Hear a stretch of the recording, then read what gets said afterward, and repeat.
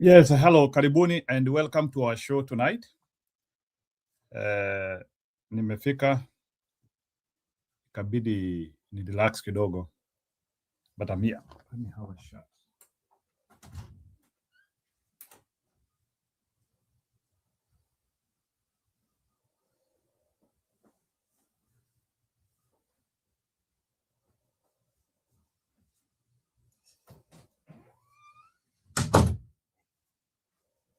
Yeah, so today is a quick one. Nataka tuevaluate kile kimeendelea kwa Gong huko Ng'eno. And I think from my evaluation, mimi nimeanzia kuona ni kama wakale wako receptive ama wakale ni kama wanaweza tupokea. Yeah, it looks so because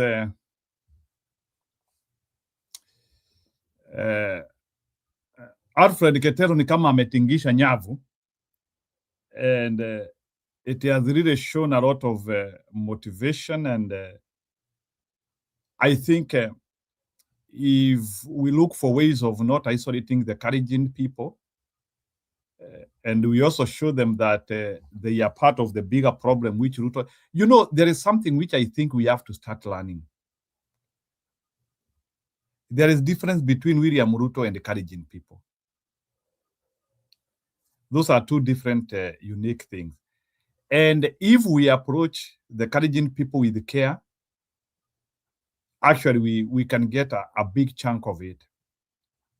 Yeah, nimeona after Ketera ameonekana huko kwa Ng'eno, some people are saying that hatuya aliisha sijui nini, but let's begin with that video so that we can actually anyway, today I refuse to start the show early.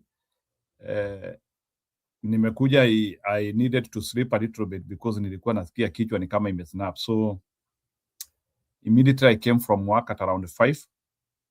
So I slept for 2 hours so that at least I could be able to recharge. So rather than starting the way we usually start immediately nilikuwa natoka kwa kazi, yeah, nilisema tu nitaanzia mchana kidogo, no, jioni kidogo. So that is what is happening. But at least I'm now okay, I'm refreshed.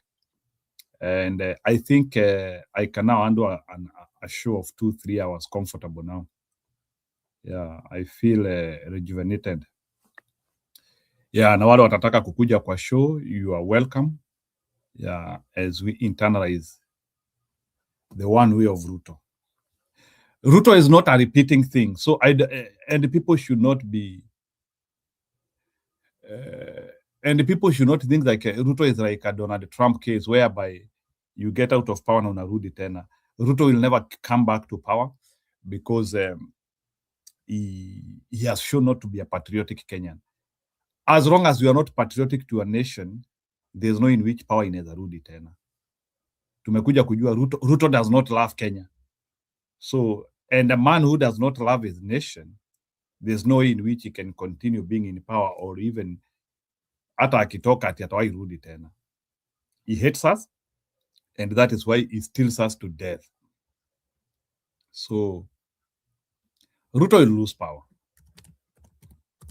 Either way, he will lose power. Even despite the fact that he is pretending to be a very serious man, Ruto will lose power. He will lose power. And, there was also a very good press conference of Gachagua as well today. Hizo zote tutacheza. But I want to start with a provocative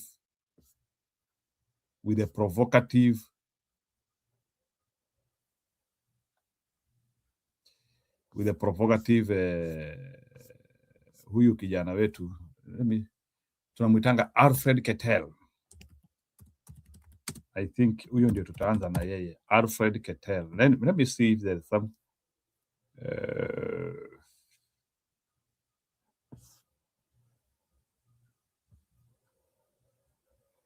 let's first of all see the intro.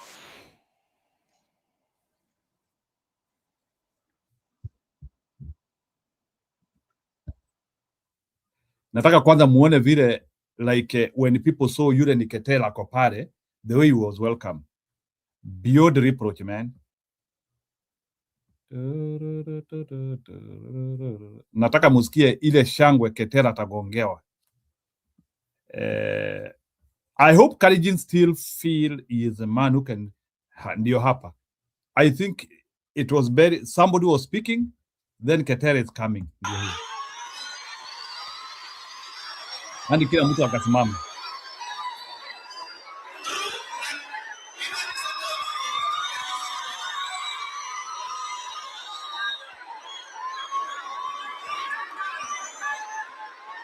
I think Kalenjin people love this man.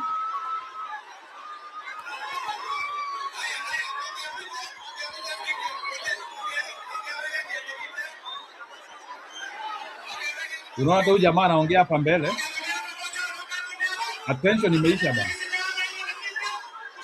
Ndio huyo Ketela, ndio huyo.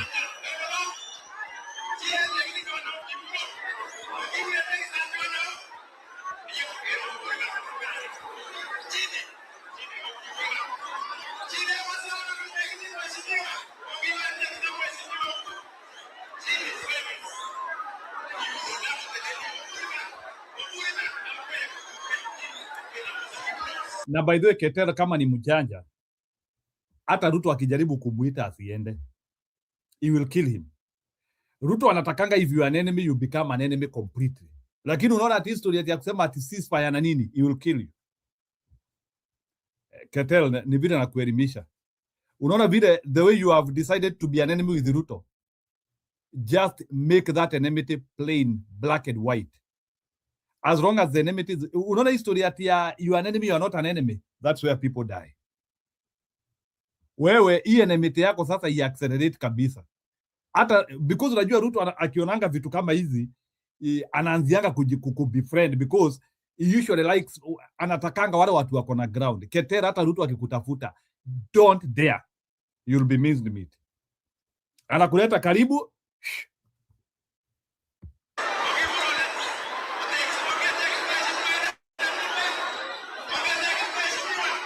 Hiyo ni Ketela anatujua mbili.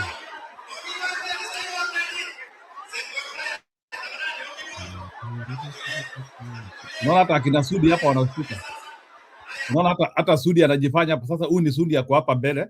So they can't believe because in this barrio Ketela ndiye amevuja milima. Sasa unaona hata kwa nyuma yake ndio huyu sasa hapa ameketi hapa. Hapo nyuma yake sasa, kwa nyuma ya hao. Akiwa na kundi yake ndio huyu. Na ajaribu kuwa befriend.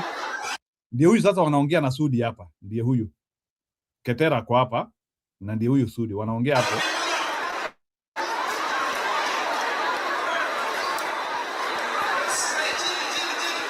Let me see and if you look at the interaction looks like a tensious interaction. It's not like an interaction where I think ni kama wanasomeana. Wewe bana usijifanye kibu. I think Sudi ni kama alikuwa anasomea Ketela if you look closely. Huyo jamaa amesalimia huyu jamaa hajasalimia Ketela. Sudi anasema watu wa relax.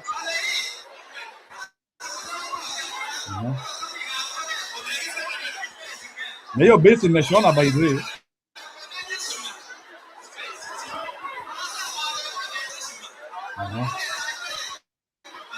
Na base ameenda hapo kuongea na unaona Cheriot ndio huyu. Cheriot hakuna mtu ana focus na Cheriot kabisa. Cheriot ni Ron Reja hapa. Wewe tulikuambia utaisha wewe bwana. Because you are not a good man. We were together in Moi University and you are not a good man. I don't think any serious human being can focus with you. Cheriot kwenye hiyo accident. All the focus iko hapa kwa Sudi akasema hapa.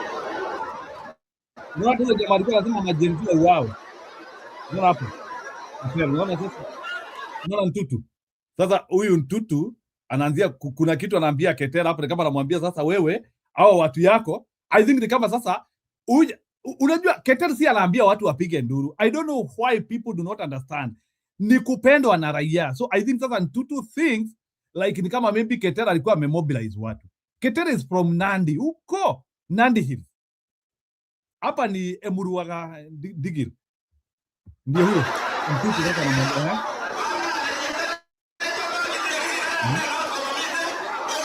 Ndio mambo yako bwana. Unaona huyu jamaa sasa kama unajua jamani ya Ruto, wewe hii mambo yako utaacha. It's like he is telling, so there is an altercation here between Tutu, and I don't think this is a creation of Ketel. Watu wamechoka bwana. I don't know why even Ruto does not think wakale ate wajachoka. People are tired, man. Ketel amerudi kwa. Ketel amerudi.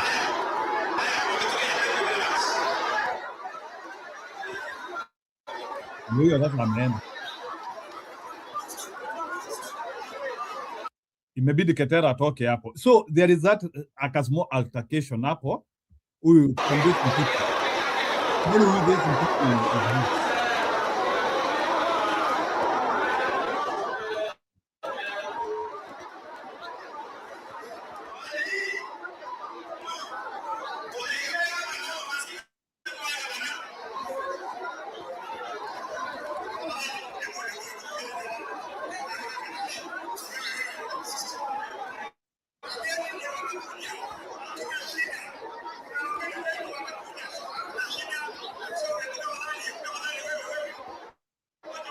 Yeah.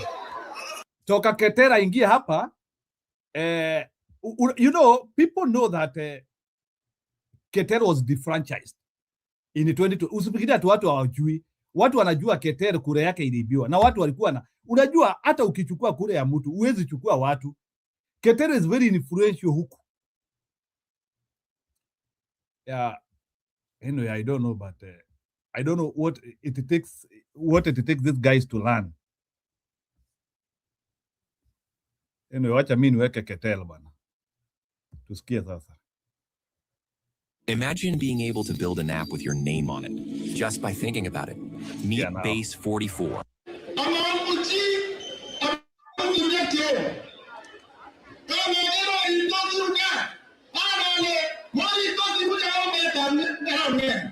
Nikipenda anataka kuja kuongea hapo very soon.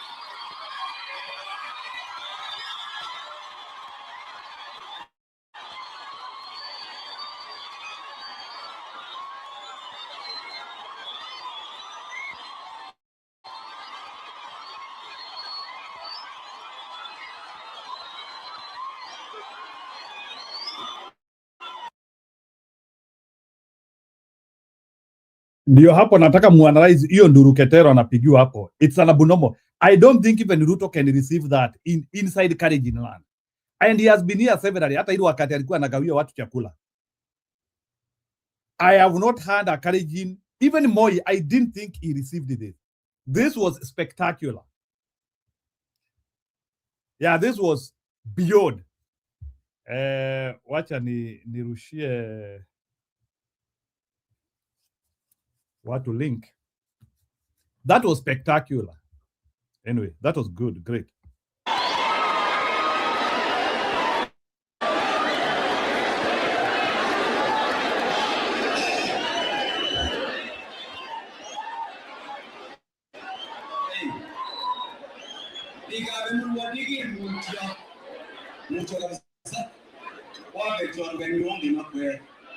Okase? Monge oregi jabani. Onge. Abo kazarta agako mabanye chigo riki. Kakikume chwane ndo chege kudiye.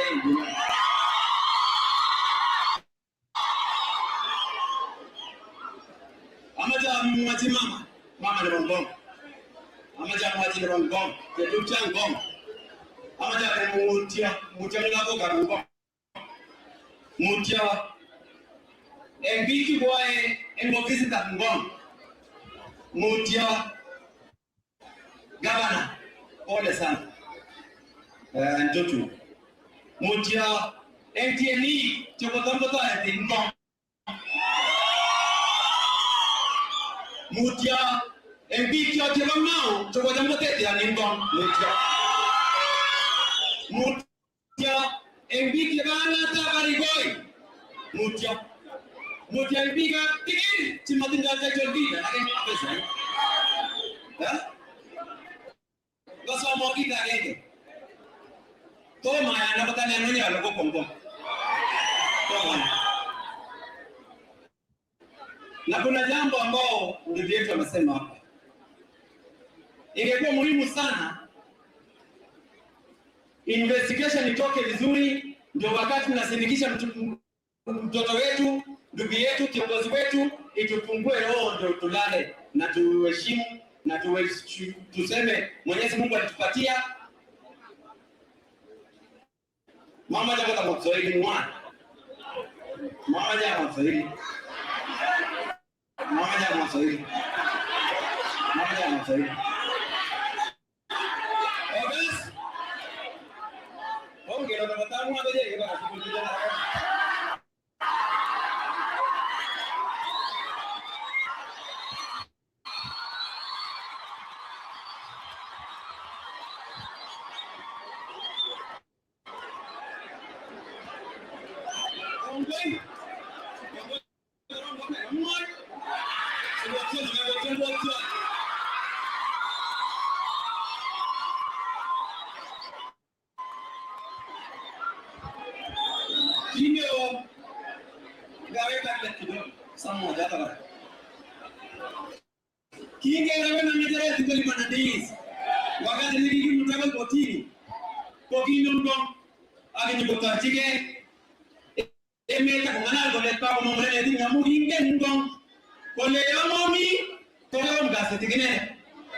wakati nililazimishwa kwa sababu nilikuwa mwanachama cha UDA.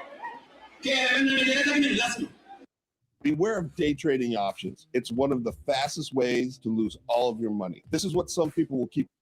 Wakati Ngong na wengine hapa waliambiwa wakuje kwetu kunipiga vita, Ngong alikataa hakukuja. Okase? What did you give me a lead by the rain in 2017? Wale magana viongozi kile kibwani, kwa maana ntingo tu. Anyo kitio.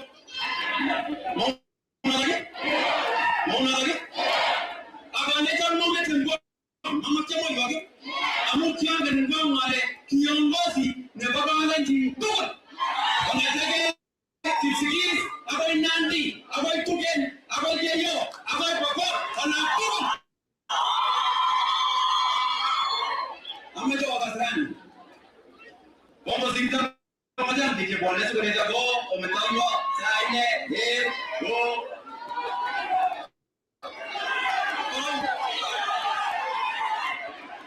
Apa sih? Asyik aneh. Apa sih video? Banuran. Amu ibu boleh tanya. Potongan, apa potong tiku? Tadi kau beruntung. Makan apa lagi porta? Ama Yesu asaliwa kakikwe aswa bilion ngumu alikia mtagere ndio lego kongo toma nani lego kongo amungu mama minga kuma mi tubu mama ni mare segala ane ngadevena paria ka Kalenjins paria ka Receptive nisi oi gasi paria ni betul paria mambo ya tabiki mbana gai Pakai bagi dia orang mulu. Apa biji mana? Pakai jawab tu mana?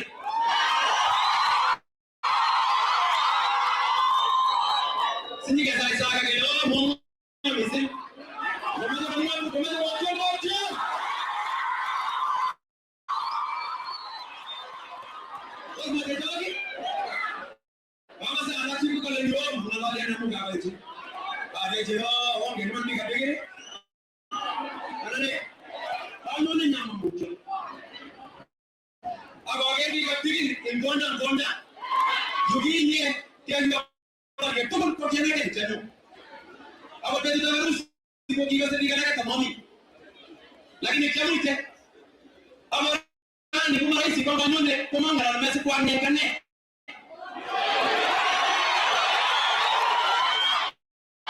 nne bale na ndege kumangala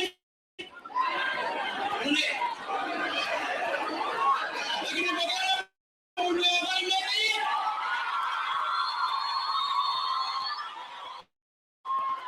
unyo bale unyo bale amaza bale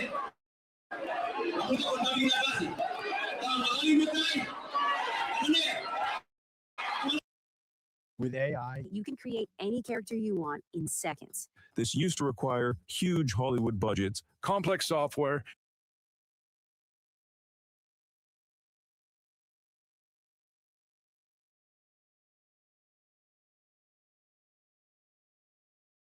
Wacha msikie sasa akisema somewhere kwa barabara one time. Yeah, that one carried me. That one. Na wale wanakuja show wakuje.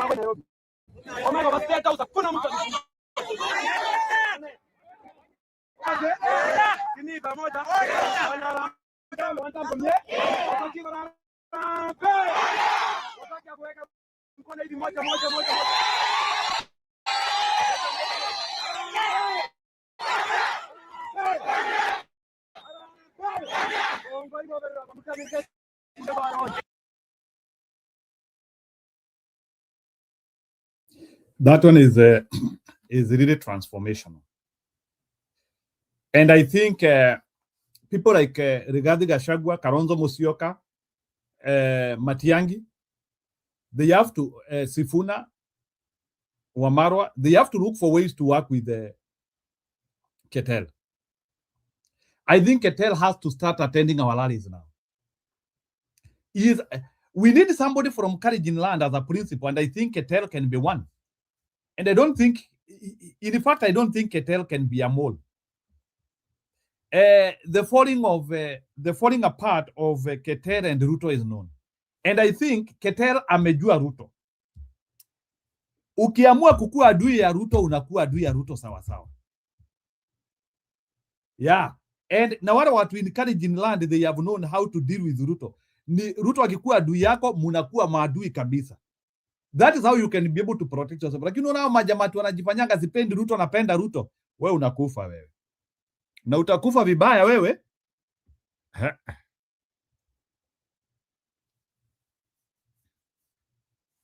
Anyway, I think Ketel can be that man who can really do amazing things in Kalenjin land. We need him. That's all what I'm saying. We need him. I think today Gachagua talked.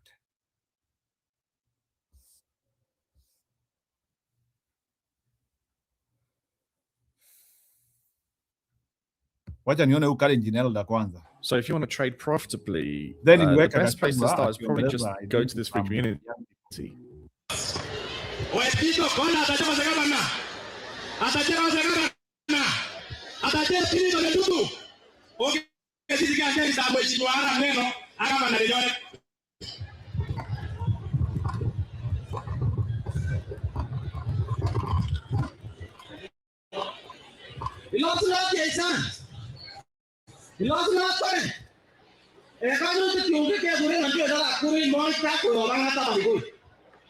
So,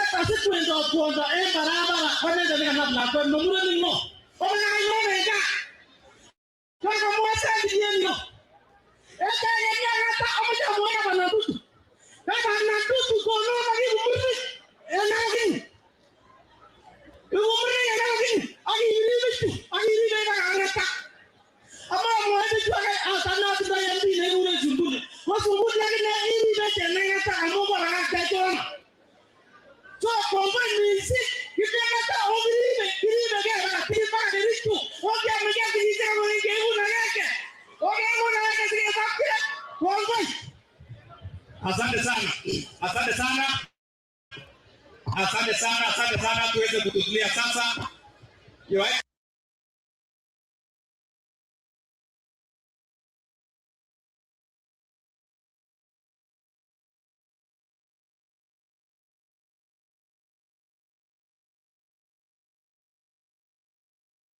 Sawa, let's put Gachagua now.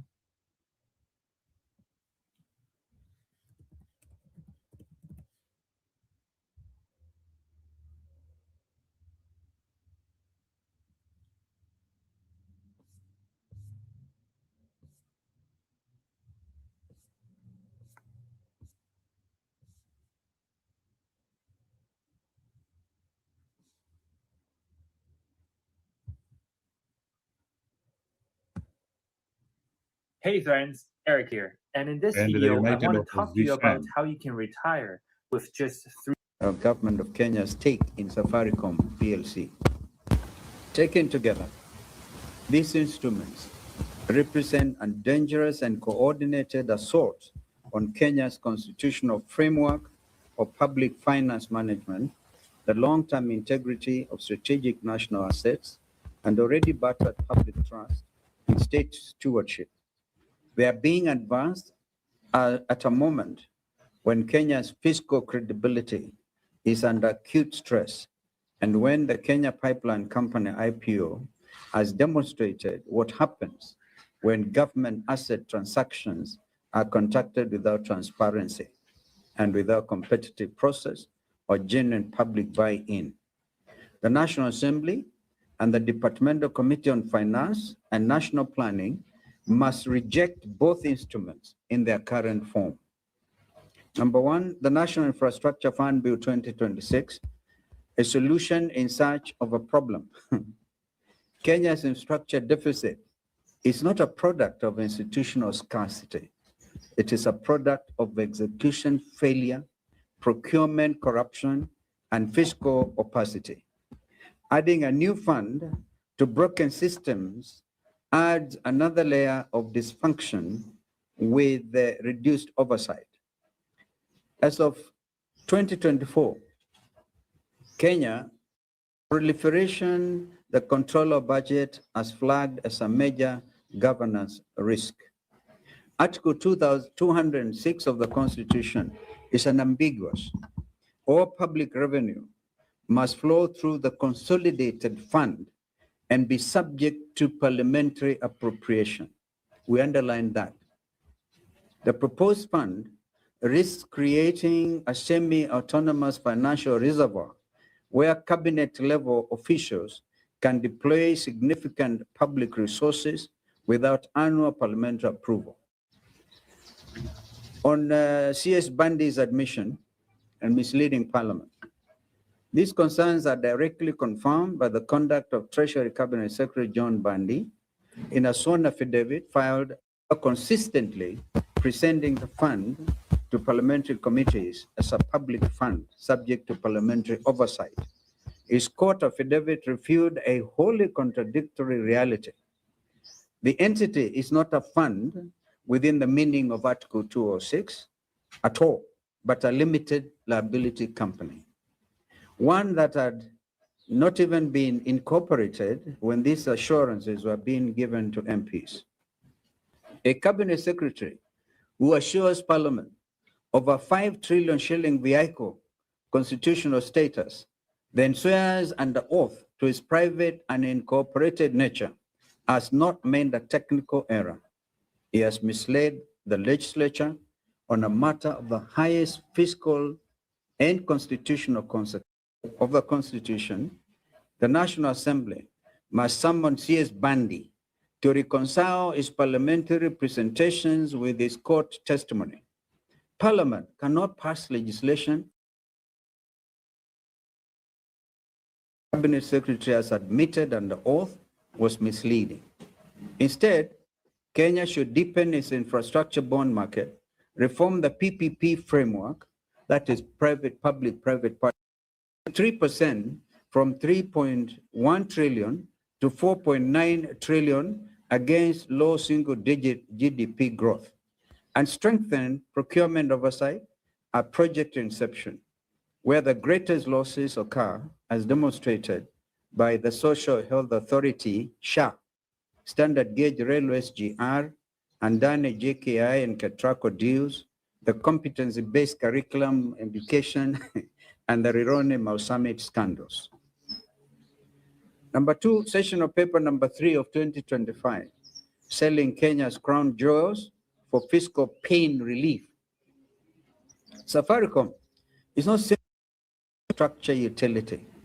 The backbone of Kenya's digital payments architecture through M-Pesa, host of critical government service delivery channels, and one of the most consistently profitable public assets on the continent. In financial year 2024, Safaricom declared a total dividend payout of 8 billion shillings, a significant share flowing to the government. To divest this stake, even partially, to plug short-term fiscal gaps to cover annual household shopping, the income generating asset is permanently lost. Yet the budget shortfall will reappear within the next cycle. Safaricom's network underpins National Integrated Identity Management System NIMS, Huduma Number, Lipa na M-Pesa, government payments, e-citizen, and national security and justice communication systems, reducing state ownership without clear response to Parliament. The sessional paper fails to answer elementary questions. Who will be permitted to buy? Will foreign state actors be barred? What goals commercial shareholders gain greater influence? These omissions are disqualifying failures of due diligence. Number 3, the Kenya Pipeline Company IPO, a cautionary tale the government refuses to heed. The KPCI IPO stands as one of the most instructive object lessons in how not to conduct a government asset divestiture. The process was marked by pricing, questioned as overvalued, advisor selection without public, accountable, competitive process, modest retail investor participation, and weak secondary market liquidity. If the government an IPO with credibility and genuine market confidence, there is no basis for public trust that it can responsibly execute a partial divestiture of by some measures, or manage a new multi-billion shilling national infrastructure fund. Credibility in asset transactions. Warning, don't believe the AI trading hype until you watch this entire video. Hi, I'm Lane Mendel. These are Kenya's demands. On the National Infrastructure Fund bill, reject the bill in its entirety as constitutionally defective, governance deficient, and institutionally redundant. Commission an independent constitutional review of the bill's compatibility with Article 206 existing infrastructure financing instruments of institutional multiplication. On the Safaricom partial divestiture, reject a full publication of all transaction advisor engagement terms and selection processes, commission an independent actuarial and strategic valuation of the Safaricom national security assessment of reduced state shareholding, and hold full public participation hearings in line with Article 118 of the Constitution on the KPC IPO and asset monetization policy. Direct the Public Investments Committee to conduct a full postmortem of the KPC IPO, including pricing methodology, advisor selection, underwriting conduct, and retail participation outcomes. Suspend all this institutional framework before being entrusted with further transactions of national significance. Our conclusion: Kenya is not suffering from a shortage of institutions or financial instruments. Kenya is suffering from a crisis of governance. Call it blatant corruption, a failure of the state to spend resources transparently, enforce accountability, and protect the interests of ordinary citizens over powerful insiders. The National Infrastructure Fund bill will not cure this crisis, nor will the Safaricom divestiture. These are not solutions to Kenya's development deficit. They are distractions from it. And in the wrong hands, they become instruments for deepening the same elite capture that has stunted Kenya's growth for generations. The United Alternative Government stands on the side of Constitution 2026. And I thank you. Yes, sir. My colleagues here, of course, can join me in answering some of this. Yes, sir. Yes, Cairo.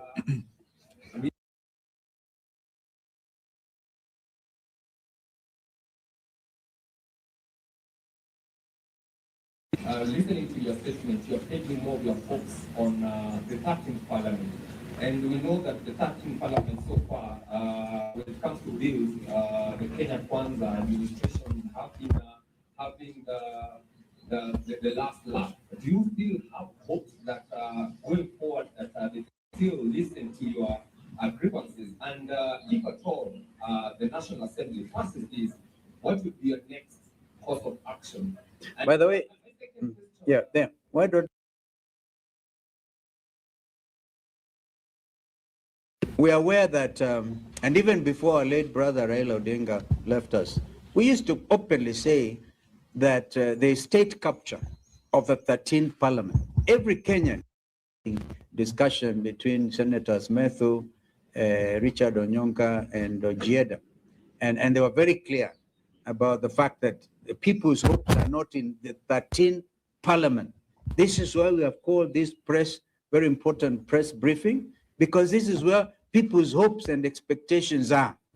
And if there be any members of Parliament, clearly with those within our framework, and there are quite a number, they should rise in opposition so that their numbers, every name, yeah, just like happened with the Finance Act of 2024, that everybody, right, a division should be called, yeah, a division should be called, and every person who stands in objection to this state capture and blame the theft of everything this country stands for, then the Kenyans will be able to see, yes, member for this constituency has stood with the people.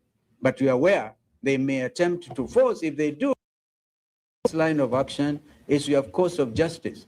Yeah, because the courts cannot interfere at this stage, second reading, committee stage, third reading. The moment before this thing is signed or whatever happens, we will take it up. We are not just about to give up, because if we do, we are auctioning the future of our children. Cairo, your next question.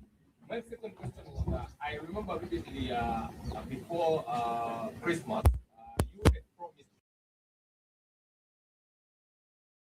as the United Alternative Government will have already decided who will be flying the flag. I know that is the elephant in the room. So far, what has been the... Cairo, there's no elephant in no room. Okay. There's a contract most retail traders have never heard of. It's called XSP. It's not a stock. It's not an ETF. You know, we cannot be that static, right? We will sometimes issue statements, and then after consulting, we may vary them, because we are trying to build a broad consensus going forward. We will address that issue. We want to give that assurance to Kenyans. But don't force it on us. Thank you. Kuna mwingine? The culture of lying is becoming common. We saw the serious lying. We know other problems for lying. Yeah. What consequence will you be seeing from your side on this lie? I think on the earlier question about the flag bearer, the only thing that is clear is that there will be one flag bearer that you can take.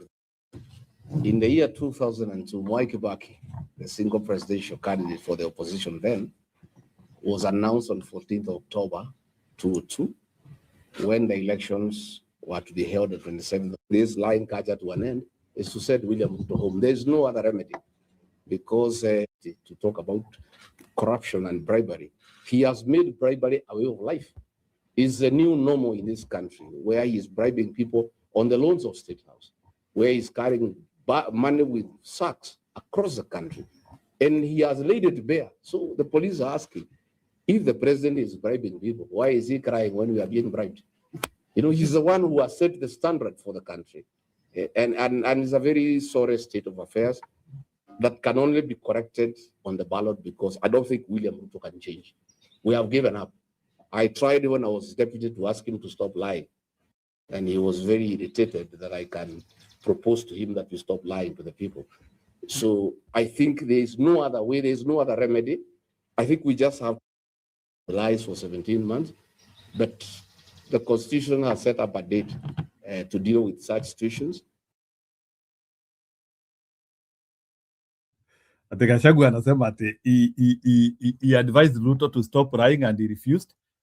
And the only situation which we have is we accept lies for the next 17 months and then we remedy that through an election. So sijui kama nyinyi wa Kenya mnakubali hiyo. Tukubali tu uongo ya Ruto for the next 17 months. Hear what Ruto is. I think Kenyans will deal with it at the ballot on the 10th of August next year. Okay. I think you want Natosha. Okay, moja. Yeah, in terms of alternative, in terms of actually raising to about 11 trillion, what do you want to say about, government saying we want to create this fund because we want to borrow for infrastructure? I think it goes back to the earlier question. Can you trust William Ruto on anything? That is the problem. What we know is that they are creating a fund that will not go through parliament, that will the election. He wants 5 trillion shillings that is not approved by parliament, that is not audited by the Auditor General, for bribing the people of Kenya. That is the situation.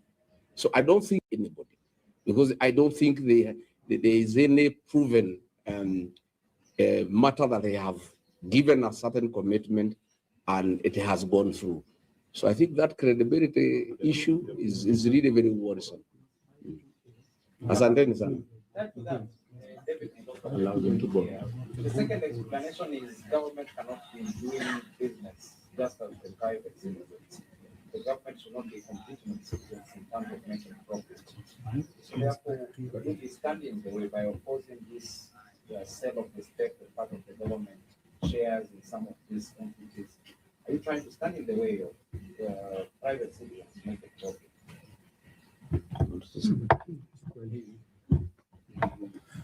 I think, first of all, just to go back to Seth Olale, the issue of borrowing. Actually, when you look at the instrument, I think it's clause 5 to A.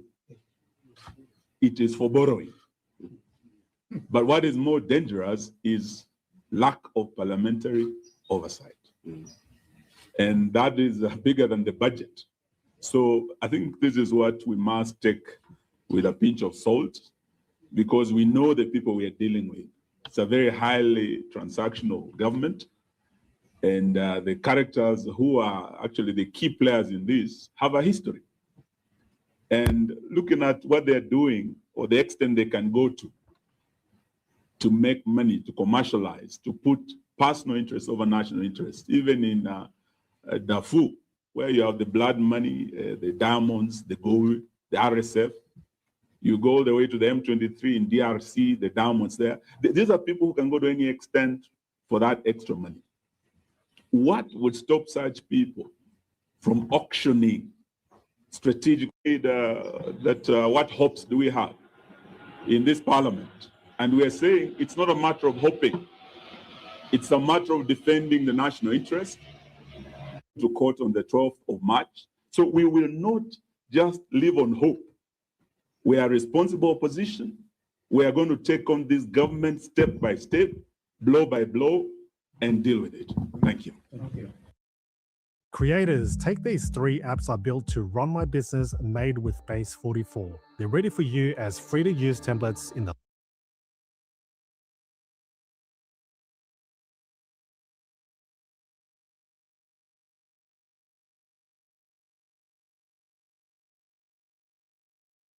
Yeah, so that is what akina Gachagua na Kalonzo Musyoka wameshinda leo akisema.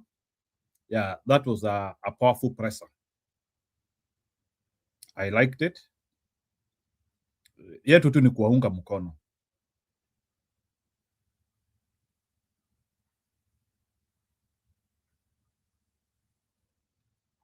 I think we just need to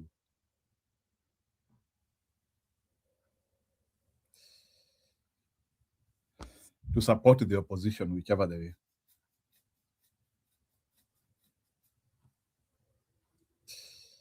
My brother was killed. Wacha tusikie kijana.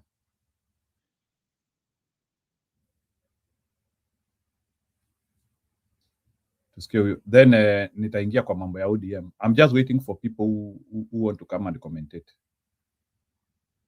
Wacha tusikie huyo kijana. Alikuwa kwa mazishi ya Gong.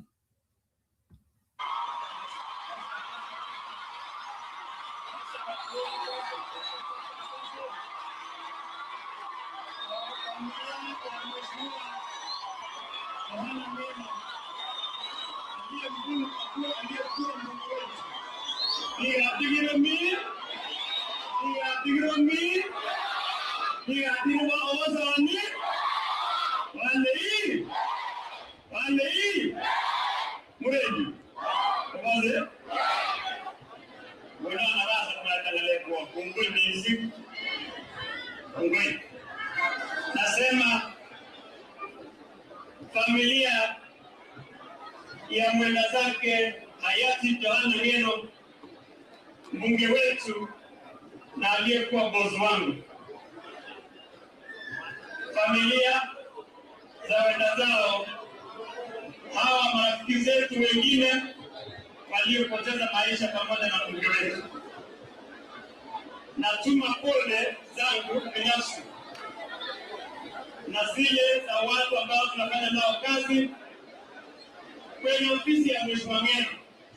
Wale walikuwa hapa Digi, wale walikuwa pale Nairobi, na wale walikuwa Bomet, na wale walikuwa Kericho, na wale walikuwa Nakuru, na wale walikuwa Nandi, na wale walikuwa Uganda. Ofisi ya Mheshimiwa Ng'eno haikuwa Digi peke yake, wala haikuwa Nairobi peke yake, ilikuwa katika nchi mzima, na tunasema pole kwa kupoteza hao viongozi. Kwa moyo hii ndio lazima. Wale wasisi ndio Digi. Wasisi kama moyo kama lako. Wanayo ndio kuma kimwa bichi. Ina mame. Perscolis believes a thriving workforce starts. Amadala Mheshimiwa Ng'eno kasta muti ngomitangira. Kwa ingala hapo isanani mbagemo endake. Alo nagata kulenda ndatubujo au murawe za kumi. Awe jisimwe za kumi wakati mie kondo ibe college. Awe jisimwe za kumi wale Ng'eno. Iwe ndio ndege onigela na tu yeta kene miga ichapa yo limbande bes lakini bori wekse iko mara roba. Kumentu bagari zipta tu yeta mio yeka. Kine mo angolewa isitai yamba wa necessary izipta. Yeye mamos saa 10. Kobi wan kingetyo eneo. Wale jamwe ni yange nangara laban mawa ele mitri. Ah mawa. Korana bikin Mheshimiwa kumegona. Ala bikin ngetya kumegona. Tabata vile simu. Kwa chita na bikin sport pass. Kwenye ambao bikin sport pass asi mo kala anam chita na wale mutita. Na wale nan au lewe. Au mutinde hizi. Na wale Piga mmoja na mmoja Mheshimiwa Ng'eno. Hawa hivi Kenya mzima. Kenya yote sikizeni.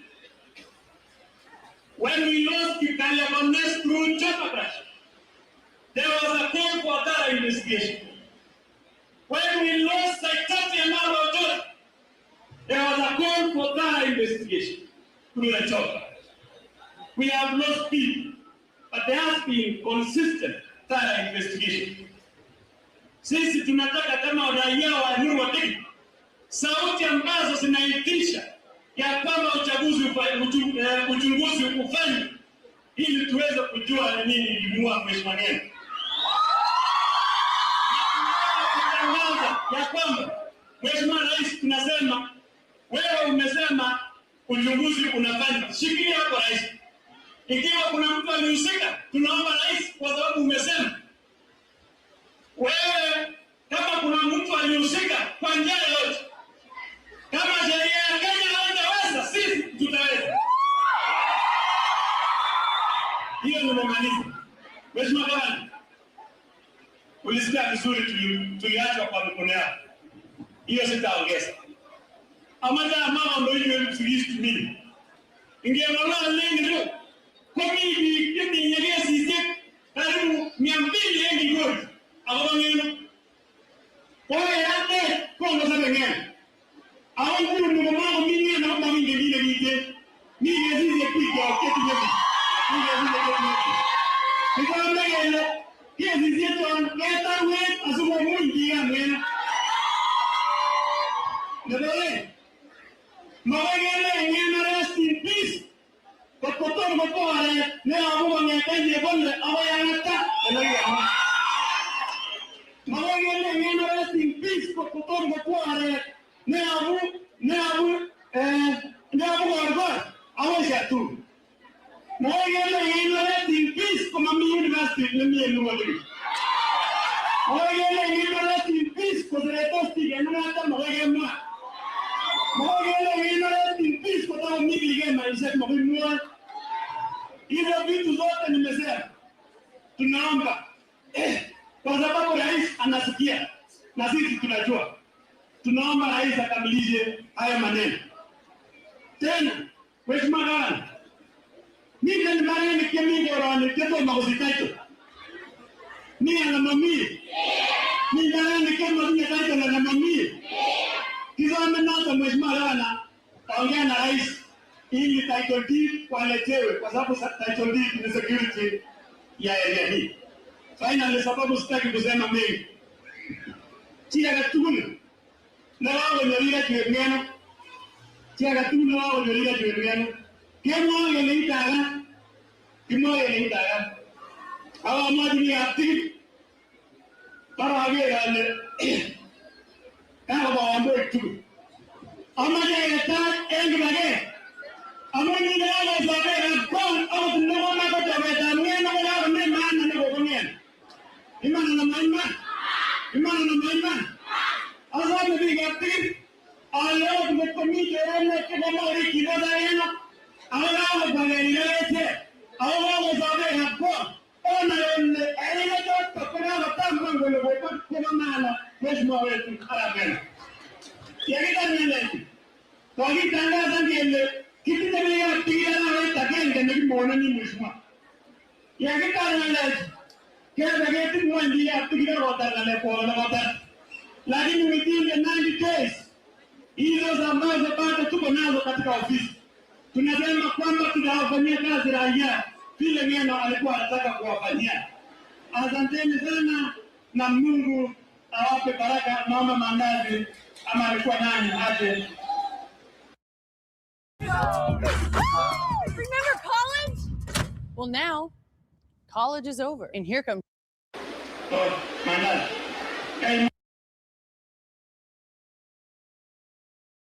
I think there is an overwhelming consensus which is trying to show like ni kama Ngeno aliuawa. I think ni vile unajua Muafrika atakangi kuongea mingi, but there is an overwhelming consensus. Ngeno aliuawa. But you know, because Kalenjins wanataka history ipite, hiyo story itapita hivyo. Wacha tusikie Gachagua akijibu maswali tough ya majenzi.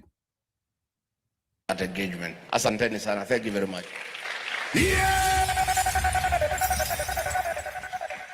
Huyo ndio Rigiji. All right, thank you so much. We will be taking 2 questions for Honorable Rigiji. A lady, a man. There's a lady here. Thank you. Proceed. And then Honorable J.B. Muturi, please prepare to make your remarks shortly. All right, proceed. Good afternoon, everyone. I'm Angela Wambui, a student leader at the University of Embu and an aspiring vice president of the University of Embu.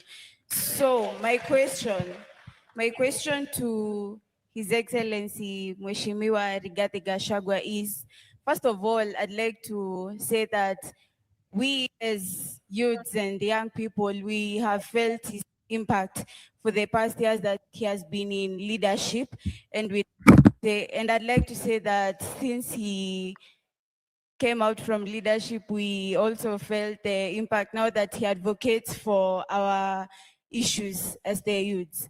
So my question is to Mheshimiwa.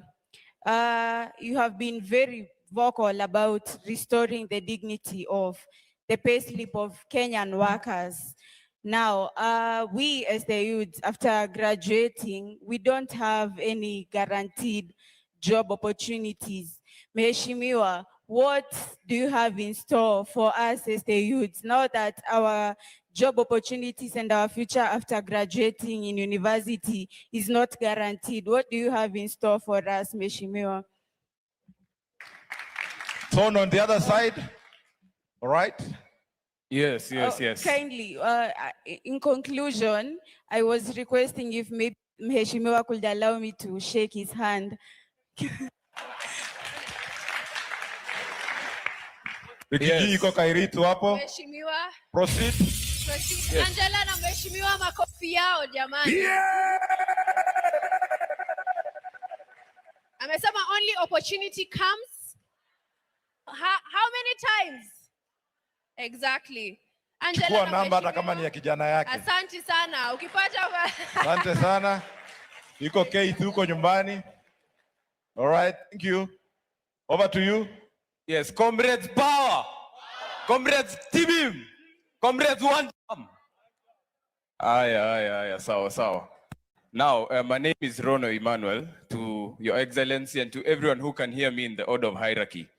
Your Excellency, we as the youth have been disenfranchised a couple of times, both in opposition and in the ruling government. We've been disenfranchised when it comes to politics. Tunaambiwa kila siku nyinyi ni viongozi wa kesho, lakini sisi kama vijana tunataka imefika wakati yetu ya kuingia katika serikali. So to Your Excellency, we as the youth, we are demanding a seat on the table, because if we are not on the table, then we are the people that will be on the menu. Now, to Your Excellency, what structures have you put in place? Because we cannot work on empty rhetoric. Kila siku tunaambiwa vijana kiti yenyu iko. But when it comes to the real thing, we are kept missing. Comrade, so your to question? Your Excellency, what structures have you put in place to ensure that the youth are part of this thing? Because most of us are politically homeless right now. Hatujui mali tunaenda. And lastly, nikimalizia na ombi langu pia. Pia mimi ningependa kusalimia mkubwa. Na pia as an aspiring politician, pia ukinishikilia mkono kidogo hapa na pale nitashukuru. Asante. All right. That's the sound of an American oil company hard at work. Want to be a part of it? Listen up. Hello. Honorable Rigathi, what's yours?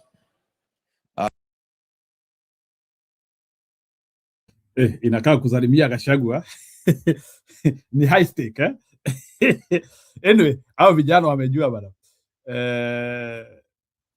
Wengine wetu hapa Marekani hata hatukuweza kusalimia yeye. Kumbe ni sisi hatukuomba tusalimie mkubwa. Kumbe ukiomba usalimie mkubwa unapewa. Okay. Thank you very much. Angela from Maybe University. It's true, I fight for the dignity of the payslip, because our the payslips for our workers have been eroded and they have no purchasing power. There is overtaxation, and what's unfortunate is that those taxes are not being used for building roads and providing water and electricity, but those funds are being diverted and used to bribe the people of Kenya. We intend, once we form government, to restore the dignity of the payslip by rationalizing taxation, taxing Kenyans in a prudent manner, and using those taxes for the purpose of which they were taxed, the people of Kenya. It's true, you have talked about the job opportunities so that you can also have payslips that are dignified. We intend to work very hard on import substitution so that we are doing manufacturing here in the country to create job opportunities for our young people and for Kenyans at large. Again, the issues of agro-processing and value addition, so that we create as many jobs as practically possible for our young people instead of importing goods from out of the country. Again, we intend to work very hard on financial inclusion, where we provide seed capital at very reasonable interest rate for our young people to start small businesses and create employment for other young people. I want to encourage you, Angela, that you are fighting for leadership. That is the way to go. I wish you well. You have my blessings. Go for it. Now, usiogope. Emmanuel, it's true. You are saying that for too long, the young people have been told they are the leaders of tomorrow. You must fight that nonsense.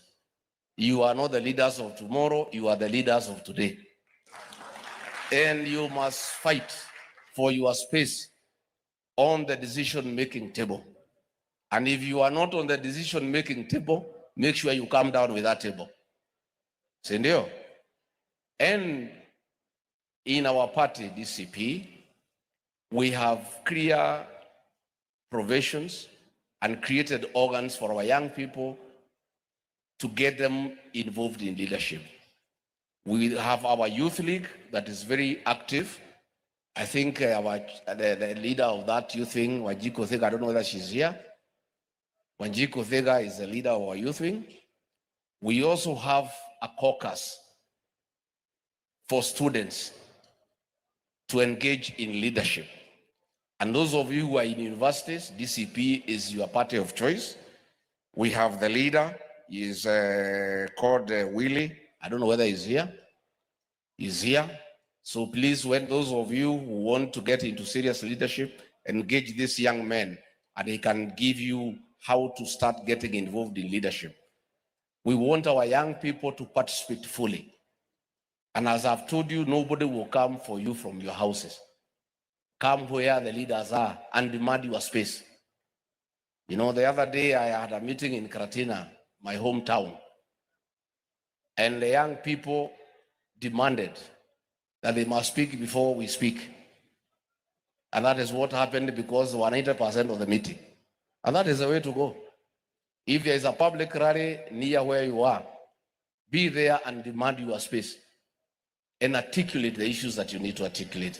So there will be opportunities for our young people, but it's up to you to do it. And let me advise you, all the leaders you see here, many of them in this country, 80% started their leadership journey at the university. In 1986, I was the chairman of Nyeri District University Students Association in the University of Nairobi. I then became the chairman of the Literature Students Association. And here I am today. That's the way to begin. So for you to do even practice, hizo viti kwa university kwanza mnyakue. And that's the way you start your leadership journey. You test your muscle on how to mobilize people to support you in leadership.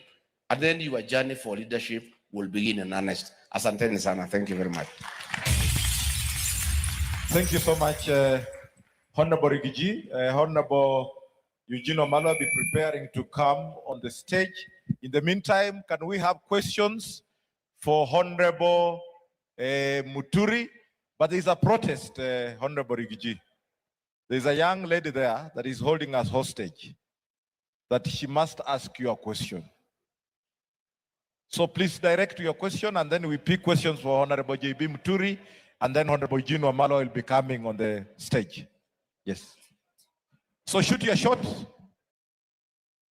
Machine learning is advancing, but businesses wonder if some machines can keep up. Let's welcome our new coworker. Thank you very much. Thank you, Excellency. Two questions for Honorable Rigathi Gachagua, please. A lady, a man. There's a lady here. Thank you. Who has Proceed. a question? And then Honorable J.B. Muturi, please prepare to make your remarks shortly. Thank you very much.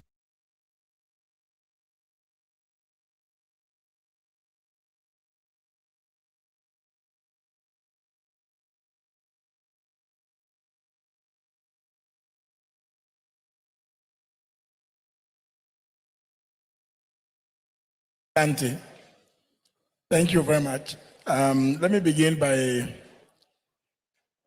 appreciating the partners, CAS, who are partnered with the CMD, and I'm sure they are partnered with several other of the political parties and other organizations, and for keeping these spirits going on. I know I've been here before in the PDF, but I think as somebody else observed, I think it's been growing in stature, and I think it is welcome. When I arrived in, I was impressed with the discussion that was happening, and immediately it drew my attention to its appropriateness.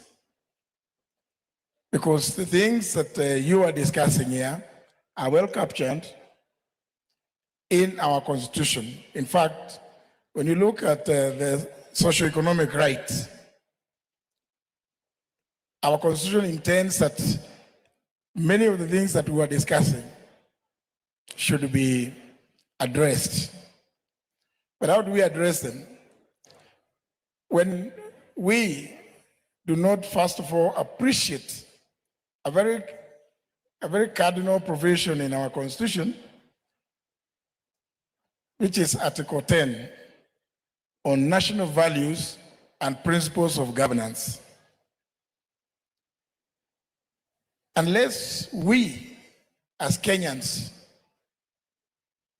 internalize those values, the values of inclusivity, social justice, intergenerational equity, human rights, and the rule of law, we are unlikely, even if we come up with whatever proposals in our manifestos, if we do not if we do not internalize those values, people will come with all manner of proposals, programs. Well, the Honorable Rigiji and I were drafted into the last escapade, where we talked about something we are calling bottom up.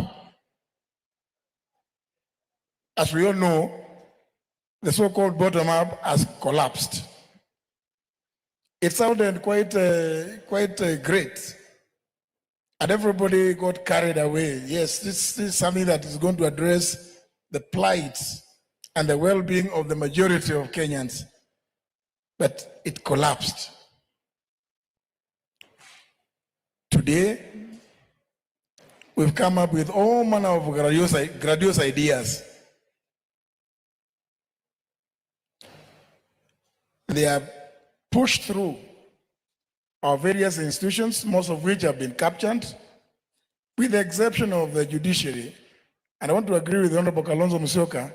It remains up to now our last bastion of hope. Our legislature, Honorable Mwago is here. An idea such as the one I found, and I found some of the panelists discussing the issue of the National Infrastructure Fund. As everybody knows, this thing just came up the other day. How much time has gone into discussing the merits and demerits of that policy? Yet, under Article 10, we are commanded to at all times get those values when proposing policy, interpreting laws, or making laws at whatever level, in a state office, public office, and any other person, when you come up with policies. Yet, as I heard the panelists say, the thing is like, it's a fait accompli. Just last evening, the House, the National Assembly concluded a debate on it. There was an attempt to get one of the committees, the Committee of Finance and National Planning, to do public participation. What was concluded yesterday was debate. So when are the ideas that have come from the public going to find their way into this bill, if at all? This afternoon, most likely it is going to be placed before committee of the whole House. And by the time it passes, there will be, I can assure you, there will be less than 20 members. When they resume on Tuesday, if at all, I don't know when they are going to recess, even the hundreds who are not present will be confronted with a very simple question. A simple question. We did this and this, as many of that opinion say aye. So everybody shouts aye, not even caring what it is you are shouting aye to. Yet, Article 10 dictates that there must be, and the courts have ruled, public participation must be substantive. It must have meaning. I was quite impressed with the discussions from the panelists and the questions that were coming from the floor. So, and I'm not responding to any question that has been asked, but I think some of the questions have also been quite pertinent. It does not matter what policies we come up with also. If we don't sit down, look at this grand norm which we gave ourselves. This document, what does it say? if it says that there's going to be compulsory and free basic education, should it command us or whoever it is that is in office to sit down and evaluate, call these experts? We have many experts in this country. How much would it cost if we are going to do this? Because it is there in the Constitution. Every child is entitled to, as a right to, compulsory and free. And to his credit, and we don't tire saying this, to his credit, one of the last bills that the late President Mwai Kibaki signed into law was actually the Basic Education Act, which, even on its title, is supposed to implement that provision of Article 53 on free, basic, and compulsory education. So it behoves everybody to sit and look through the document. What is it requiring? What is it commanding us to do? So that we do it for the benefit of both ourselves and the future generations of this country. I want to just give a small example. Now that I found this National Infrastructure Board being discussed, and the moderator is here. Sometimes in the year 2021, there was a proposal to merge Kenya Airways, Kenya Airports Authority, and Kenya Civil Aviation Authority, bring it into one body. I asked a question. I'm sure some of you may know where I was at that time.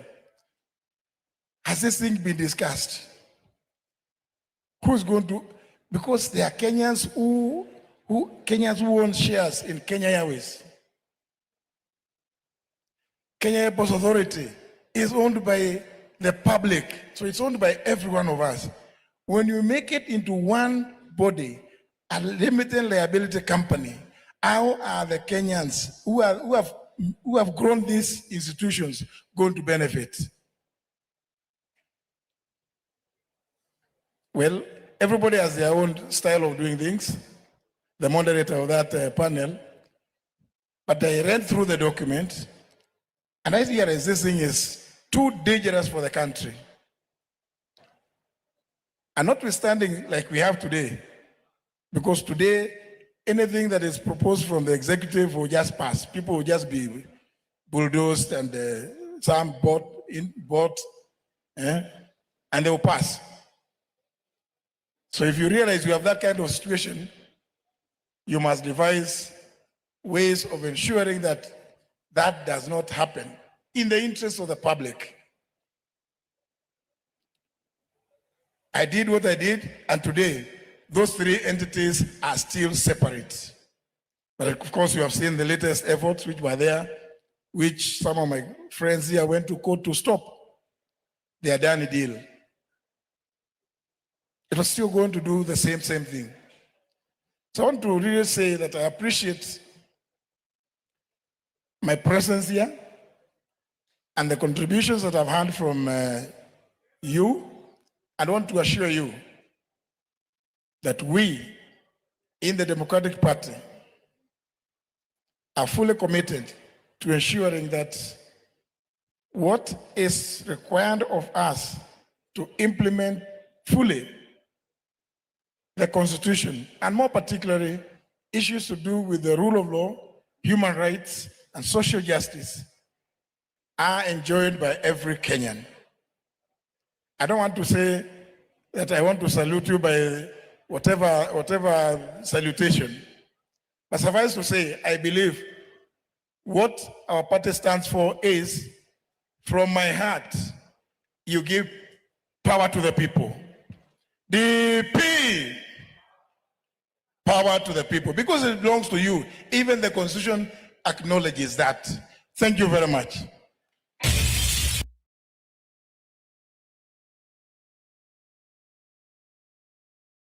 Yeah, I think that was like a town hall of all the opposition principles. So Wacha sasa niwaekee the real chaos in Gong burial. I think after these 2 videos which I will play, I will end the show and we will meet tomorrow a little bit early.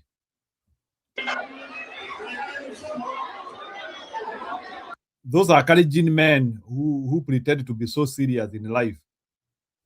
Yani hao ndio wanajifanyanga, they are the ones who, na sijui nani alisemanga ati lazima ati politicians waongeange kwa mazishi, and some of them are not good people in the society. Atunanga watu wazuri, people who are credible and thinkers who can be speaking. Lazima kila pahali ni politicians studio wako na morality ya kuongea. Hii kitu inaniboingi sana in the whole of Kenya, ati when events are somewhere ni politicians tu wanaongeanga tu.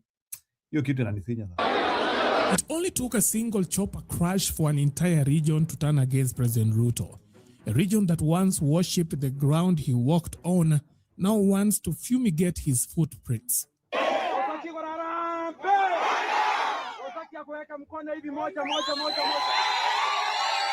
So what on earth did the Rift Valley kingpin do to warrant such hostility?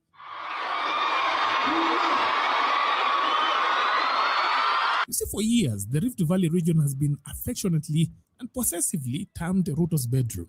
It is a political ensuite where his name is sung, praised, and occasionally canonized. But following the tragic and sudden demise of Emurua Dikir MP Johanna Ngeno, the sheets in the master bedroom are starting to feel awfully cold. And this is why.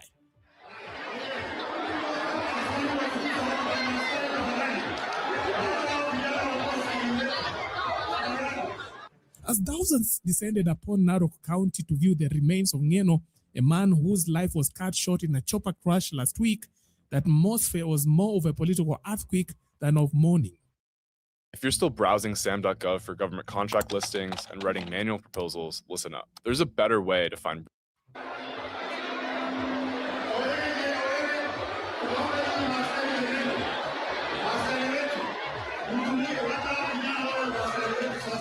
The crowds that showed up were a sea of humanity, a tidal wave of grief that no amount of political mobilizations or careful planning could have produced. Now,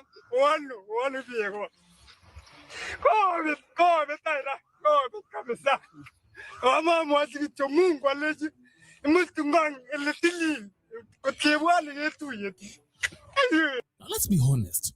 You see, in Kenyan politics, a huge crowd is usually a synonym for well-funded logistics. We are used to rallies swollen by hired cheering squads and funded transports. But this was organic. This was raw. Not a single person was paid to weep for the champion of the Kipskis culture. It was a cult-like devotion that hasn't been seen since the peak of the Odinga dynasty's fever pitch.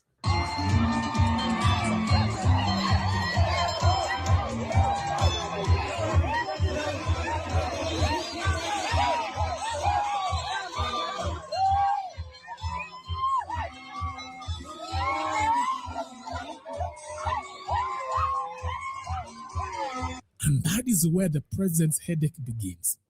It is a bitter pill for a sitting head of state to swallow when a fallen MP commands a more fanatic loyalty in death than the kingpin does in real life, unless the kingpin hires the crowd.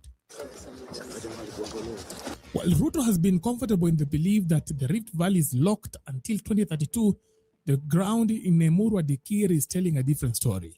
For instance, despite the organizing committee featuring figures close to President Ruto, including Kapseret MP Oscar Sudi, the mood among sections of the crowd was pure hostile. Mixed into the sea of mourners was a contingent of the one-term movement, the increasingly viral anti-Ruto slogan that loosely translates to render William Ruto a one-term president. The word alone is enough to spike the blood pressure in State House. And here it was, alive and well, thriving in the president's own backyard, right inside the Emurua Dikir.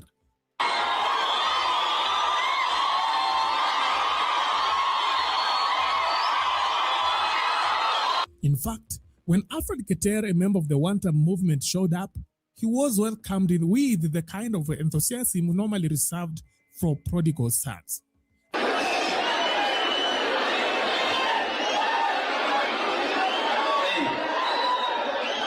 Ikabe mulwadikiri mutyo kabisa. Wabe tuangwe nyonge na kwe. Okase. Monge na regi nyonge.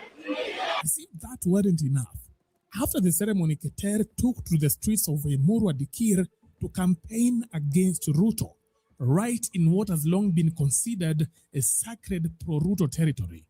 Kumi biga mau. Nila iku New York, ako kwa Nairobi. Omega kwa State House, hakuna mtu alishinda. Kaze, kimi pamoja. Wanarambe, wanatambo mye. Wasaki wanarambe. Wasaki ya kuweka mkono hivi moja.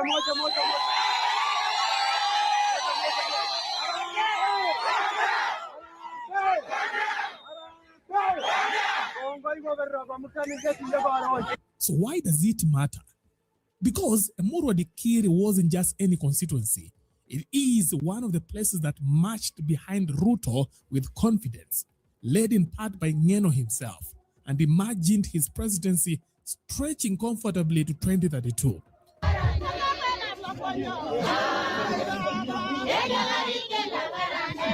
Opposition figures rarely campaigned there, not necessarily for the lack of interest, but because the political temperature made it feel like walking into a lion's den wearing steak perfume. Why sijatembea nikifanya rais ananipiga nyumbani. Nikienda kanisani anatuma wahuni wananipiga. Anatuma polisi wananipiga. Mimi nimepigwa mara 24. Sasa kama ananipiga nyumbani na nikija kwa college, mimi nataka niulize swali. Mingi ni ananipiga nyumbani. Yes, Julia, naona umekuja. Habari ya jioni? Mzuri. I have a lot of things to say. Yeah, so na ndio nataka kukupea nafasi, nikasema acha nisimamishe video because today is a big day for Ketel. Have you seen Ketel, our friend? Yes, nimeshangaa au ni wakali wanasema one term. And that's why I said here we have to see how to approach Kalenjins. Ni kama it's a constituency we can actually get. Yes, and now I told you the other day that Kalenjins are no longer Kalenjins. Kuna Kipsigis, kuna Nandis, kuna Tugel, kuna Akeyos, kuna Marakwet, kuna Pokot. I didn't even know that Pokots are Kalenjin. Did you know that Pokots are Kalenjin? Njiru, sijui kama unajua Wapokot ni Wakale. Yeah, nani aliniambia Wapokot, sijui. Yeah. Mimi sikujua Wapokot ni Kalenjins, and others that kuna, I think Saboat, whatever, Mount Elgon, I think they are also Kalenjins. But seemingly, there is nothing like a tribe called Kalenjin. I think it is that it's just there are people with different, needs and culture, sijui, lakini different needs. Now, what I learned is that the Kipsigis are more, even in terms of population, are more than the Nandis. But the Nandis have always been the bullies of the region. They're the ones deciding where the politics of that region. So the rest feel left out. Unaona. Na tena sasa kinye kinawaudhi sasa, then the Kipsigis, ni this issue ya land. That there's land inang'ang'aniwa hapo, na inasemekana Kasongo ndiye amenyakua. Kasongo na watu wake ndio wamenyakua that land. And so some people even died. I think that was last year. Some Kipsigis died. So they are hurting and they are crying for a rescue. So and did you know that Keter was rigged out of UDA nominations? Njiru, unajua hivyo Alfred Keter was rigged out of UDA nominations. So if you see that response to Keter was very organic. It was not a hired crowd. I hope Ruto reads the signs of times. Okay? Now, the other thing I want to ask, ni ukweli ati Faruk wamekosana na Ruto? Umesikia hizo fununu Njiru? Njiru, have you heard that Faruk wamekosana na Ruto? Ile kitu nilisikia aliachishwa kazi because Ruto was told by his campaign Ruto was told by his campaign team Faruk akiendelea kukaa hapo one time will become really ya ukweli. in fact you will erode everything. So Farouk amefutwa as a way of wanting to salvage himself. So Ruto wanted to recover, but he can't recover because the damages which Farouk Kibet and Ruto himself. See, unajua now when people start falling, they start blaming others. So Ruto thinks he is failing because of Farouk Kibet, but in his story zake. Yeah, it is not Farouk who is making him fail. Farouk is just him. You know, show me your friends and they tell you who you are, right, Njiru? I mean, birds of the same feather flock together. And speaking about birds, mliona Ruto akisema ati ametumiwa birds. You produce the birds that flew in over State House, the swarm of birds. Yeah, this bird ama ni bees, nisikia kama ni nyuki ama bird somewhere. Juzi ni birds, a swarm of birds. And then akasema ati mwenye amewatuma, sijui amewatuma nini. The man is paranoid. The guy is paranoid. Ati ametumiwa, mara sijui alitumiwa nyuki, sasa ametumiwa a swarm of birds. Alafu akasema ati mwenye watuma hajawatuma the right place, I don't know the right people. So I'm wondering, birds fly everywhere, wherever they want. They don't just fly over. They are not aware that you're in State House. They just fly wherever they want, to whichever directions they feel comfortable. So hii story ati mwenye amewatuma inatoka wapi tena? That tells me the man is paranoid. The man is very paranoid. Hii story ya kuvuta nani? Sakin firing Farouk Kibet is paranoia. Huh? So I guess we are yet to see more. Lakini chenye kimenifurahisha leo niyo that organic response kwa Keteru. Even people like Kiptum who come here telling us what. Surely I hope hata kuja hapa kutuambia ati that crowd was hired by who? Can Keteru successfully hire a crowd in Kalenjin land to say one term? And that's my take. Wacha Innocent aongee.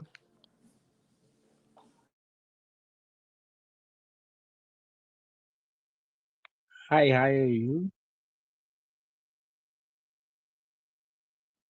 I believe you're doing fine.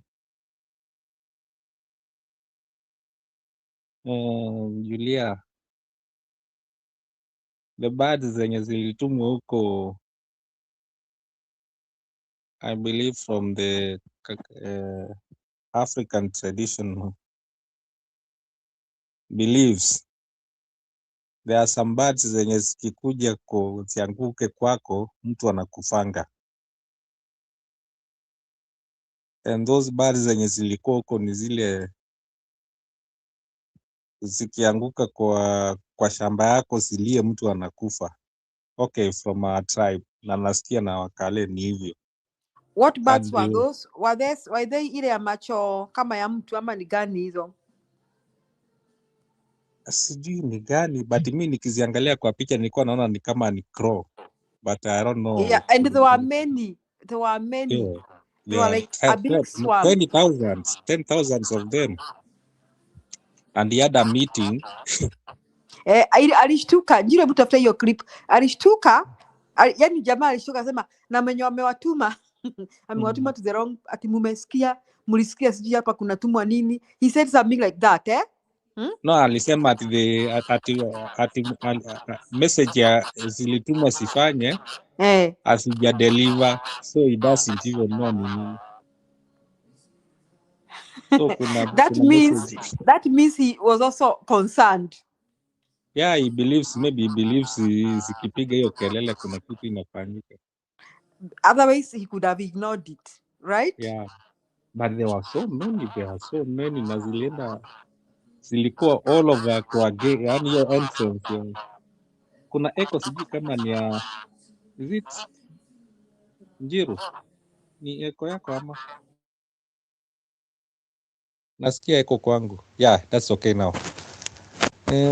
So hizo birds zilikuwa, there were so many, and I think he had a meeting hapo ndani and they were making noise outside, so like the police had to come na wapige mabunduki ndio sitoroke. So Nani, Innocent, you actually saying the police fired in the air? Yeah. Sasa wangefanya nini? Because they are making a lot of noise. Unajua, and they're having a meeting inside.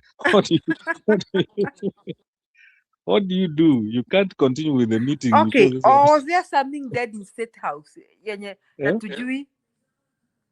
He had a meeting here sijui na nani huko, so that's how aliwaambia ati he had to stop ndio kwanza asifukuzwe ndio aendelee, because they are making a lot of noise. Even people had to move out to see kwani what is this. Hata yeye nafikiri alitoka kwenda kuangalia what is happening. It was kitu ya kushtua bana. Something you've never seen and heard, especially kukuja na hakuna kitu huko. Wanasema a swarm of birds. Si unajua mtu wa English ukisikia swarm of birds means there are so many. So zilikuja Njiru, nilikutumia hiyo clip. Julius Nanga, siku hizi namba yako ningekuwa nakutumia hiyo kitu unaangalia. Ukiziona vile zilikuwa zinapiga noise, hata wewe utakuwa frightened. So I don't know, unajua sasa siko huko, lakini nilisikia from our tribe channels wakisema ati ni zile zenye zikipiganga kelele mtu anakufanga, so you have to chase them. Sijui ukisichase and then you do something ndio anything doesn't, yani something bad I'm doesn't seeing a happen. report. Wacha nisome, nime Google hiyo kitu, sijui kama itatoka. That reports indicate that various bird species were seen landing at Kenya State House around March 4, with staff noting that they have frequent the birds which were observed. Kuna ka report hapo. There's a report about birds that were seen, a swarm of birds. Yeah, Njiru, you have the nilikutumia hiyo clip ya mali ziko zinapiga hiyo kelele. Maybe atakiplay tutasikia. Hebu nione hiyo. Jiru, have you disabled comments? Ama kuna watu hawachi kitu leo, sioni comments. No comment iko. Sija disable. Ai. Sinaona iko. Sijaona hata mtu mmoja akicomment. Have you seen anybody commenting? Aya. Unaona comment yangu? Yako iko, lakini mbona leo hakuna Yako hata iko, mtu lakini mmoja? nobody else has said anything. Maybe watu wanaweza andika. I have not disabled anything. Hebu niandike na mimi kamoja nione kama katafika. Hebu andika.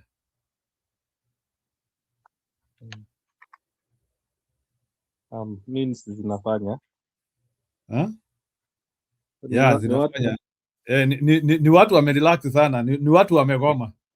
No, wameshangaa pia, wameshangaa, wanaogopa wakiandika. Birds in State House. Sasa ndio, sasa nje.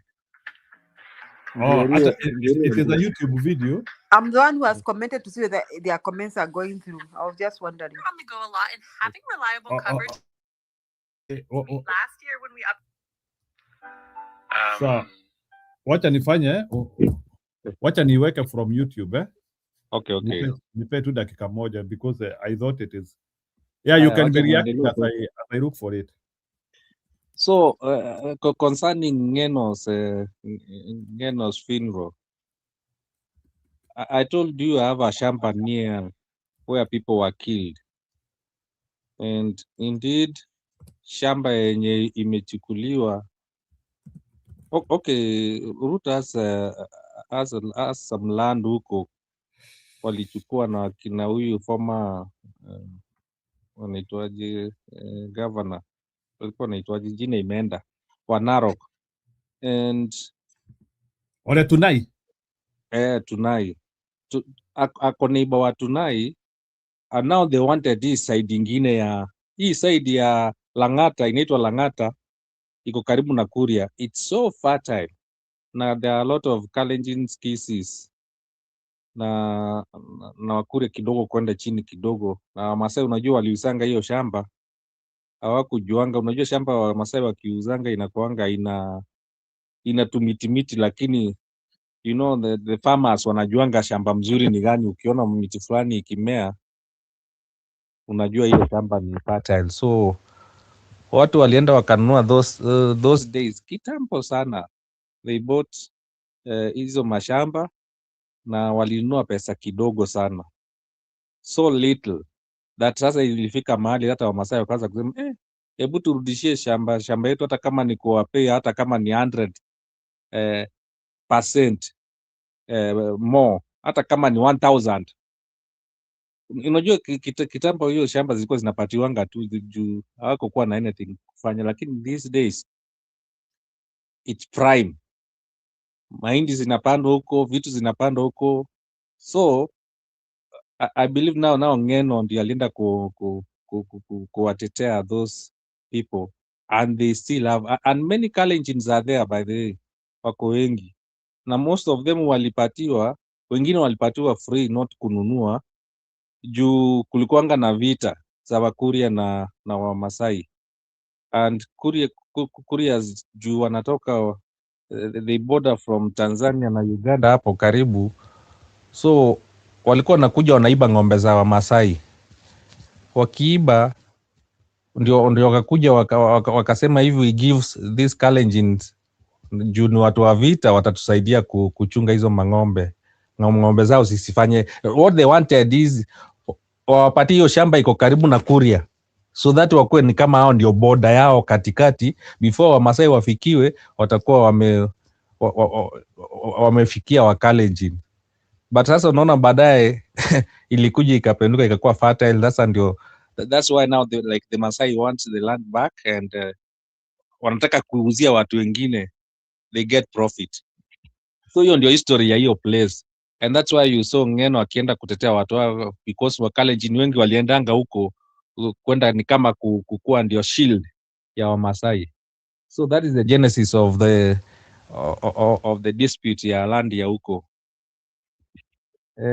And then wakati aliwatetea, you remember what alikuwa katikati ya polisi, you remember that clip, akiwatetea akiwaambia, mbona mnaua watu wetu, wewe mbona unaua? Then the police started running away, paka wengine wakakimbisha wakaenda paka kwa police station. That's where they were shot again. Watu wengi wakauliwa kwa police station. Unajua wengine hata hawakutaka kuonyesha watu, but they kill a lot of people. Hata wengine wakaenda kupigwa marisasi kwa I think one of the policemen alipigwa mawe ama mishara akakufa, so polisi wakaretaliate wakaenda paka hata kwa hospital kwenda kushoot watu huko ndani. So it was something bad. That's why now wakati anaitwaje huyu jamaa alienda huko Keter, he was received that way, because sasa they are the same people, ni watu wao wenye wameenda those sides kwenda kuishi huko, and sasa waliona na kama mtetezi wao. Unajua Ng'eno ndio alikuwa kama mtetezi wao, sasa wameona ni kama hawana mtu mwingine anaweza watetea, na wakaona Keter wakasema ni kama huyu ndio mkombozi wetu amekuja hapa. So they were very happy to see somebody mwenye anafanana Ng'eno na amekuja huko, and that's why he was received that way. Thank you, Njiro and Julia.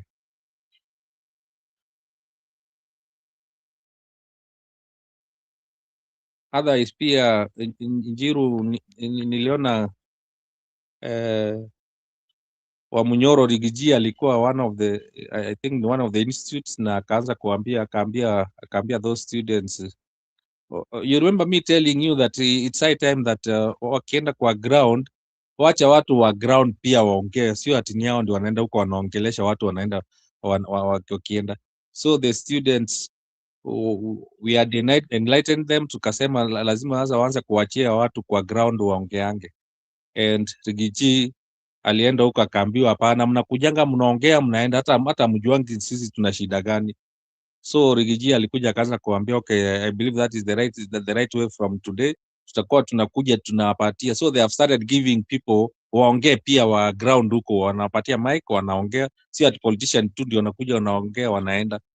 So from that clip ya Rigiji alisema, from now onwards tutakuwa tunaenda mahali tunapatia watu wa locals huko nao wanaongea, ndio tusikie wana issues gani. Tuisikue ni kama tunakuja tunawaambia tu ati ashaifanyi sijui nini ifanye.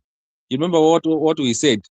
We have done some civic education to the ground and we have told our leaders wasiende tu huko kuongelesha watu, wacha watu waongee, so that the impact is more when the locals give you their issues. Wacha hao peke yao waseme shaifanyi, wacha hao peke yao waseme education haifanyi. The way we said msimama akikuwa the clips alikuwa anatuonyesha watu huko wenye kama wanasema inafanya, but msimama alikuwa anatuletea watu wenye waendi shule, huyu practical examples, and that is what Rigijio wameanza sasa kufanya. Watakuwa naenda huko, watu watakuwa wanapatiana their issues, then watakuwa na yani, itakuwa ni kama ni wananchi ndio wanasema, sio politicians wanasema. It has more impact than when the politicians speak about the issues. Thank you.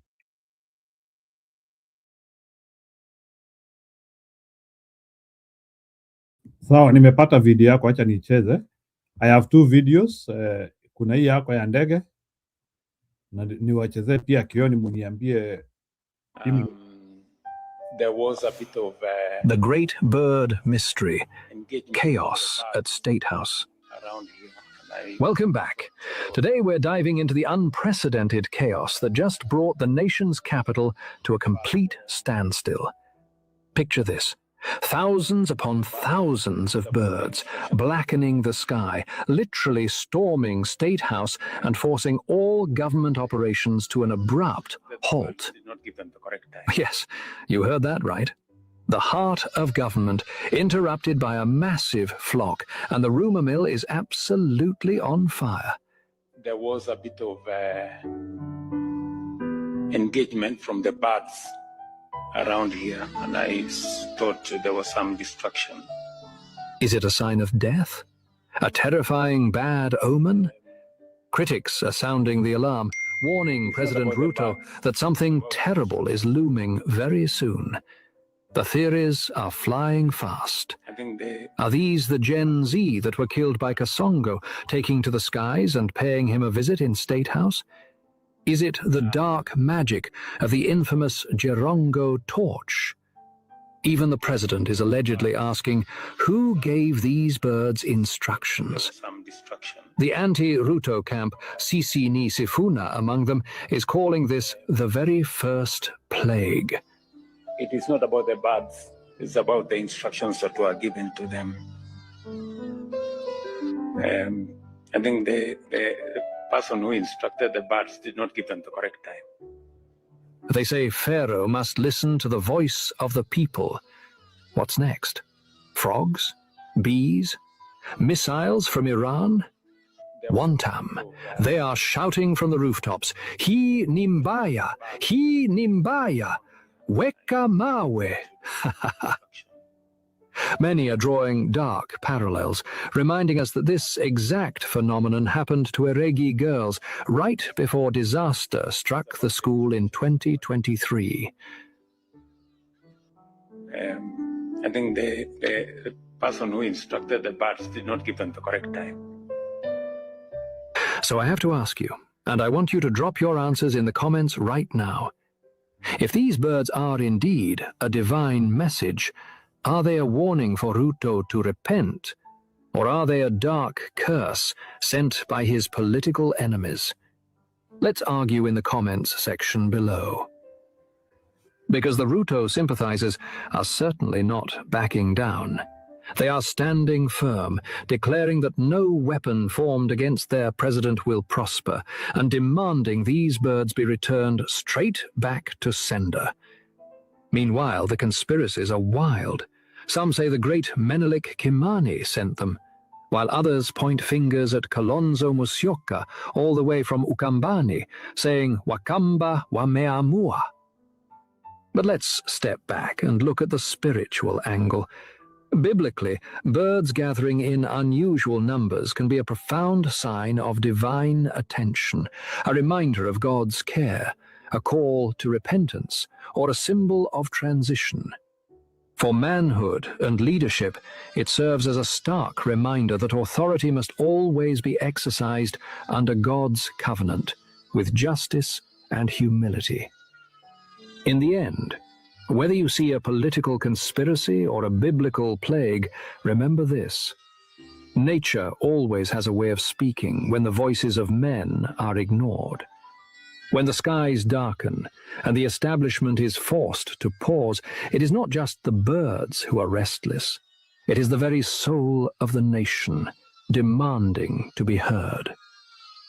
Should I finish by saying, one tam?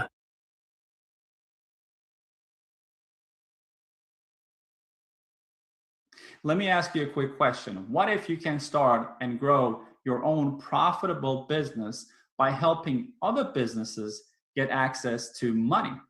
As you and I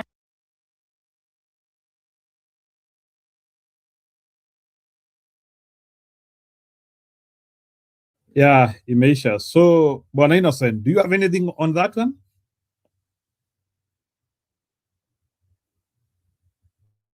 No, Innocent? wacha Julia comment sasa, amesikia hiyo it was ndio Julia. Huyo jamaa ameanalyze poa, hata kama amesema yeye ni one term. He has done a very good analysis. Okay, me, I will not go to the superstitious side of it, but I'm just wondering why Ruto was concerned. I don't have an answer for that. And why he said that they are not given the right instructions. Is that what he said? Yeah, right instruction and right time. Because Yeah, wanaenda so kupiga kelele kama an address meeting. yeah, the right instruction. Why he was concerned? If he was not concerned, he could have treated that as a natural thing, like birds going to some place, passing through State House. Kama ingelikuwa ni mimi na niko rais, ningesema I apologize for that disruption. Those are wild animals and we have no control over their path. Ama Innocent ungesemaje? I would say, Yeah, I'm sorry for that disruption. I would have said sorry for that disruption. Those are wild animals and they have a right to fly over, you know? Na ingeishia hapo. Sasa mwenye amewatuma, where is that coming from? that means he believes in Yes, that's the superstition. thing I've been telling you people. Ruto is very superstitious and is very paranoid. Saizi mlisikia ati anataka ku clean State House. Hata hii construction and deconstruction and renovation and what of State House, si kujenga na jenga. Ni zile vitu shetani amemhubiria akamwambia zimewekwa huko ati ang'oe. You know, when you commit evil and you commit crimes against humanity, you begin to think that everybody is against you and everybody hates you. Even the birds of the air, even cats and dogs that are around you. Especially if you have shed innocent blood, everybody, even the walls of your bedroom are an enemy to you. Any cockroach or termite or mosquito flying around you, imetumwa. Ruto is in that state. I can provide to you evidence. I need one reason. Ameenda makanisa ngapi? Which church does Ruto belong to? Because anyway, as Africans, we all go to a church and we belong to a certain church or denomination. Yeye anaendanga kanisa gani? Moi tulijua ni wa AIC. Kibaki tujua ni wa Catholic. Uhuru na mama yake tunajua Uhuru ni kama aendangi kanisa, juu kama anaendanga kanisa, lakini tunajua kama mama yake ni wa Catholic. So Ruto leo ako kwa hii, kesho ako hii. Recently ameenda kwa hii JCM and JC have walked out in protest. Now there's a time I saw Ruto in a church yenye aliforce Mama Rachel kuvaa style nyingine hapo, ilinishangaza. So this man is paranoid and superstitious because he's afraid. He's afraid even of the mosquitoes in his bedroom because he has committed crimes against Kenya. See, he knows how innocent blood was shed. He cannot sleep at night, and he will not sleep because the blood of the fallen Gen Z is crying to God from the ground. Tami wacha nimalizie kama huyo jamaa. Asante Njiru. Unajua plagues kwa Biblia, there are a lot of plagues zenye zilitumwa kwa Waisraeli, and birds were some of the plagues zenye zimekuwa mentioned in the Bible. It might be also be spiritual because he knows that when those things are sent, kuna kitu inafanyika. They were not sent for nothing. When the plagues were sent to the Egyptians. So lazima kuna kitu walikuwa wamefanya, yani watu wamefanya, binadamu wamefanya, na Mungu alikuwa anawatumia ndio kuwakumbusha what they are supposed to, ama they are supposed to follow certain rules and regulations. So inaweza kuwa in both sides, either bibi yake amemwambia, wanasema ameokoka, amemwambia hapa kuna maneno, we need to cleanse ourselves, ama we need to repent the way huyo jamaa ameanalyze, ama kama ni ana believe African culture kuna kitu inafanya. Roba kwa hapa atakwambia kuna bad sikilia huko kwetu things happen, na ni ukweli zinafanyika, watu wanakufanga. Roba.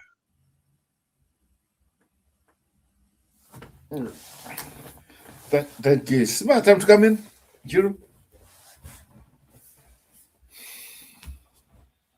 Okay.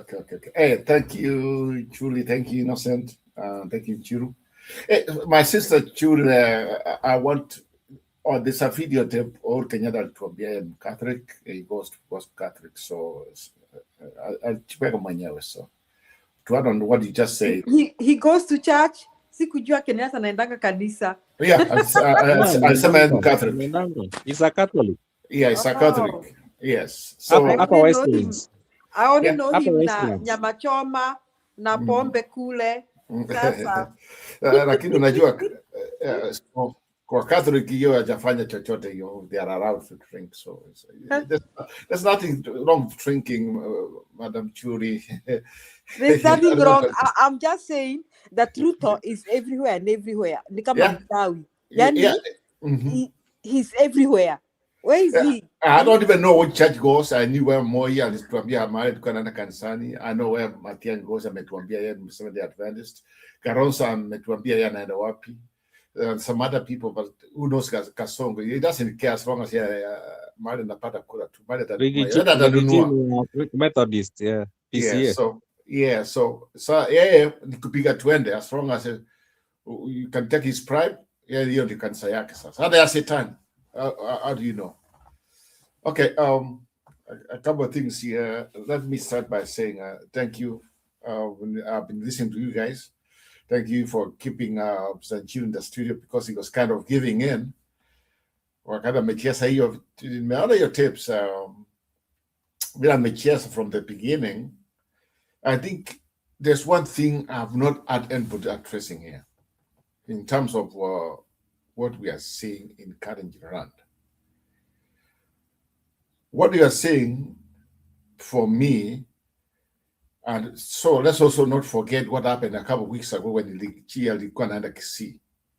we see what happened. Let's get the big picture here. Or let's also try to dig in, just to go inside. For me, I'll say this way. It's one way we can approve or approves. It's one way to show that there's maturity, there's this kind of, it's very mature for the Kalenjin in politics. The reason I'm saying this is this.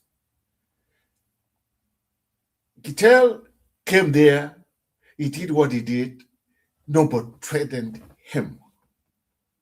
Ligichi alikuja hapo, aliongea, utaona hata stone, group stone. I'm not saying they are perfect. I know what happened in 2022 wakati baba aliruhusu kwa ndege hiyo, aliruhusu mawe. Unaona? But so far, so you can just say these are mature politics in that part of the country. Look, opposite of what we are getting from our governor in Migori, Muchinga, still come here, he owns Migori, and Ambia so and so cannot come here. Look at Wanga, the so and so called telling you they cannot come here. And the difference between what's happening, where Kasongo comes from, even if it means what, they are saying one term. So my question to so-called ODM, the so-called who knows that what is going to happen in 2027, who the heck are you? Who are you to tell people they cannot come other parts of the country? If that's the case, then you also stay in Migori, stay wherever you are, don't go other parts of the country. we are threatening people. So for me, at this point, I'm very proud of what I'm seeing from that part of the country, even though wako na msigo. And I can also say they have been fighting in and out with all this, the so-called, the people who are kissing Kasongo. But the people on the ground, remember what we said, and what tells us, skiza ground. These people are gonna conman. This guy who never went to school, and the others who supports Kasongo. They should know, even if your own people are just against you, then somebody from Nyanza anatuambia two term. I want to tell us 2 term from Migori or from Homa Bay, and yet Kalenjin land, where Kasongo comes from, they are feeling they are not happy about him. They are saying 1 term. So that's what tells you how the difference is between those who understand what's going on. Now, one ambao wameenda, wamekula pesa, some have been promised everything. As long as they are matumbo sao, they don't care about the other people. I'm very, very, very proud of our people. They are repairing against what we call people. Right now, if you want to ask them, Ruto has acquired all this wealth. All this money I'm acquired and is spreading all over the country. AM Saidia and somebody in Kipisigis, in Nandi, in Marquette, or in Twigenrand, or any part of the other counties. Yeah, it's just like telling people, oh, Kikuyus have been having presidents for all these years. Idea for what? Idea some other people what? There are some other struggling Kikuyus even have nothing to do with the presidency. That's why we should be mature when we do our politics. That's why we say, this man, this conman, this bastard, this dictator should go. And I hope what we see is going to be what we see when it comes 2027, when election night, when returns comes in.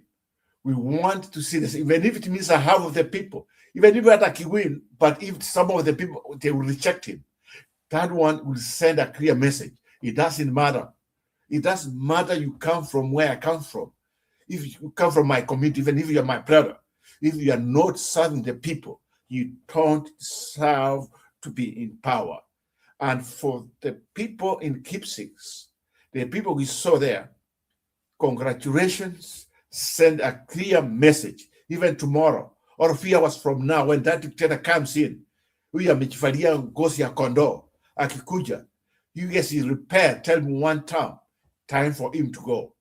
Let him go, let him serve the remaining time he's serving right now, then we do a reset for our politics come 2027. Kenya needs a reset. Without Ruto, without all this conman, Kina Sudi, who are surrounding, as long as they have this money, they think that everybody should worship them. Time for them to go. And as always I say, huyu Kasongo azingoje paka mulangu mwangukie. Time to surrender some of the things you have been stealing, or the incoming administration, they should start from him. Lazima arudishe pesa ambayo wameiba, and they keep on stealing. Even now, we know how much money they are taking from treasury, and people and the parliament, the so-called parliament, that's called the most incapable, the most ridiculous, the most stupid people of parliament you will ever see in any country. Ambao, in fact, I wish watakuwa your parliament, something comes and all of them, they get wiped away. They don't serve because wanaangalia when our people wanaumia, and that's why we cast them. Wanaangalia when our people wanaumia. Who's holding this conman accountable? He can run from up and down. He can hold crisis in whatever Migori or whatever, not Migori, but in whatever it is in Kirigoris or in State House. Who cares? Who cares? He was given opportunity. Amekunia your opportunity. Time for him to go. Either your next Kingenda, Siminyonge, who cares? Even if right now we have been told Ruto has been killed, I will celebrate. I don't always wish people to die, but he has killed many. He has killed people ambao, maybe tomorrow angesaidia my son. Mao, angesaidia my daughter, angesaidia mama yangu. he has silenced many. Even if tomorrow he gets silenced, I will celebrate. And I don't care how he feels. You cannot tolerate mtu ambaye ameua watu. He has killed innocent people. He killed them. And yet, we keep on saying at two-term was to a murderer. If it was any country, any progressive country which we think we are, Ruto could not even be in office right now. He could have been impeached. He could have been in office and angekuwa ameenda Matare or another part of the country where he will be arrested the rest of his life. Kwa sababu he's a murderer. That one we should not forget. Let us not forget what he did to those young people. I will never forget. Never. When you saw some of those people were shot, the brains were out. Yani anasahau sasa nakuja na pesa. Yeah, anakuja na pesa just trying to bribe everybody so that it can go a second term. Then you are around to go. Whoever who's going to vote for Ruto, whether my mom, my dad, my brother, or a cousin, or a fellow countryman, you don't know what you're doing. You don't know what you're doing. It's time for us to listen in our country and encouraging people. What do we see from Kittel? That's encouraging. Now, Innocent was talking about some of the about the Grigoris and other Kalenjins. I have no idea. I don't want to dispute. I don't have, because I come from the border, by the way. I don't come from there.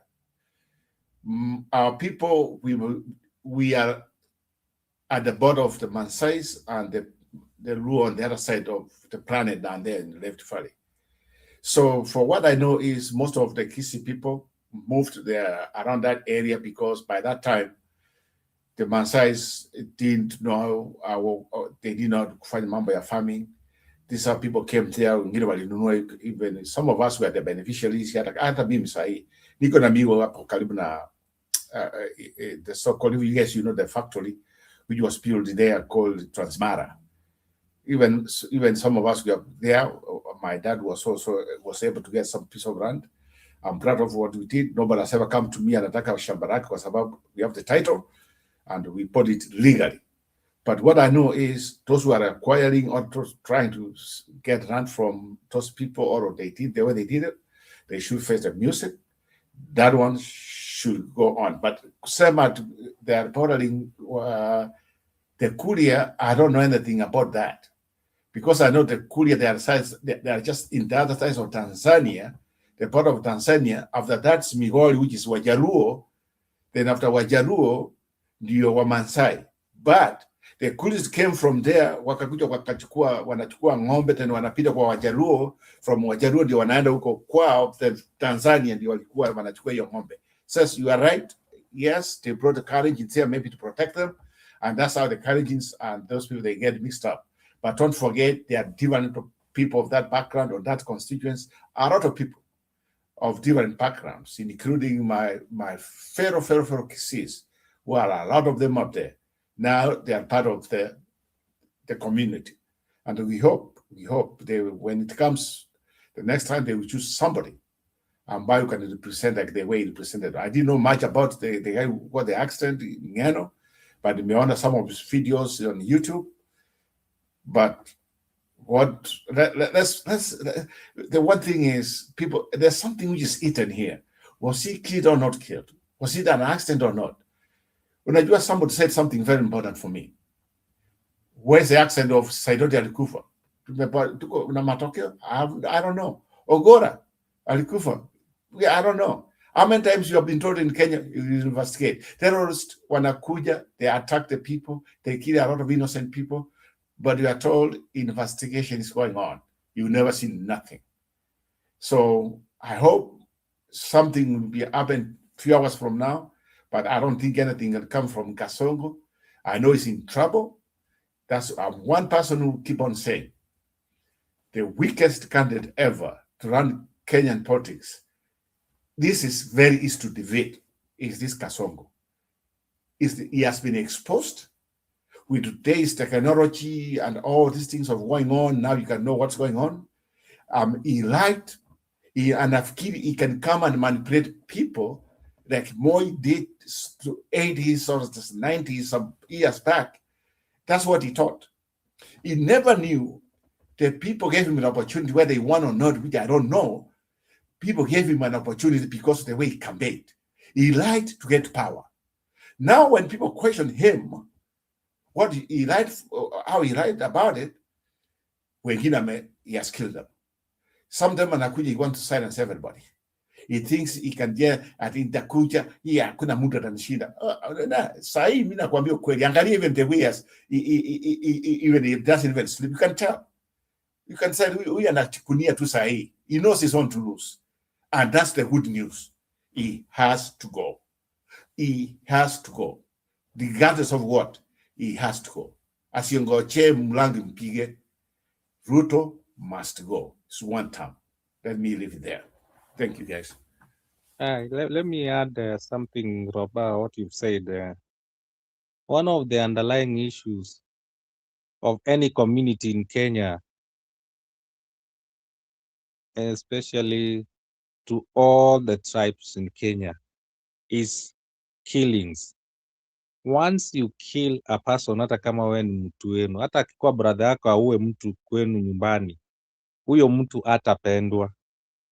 And that's why you saw kwa hii matanga, one of the issue yenye ilikuwa hyped up ni the killing.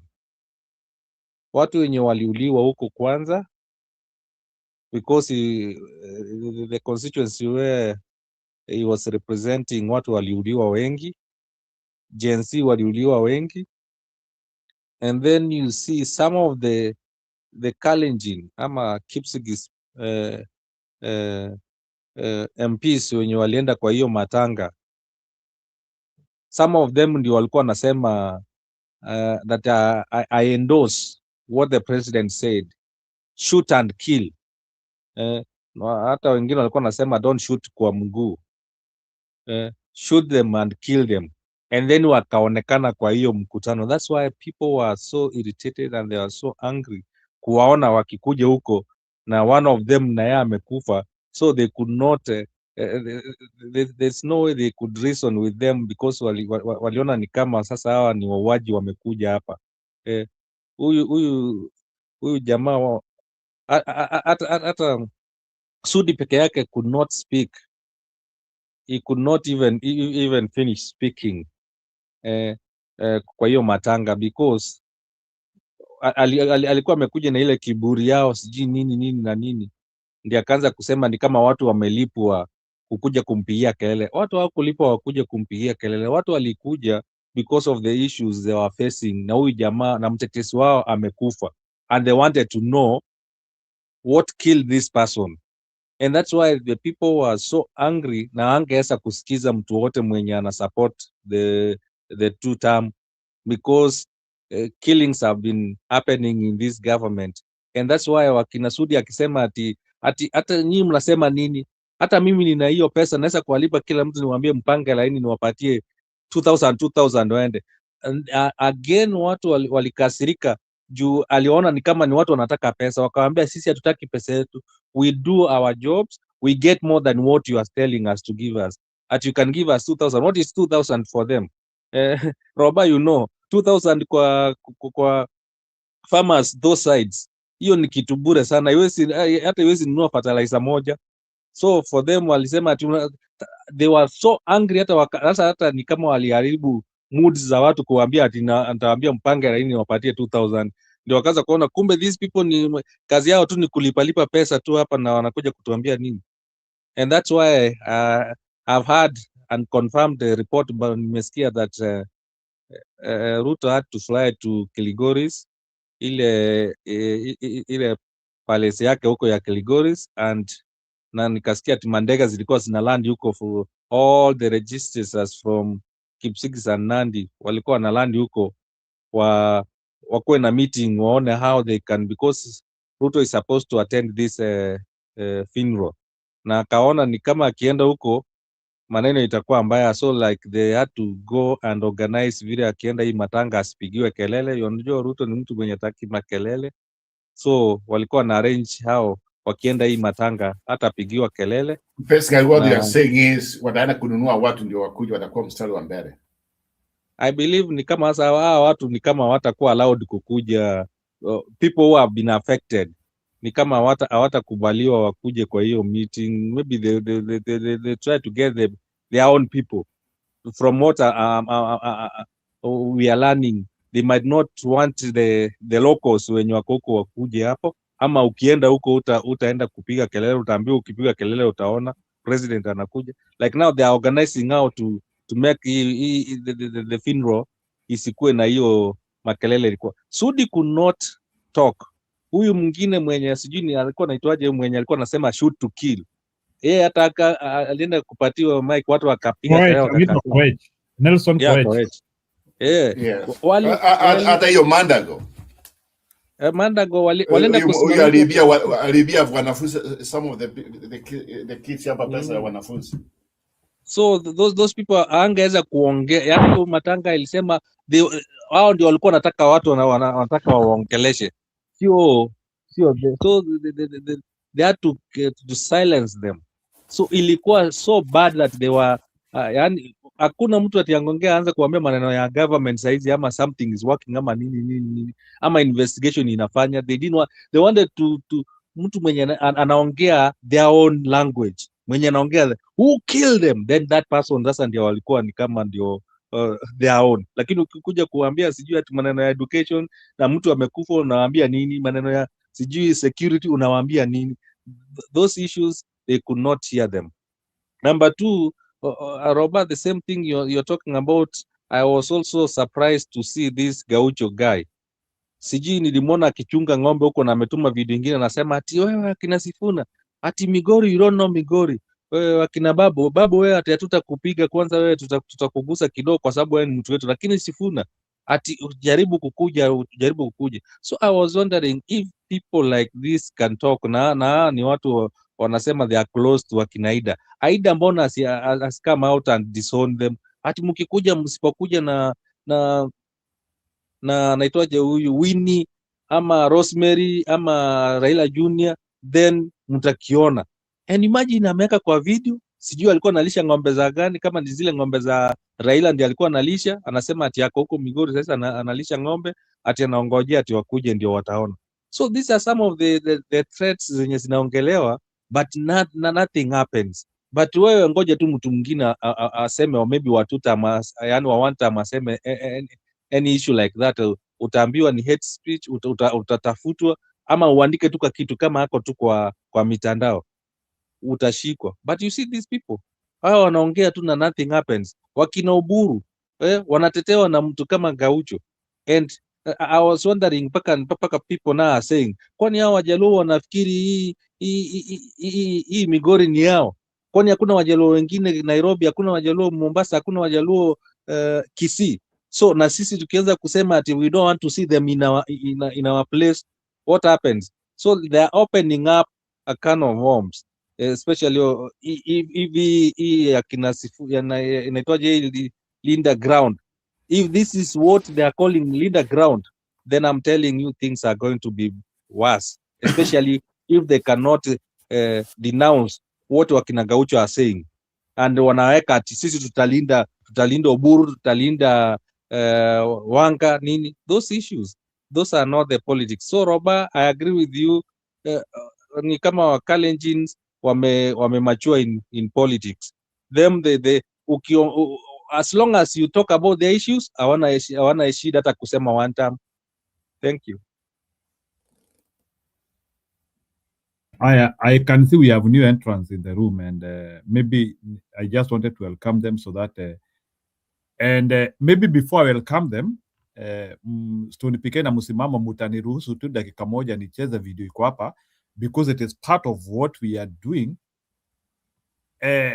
and you can also react to it. So this one is to make sure that I don't understand why Kioni is doing this.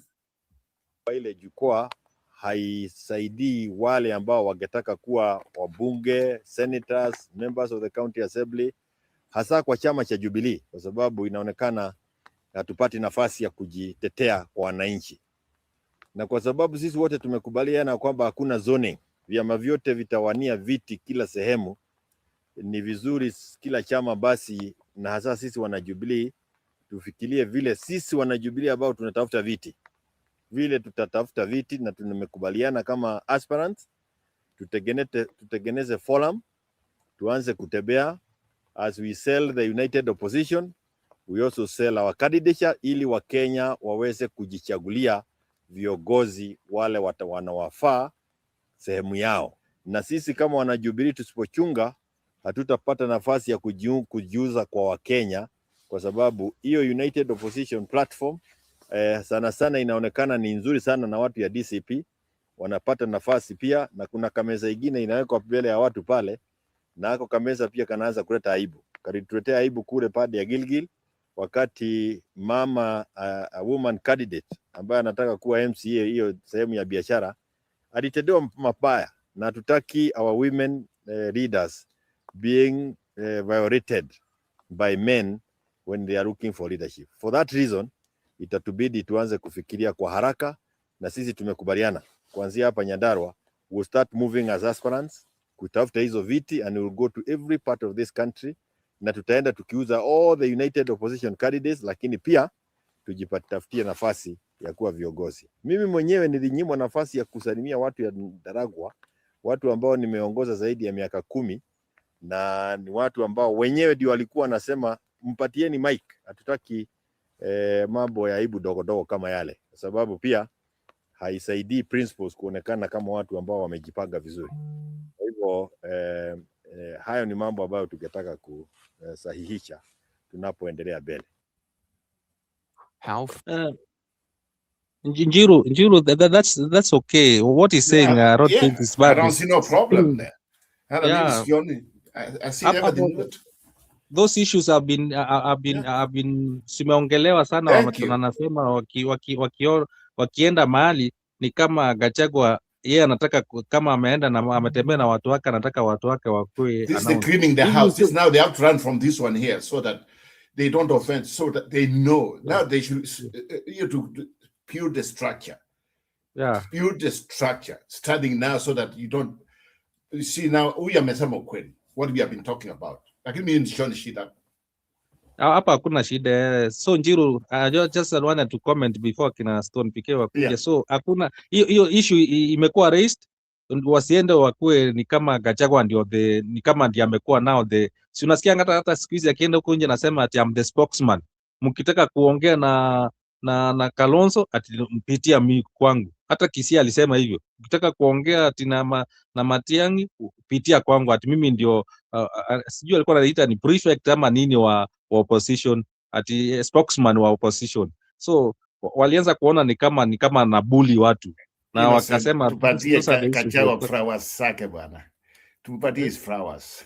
No, nasema no, those issues were raised. Wakasema they don't want kuonyesha. If you saw what happened in Kisii, Matiang'i could not hakutaka kuonyesha watu wa Jubilee wote ati huyu ni wa Jubilee, huyu ni angemention 1 2, lakini hakutaka waongee sana, alikuwa anataka kupatia wageni waongee. And these are some of the issues wanasema when they go for a combined opposition campaign, sama meet two people, isikue ni watu wa DCP ndio wanapatiwa nafasi sana. Those issues have been raised, but I believe these are some of the what we call beginnings, problems za kwanza before ishike moto. We still have some 16 months to go. Breaking news, come we don't have a Jubilee ticket from Kisii, you're done. Jubilee is going to be the Kisii because of Matiang'i. That's the way I feel. And also the good thing with Mount Kenya region, it is possible to win with another party. Hata kama DCP imevuma sana. We have had sometimes even independent candidates. Unakumbuka tulikuwa na independent governor kule Laikipia na he won. So I guess hata huyo mama sijui ni wa Meru pia, ule mwenye sijui Kawira Mwangaza. So even I think Kioni should not feel intimidated by Gachagua. It's a good thing to tame Gachagua. It's a good idea. I personally agree with that. Gachagua needs also some taming because as Guinea, unakumbuka when they went for some funeral in Muranga, Mother Karua shut them down. Aliambia watu wa DCP Msikuja hapa ati muna post kama kiongozi wenyu wa DCP. She said something. Hata sisi tuko. And me, I'm fighting for my PLP. She said that. And she really like put those people down, although they may not have liked it. So yeah, those are checks and balances, according to me. And probably that will help Gachagua get out of his box too and get some wisdom. You know, as you become popular and prominent, you also need some wisdom and humility. So that's what Gachagua needs. He knows that he's commanding a lot of influence. So he needs kujirudia pia, arudi pale nyuma, especially when it comes to his fellow opposition members, wenye viongozi kama akina Matiang, those he knows, he knows he needs them. If they decide to abandon him, I think the opposition ship is gone. Because remember, Gachagua, these people are cleaning him. What am I saying? They are cleaning him. He's seen as a tribalist, as mtu wa shareholder na mtu wa watu wetu na watu yangu, something that he has not completely departed from. Okay, he struggles very much to depart from that. But the fact that the akina Kalonzo na akina Matiang are embracing him, that is, hiyo inamuosha a lot, kiasi. It makes him sellable, and it makes his ideology sellable, because they have kind of wamemuosha, and he looks like the person spearheading the fight against Kasongo. So he's seemingly acceptable to Kenyans, even those wenye hawakutaka kumsikia. So I hope he can see that, he can read between the lines and see that, and now get some wisdom on how to handle his fellow leaders. Chiro, before the other guys come in, for me, our platform stands, we don't care who wins on the ground. Choose the person you think can do the job. As long as at the presidency, Kasongo must go.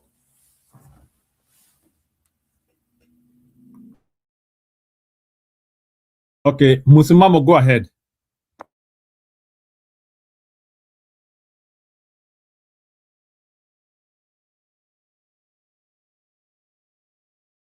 Musimamo, uko karibu?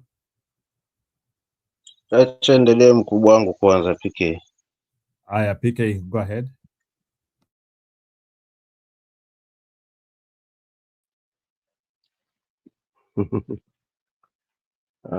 Habari yenu nyinyi wote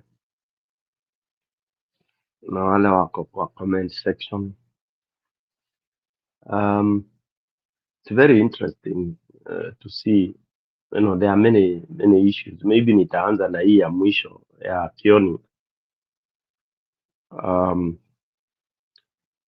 Power of reasoning,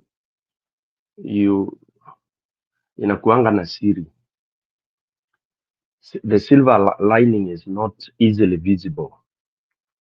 I think one of the things that, those of us who have been here talking hapa kwa hii channel, only that I don't know whether we go back to play our own clips, tunajisikiza the things we talk. I tend to think we have some very intellectual discussions here, thinking. I think I'm fond of talking about people having thinkers. In whatever you do, una set aside some two independent people to try and think for you. Even as an MCA campaigner, unakuwa na team, thinkers for that level. As an MP, you should have the same. But the moment you think you are the best, iko shida. What Kioni has said is what personally I've been championing here, until some people on comment section accused me of hating Gachagua. And it will come to pass. It will come to pass that very simple blunders. Gachagua is vulnerable to very useless blunders. In fact, Gachagua is being tolerated by those other guys. If he's left alone, you will go nowhere. And unfortunately, Gachagua is not a leader material. Because you see, A character is very hard to shadow.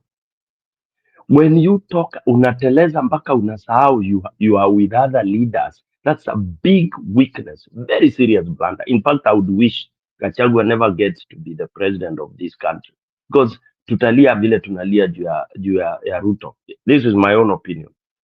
I said this during Ruto akipiga campaign, nikasema Ruto akiingia tutasaga meno, tutalia na kusaga meno because we experience Ruto time. Gachagua has some very bad characters that you cannot remove from him. And that what he has is not for a leader. And Julia, you put it very well.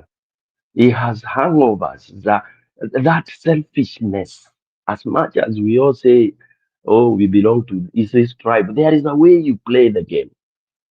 Even in soccer, the moment you think you are the best, unakuwa wewe ndio unakaa na mpira. Every time uko na mpira you are not passing, unapoteza, you don't score. Unaenda unapoteza. Unachukua mpira from goal to goal. You are with 10 other people, but you are not passing.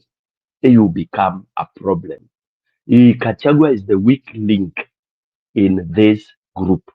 And Roba, you've said it very well. The earlier we cure this, the better. Because you cannot go to Kisii where kila mtu ameamini Jubilee alafu unawacheza ni kama second fiddle. What does Gachagua think? He thinks everybody will be in DCP? Come on. He should be clever. And Julia, you've said it very well. He's being cleansed. Amesahau anaoshwa dhambi zake za asili. He actually amesahau kulikuwa kufa dereva, kufa makanga. I want to remind the people on that. And that was Kenyan larynx. So, and that cannot be erased very quickly. So when you keep on reminding people this and sidelining and elbowing those others, he is digging his own grave.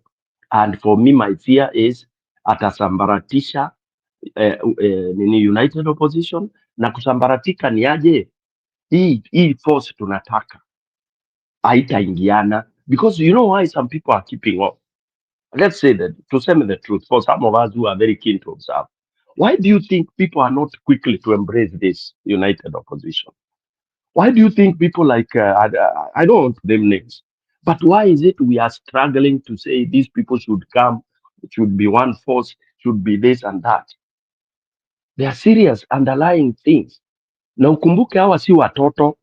Na ukumbuke some of these people he is running around with are more experienced than him.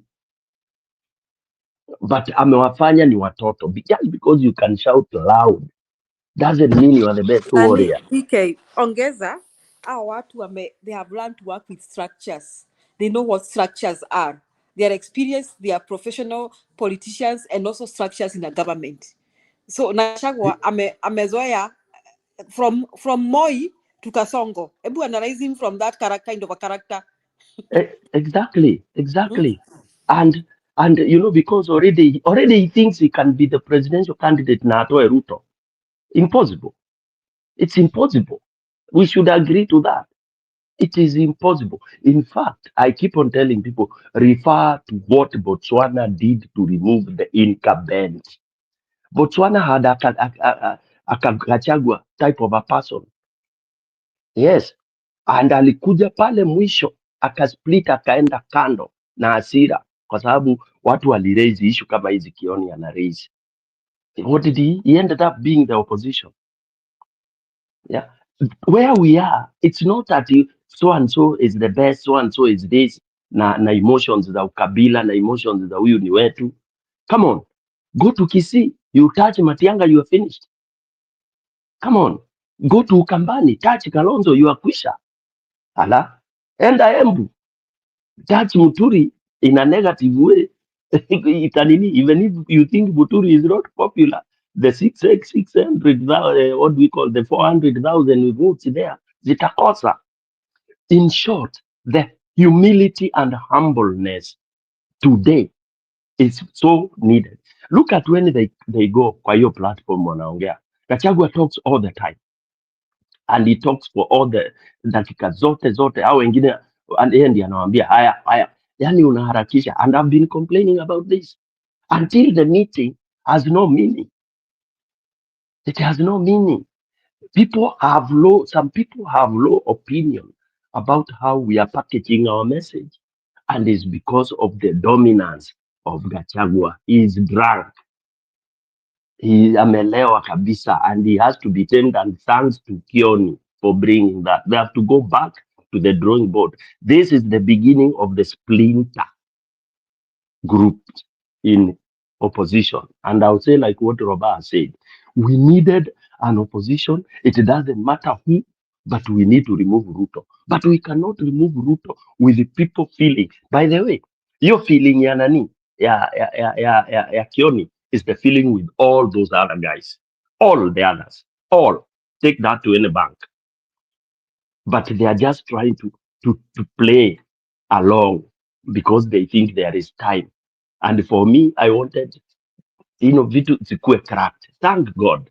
I don't know whether Kioni amesikiza hizi vitu tunaongea, because that is exactly what I would have said. It is so sad, but it is good it is coming up early. As Roba, you have said, we will fix those mistakes. If he doesn't learn, atabaki kwa mataa peke yake. Either akiwa mlima imeamini ni yeye, basi mlima wataingizwa kwa shimo na yeye vile aliwaingiza kwa shimo ya nini, ya Ruto. Because that is the only thing that can happen. You don't force things that way. There should be respect. You don't harakisha people like Kalonzo wakiongea ati tosha. This guy is drunk. He's totally drunk. Tosha. Then why are you going if you have time? You have akina mother talking, unawapatia time ni kama ni MCA ndiye anaongea. Come on. Being a DO kweli ni something very bad. Yeah. Anyway, that aside. We were talking, kuna hii kitu ingine nimeona ya the reaction, the Kipsigis. God is on the opposition side, and kibaya ni kibaya. People are saying Ruto aliletwa na Mungu, but I don't think so. Because God does not bring mtu, alafu all of a sudden you become so hated all over. I don't think. People mistook. And the Kipsigis is among the most cosmopolitan sub-tribe, Kalenjins.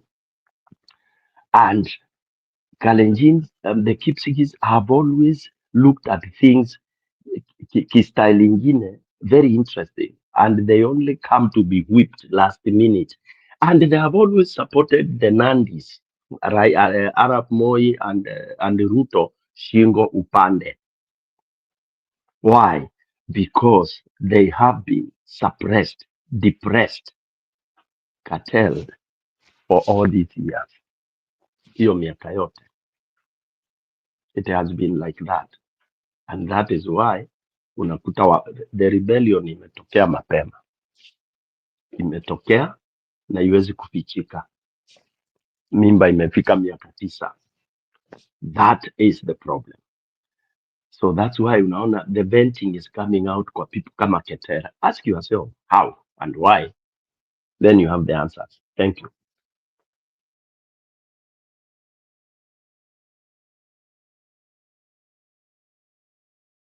Okay, sawa bwana Stone. So msimamo unaweza chukulia. Can I add something before msimamo akuja? Okay, fine. Okay, msimamo, my brother. Okay, the point I want to make here, real quick. So, Stone BK, I agree with you 100% about Gachagua. So he has been making mistakes, and it's good we point them out. So if you remember, there was a quite either, I think somewhere after the Kisii, Nakuru, somewhere in Nakuru on the way going backwards, coming back. You can't unasimama naambia, wewe kama watu wako waki mapango chini, wesi kuongea kwa hii mkutano. Yani, that's some of the things you can't do as a leader. Remember when he came to USA, made a big mistake. I don't know where, I guess you remember, and I think it truly was some of we came in and we told him. Remember when he said, after my research, 99.9% USA working. I'm just like, how do you know that's not research? That's not true. So he has been making mistakes, but the good news is he knows. That's why he has told us, yeah, he's not one trying for president. He'll be at the dog, the biting dog.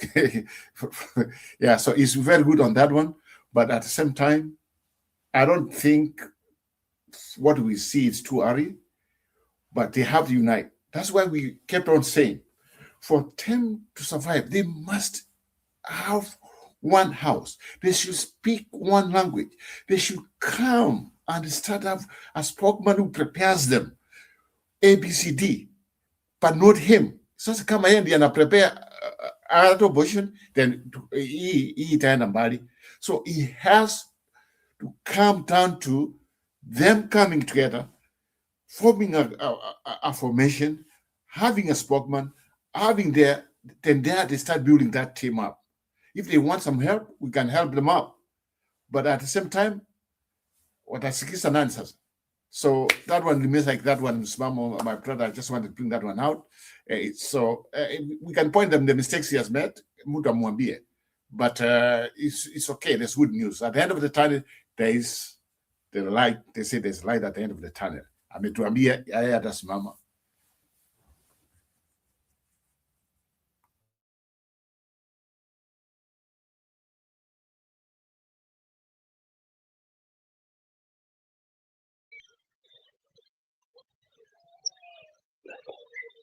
Naweza ongea sasa.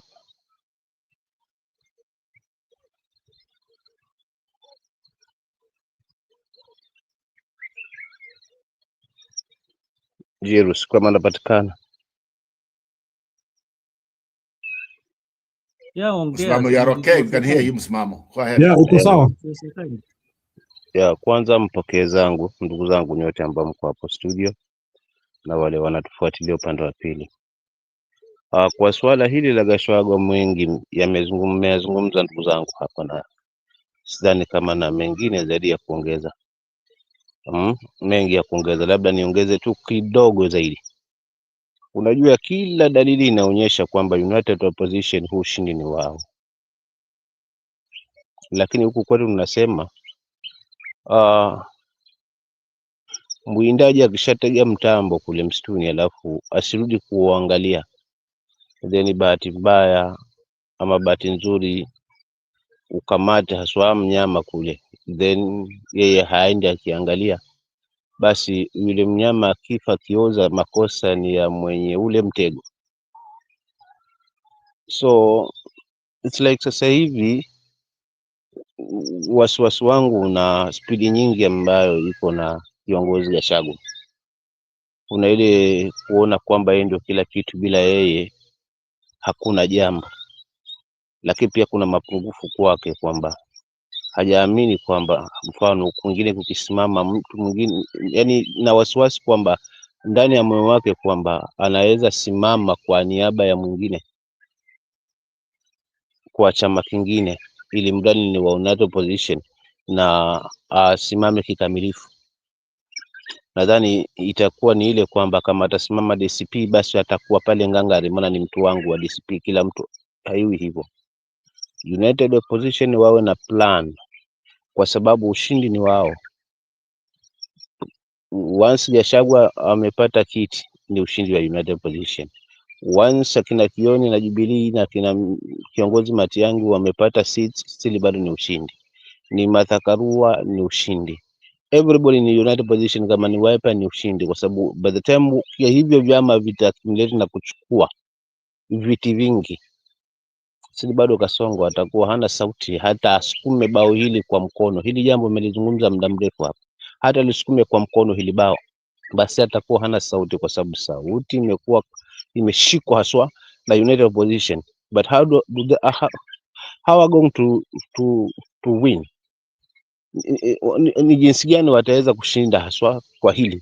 Ni kwa kufungamana, kwa kutosheana, kwa kushabiana bora wao wenyewe kwa wenyewe kwanza, kwamba sisi haja kubwa ni ushindi. Kwa hivyo kila mahali ambapo wanafanya mambo yao, iwe ni mpango ambao umekaliwa chini na wako tayari kabisa kwamba tunaona maeneo fulani kwa hiki chama kinaweza fanya vizuri zaidi, naona maeneo fulani kwa hiki chama kinaweza fanya vizuri zaidi.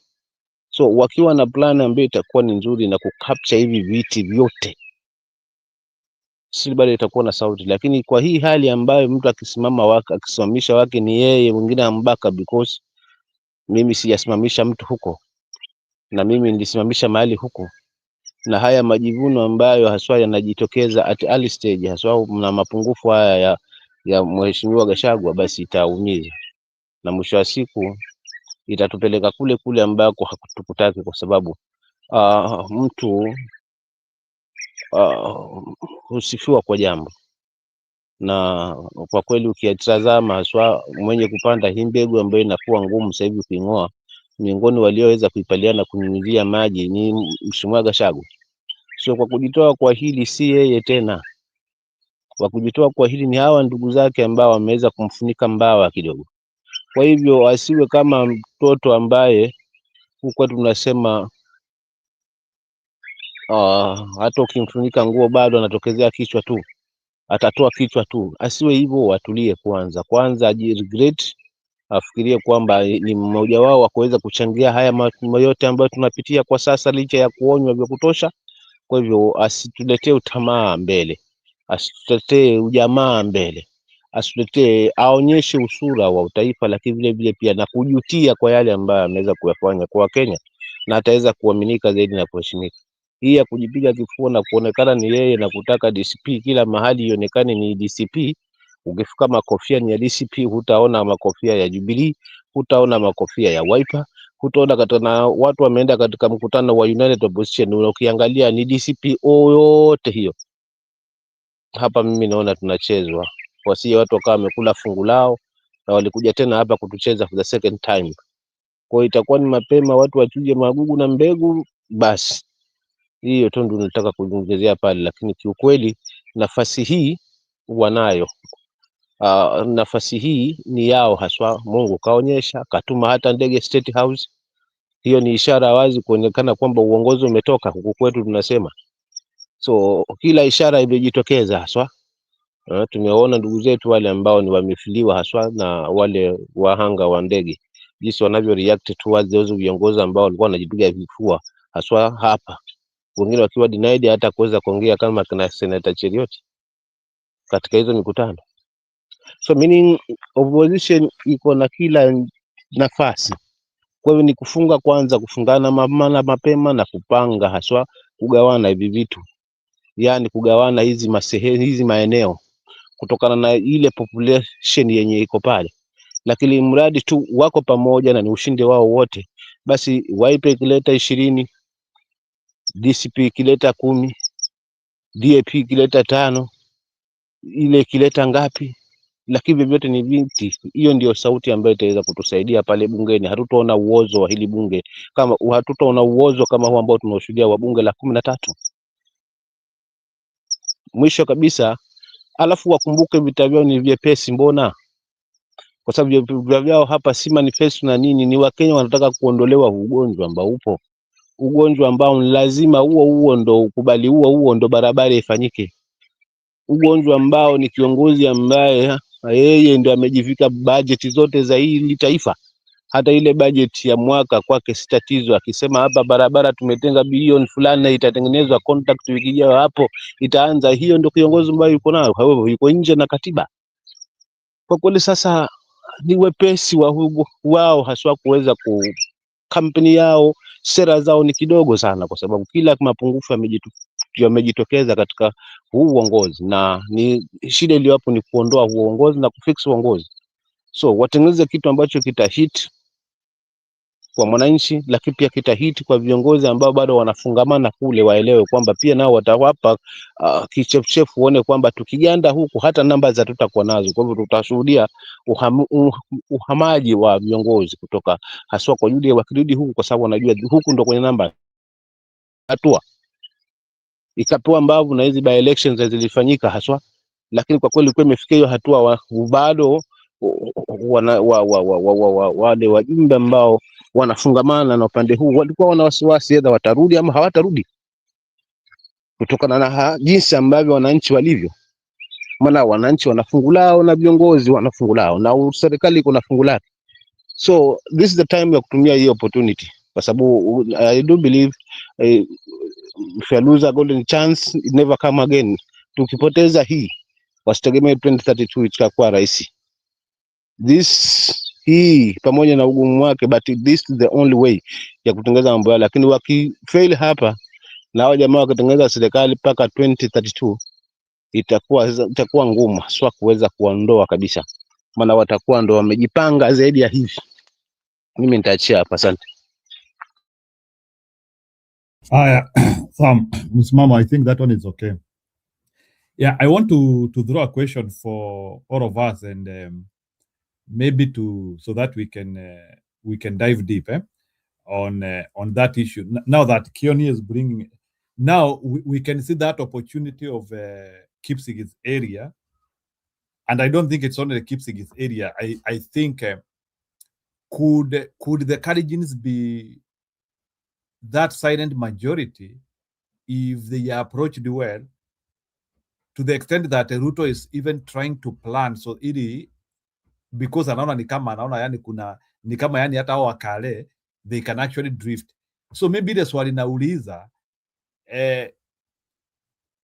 has it come a time where now we can actually be talking of people like Akina Ketel being kingpins huko kwa wakale with the name of helping us, to the extent that we can harvest close to 20-30% of Kalenjin votes?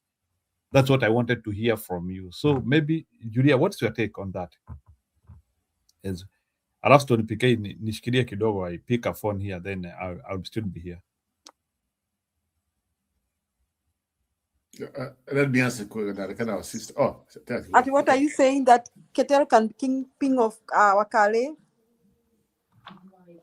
Yeah. Nauliza, through Ketel, can we be able to achieve like 30% or close to 20% of Kalenjin vote? Could it be a new front we should actually start pursuing to weaken Ruto? Okay, it can be a new front, like I think we are far from really getting the Kalenjin community away from this tribal balkanization mutu wetu. I think hapo kuna challenge kubwa sana. So that's my take. But the what we saw with Kipsigis is a sign that not every Kalenjin is with Ruto, that they are also dissatisfied in a big way, and they are ready to take off given some leadership and some fairness too. Unaona saizi kuna unfairness and bias of coverage, perception, news, nini ile. Unaona juzi Sudi alienda akatukanaana hapo. Unafikiri hiyo matusi yote ya Sudi ilikuwa imetoka wapi? And with the hasira, it's because he was feeling the ground. He was feeling it. He can feel it. He's admitting to himself that things are not so good. So that's why he was na hiyo matusi yote hapo kwa hiyo funeral. I saw him really hurling insults left and right. This because they are getting jittery about everything that is happening in Kalenjin land. Like even si Wakiku peke yake, hata Wakale wamechoka. They are aware. They can feel the ground. They know what's going on. So that was the bitterness with Sudi. However, I also want to comment about, I wanted to add about Kioni and Gachagua and all that. I want to say this. Now, right now, Gachagua may make the rest of the opposition, Akina Kalonzo, Akina Matiang'i kwamba, feel like they depend on him like he's a kingmaker. But in the event that we have a new government, like let's say a miracle ifanyike na Kasongo asibe kura, and we have a new government, in the next election, they may not need him. Gachagua may be deemed irrelevant, because I think we shall be going to a scenario where Kenyans want performance, not tribe or numbers. Kenyans will be looking for somebody who can rescue them, rescue the economy, provide what they need. So, and I don't think Gachagua is the kind of a person that can provide structures. He believes in Mutuyetu syndrome. He has that Mutuyetu syndrome. And unfortunately, he has only worked under two criminals, Moi and Ruto. So he may not have the kind of exposure that he needs to do things right. He may have worked in the government for a long time, but he believes in intimidation and bullying. That is what I see seemingly appears to me. And he may not really be capturing the right kind of structure of a government that works for the people. He may be looking for a populist government, lakini not structured. So in the event that we have change, we have a change in Kenya, and a good change, After 5 years, I think the arena will be too hot for Gachagua kind of politics. That's my take. Labda kuna kitu nitoke nje kidogo, lakini nikizungumza kabla hatujatimliwa hapa, mnisaidie mawazo nacho. Ni jambo dogo tu, mtaniruhusu kidogo nilizungumza. Kuna ile program ambayo tulikuwa tuko nayo ya wale watoto. Juzi nilikuwa shule na kuna requirements ambazo zinatakiwa, na requirements ni kwamba wanatakiwa birth certificate zao, haswa kule mashule, ndio wale ambao wako walipia school fees, wale wanao join wako class 3 wanafaa kufanya registration, na hizo requirements zinatakiwa urgently. Some ya wazazi hata kadi za watoto hawajui hata ziko wapi. So it's like ni chamata kwamba nikasijaribu kusukuma na wao mkono, la sivyo hao watoto tutakuwa tumewalipia, lakini kusonga mbele hawezi songa mbele mpaka hizo documents zinatakiwa urgently zaidi. So it's like nkaa nimeongea na bwana mmoja angalau atengezee cards, then nijaribu kuzitoa, alafu pia niende katika hiyo ofisi ya Poya County tuwashughulikie hawa watoto waweze kupata birth na waweze kuendelea na haya masomo. There are 14 kids wenye ambao niliweza kuwapeleka mimi msimamo. Kwa hiyo nikaongea na huyo bwana wa hizo card ambaye anaweza zitengeneza kwa kada, akasema atatengeneza kwa 150, na pia nikafululiza jana nikaenda kwa ofisi ya county kutazama masuala ya birth na yatapatikana namna gani. So nikazungumza nao, akasema watatengeneza 600 per each kid. Kwa hivyo hao watoto ni 14 na ni vitu ambavyo vinahitajiwa, maana most hawa wazazi wao tuliwaona maisha yao, documents kama hizo hata wengine hawajazisave. So unakuta wengi hawana hizo cards. So tumewapeleka, tumewalipia school fees, tumenunulia uniforms, but still kuna hizo documents ambazo walimu wanazihitaji. Kwa hivyo nimeomba tu nisaidie kwa hilo, ili hawa watoto waweze waendeleze, haswa isiwe hicho ndio kitakuwa kikwazo cha kuweza kuwastopisha kuweza kuenjoy kile ambacho tumeweza kukianzisha. Poleni kwa kuweza kutoka nje ya mada, lakini nimeona bora tu nilizungumze hili. Asante. Okay, let me come in. Sister Julie, well said, the way you put it. Thank you for bringing that one up. But the one thing also, we want to be cautious. You know, the reason why Gachagua is doing what he's doing, you know, there's this feeling, of course, that he was once a vice president. Let's not forget about it. Then from there, he wants to show, you know, there is that revenge. Sometimes he overdo things, but by the time he realizes, he also has sense. Let's see how these things go before we just like jump over, like, yeah. So I can just see like he's still offended. He just feels like he can't wait until he gets Kasonga out, whatever it takes. So there's that feelings there. So let me answer the question you asked about the Kalenjin community, how they can come in. So for me, people like Gitar, I think they can be served very well. It joins Sivuna, his group. Then we see from there, we know where we headed to. Let them join the group. Till Europe joins there. These young people, these young men and women, let them join there before. Then from there now, when the opposition comes to negotiate, then we see where we are. I will not be surprised. I will not be surprised, since you're speaking. I will not be surprised if they just tell them, hey, we have something like you can be the so-called Ikitia Musalem Tabat for Kitel or whatever. At least they can be able to get some votes from Kalenjin. But that's a but. That's for me. A test will come. We will know where the Kalenjin land is. We will know where they belong to when we have the by-election, because of whatever happened, it's not us, there will be by-election. Let's not forget about it. Even if UDA wins, but by which margin, that will tell us, I know there will be independent candidates. That will tell us where are we headed to. Well, when Asema two side and they do something else, but if we see the margins like crossing out, candidate about those ones who are kind of independent, they don't want nothing to do with the Ruto, and the Ruto man, whatever is going to be there, UTA, and we know he might win. But if the margins are very high, then that one, it will send a very big message that, you know what, This one is over, Mr. Kasongo. Time for you to get out of the office before Mlangi Kwangukie. We'll see the by-election to be also something we would measure in the future. But for now, I really like what Kion said, and I think you tell from what he's saying, let him join, what's his name? Let him join Sifuna and the group. From there, we know they are there.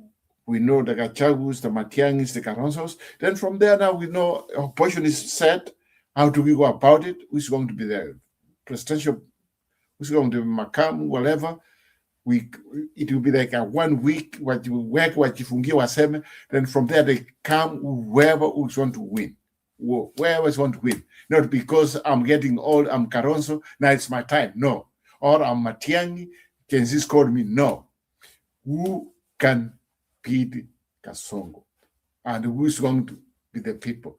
We want to change this trajectory of Kusema, that Frani, Amekuja, tribe Frani, people who can bring the whole thing. Wakuja, the candidates by Kasongo ideas. In fact, tell the truth, if we have the right candidates, let me, I have my ticket. My ticket I've been saying since this show started, of Sivuna and Tintinyoro. And now I can have Kitel and Owino right there. If we had those guys that ticket, and now I say, let us just like Tuwango Mukono, let us support them. Kasongo will resign Natanda Nyumbani before the election because he knows he will not win. This guy will bring something new in our country. They bring so-called no tribe. There's no whatever. They just bring that what we have been wanting, uniform. Then from there, another thing, something to campaign for, something fresh, is to just say we need a new beginning come 2027. For the first time, we will have not two communities. They have been leading us for this country. Maybe we will get somebody else. We do a restart in our country, we do a reset. Maybe this one will put our country to where we belong. Maybe that's what's needed. Who knows? Maybe people will buy that one. People will buy that one. Kwa sababu kama watu waliambiwa bottom up. Yeah? And yet, the problem is, when people like Musalia Mudavadi anakuja anatuwekea machi at bottom up hii ni kuweka hivi, then unaenda kuunga the same person, ati mimi tayari sasa nimekuja, I will advise him, nifanye nini, nimunge economy, tutabuild economy. Sasa hii economy ya Musalia iko wapi? Umesai kumsikia? Chinga kabisa. Yeah, it's really wrong what happened here. The man was a con man. He conned our people. He came in, instead of him doing the right thing, build the economy for everybody. In any country, if you want to survive, if you become power, if you want anything, you must build the economy. That is not happening in our country. And because of that, Kasongo must go. Anybody who comes in, economy kwanza. Jobs. Then money matters. Money matters. Nothing else. Then from there we can talk. Whoever comes and talk about the economy, you can win the day.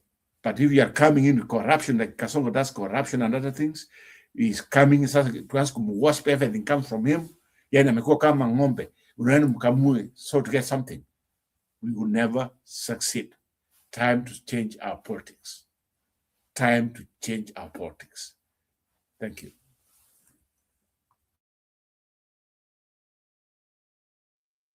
Maybe, Robert,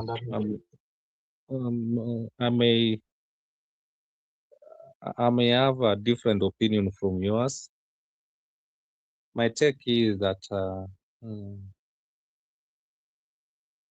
it's not ripe for Kina Ketel to join Sifuna because Sifuna are still also building their own island. So I believe let them deal with the issues the way they can deal with the Kalenjin and Kipsix issues in a way that they will not again be discriminated from from their community. You know, it's just like Matiang in Kisii. If you speak against Matiang, then you are going home. That's what you are telling us. And even in Kalenjin and Kisii, we talk our hill of Ruto, you might not also see the the parliament. So what I suggest is that let them try to play it in a nice way that they're able to showcase their cases, some issues forward. Wawaambie hata sisi si ati hatupendi mtu wetu, ni leadership yake yenye hatupendi, and there are things which is doing zenye asiambatani na our Kipsigis and Kalenjin beliefs, so that yani aiweke in such a way that sio Mtwana, sio Mkale ama sio Mnandi ndiye anakataliwa, but ni character za Ruto ndio zinakataliwa huko. One thing I will say, I'll put it in a different way. When Gachagua was going to Kisii, you remember he stopped at Bomet na watu wakamkaribisha vizuri, and one of the people wenye walipiga makelele ni wakina Cheriot, wakina the other guy sijui anaitwangaje, there's another senator again. There were two of them, na kuna women rep wa Bomet huko walikuwa wanasema that we have our own leaders who can talk on our behalf. So this is the question I ask them. You wanted your own people to talk about the issues they are facing. Ketera has spoken. So let's see how you are going to react on it. Ketera alienda, aliongea, na yeye ni Mkalenjin ama ni Munandi, is your own person, na mlikuwa mnasema mnataka watu wenu ndio waongeleze ama wawaambie give those raise those issues. So Ketera has raised, not only Keter, brother Angeno ali raise, many people ali raise, and from your community. So let's see how you are going to do it. Number two, on the same note, wakina anaitwaje huyo, the name has gone, ule MP mwenye alisema shoot and kill. You remember alikatazwa asiongee, na those senators also walikatazwa wasiongee, they could not even speak. Wakina Sudi hawakukubaliwa waongee, hawa ndio walikuwa echoed. So those are not Kikuyus, those are not Kampas, those are not Kisis, those are not Luos, they are your own people wenye walikataa wenye watu wenu walikataa wasiongee. So for me, I'll say this, at least Rigathi is vindicated na wakina Kalonzo when they are going to Kisii. Watu wao peke yao ndio wame come up na wamewakataa watu wao. So sio watasema ni Wakikuyu sasa, watasema ni Wakamba ndio ama ndio spokesman, your own people ndio hao. So what I'll say, Roba, let them have also their own people waongee haya mambo in a different way, the way walienda kwa hiyo barrio wakaongea, and the message ilipita. I'm telling you today, Finro ikikuwa, those people hawatapatiwa chance ya kuongea. I think you are not, innocent, you are not getting what I said. No. The question was, ngoja nimalize na jo question. Nimesema I'll deal with it in a different way.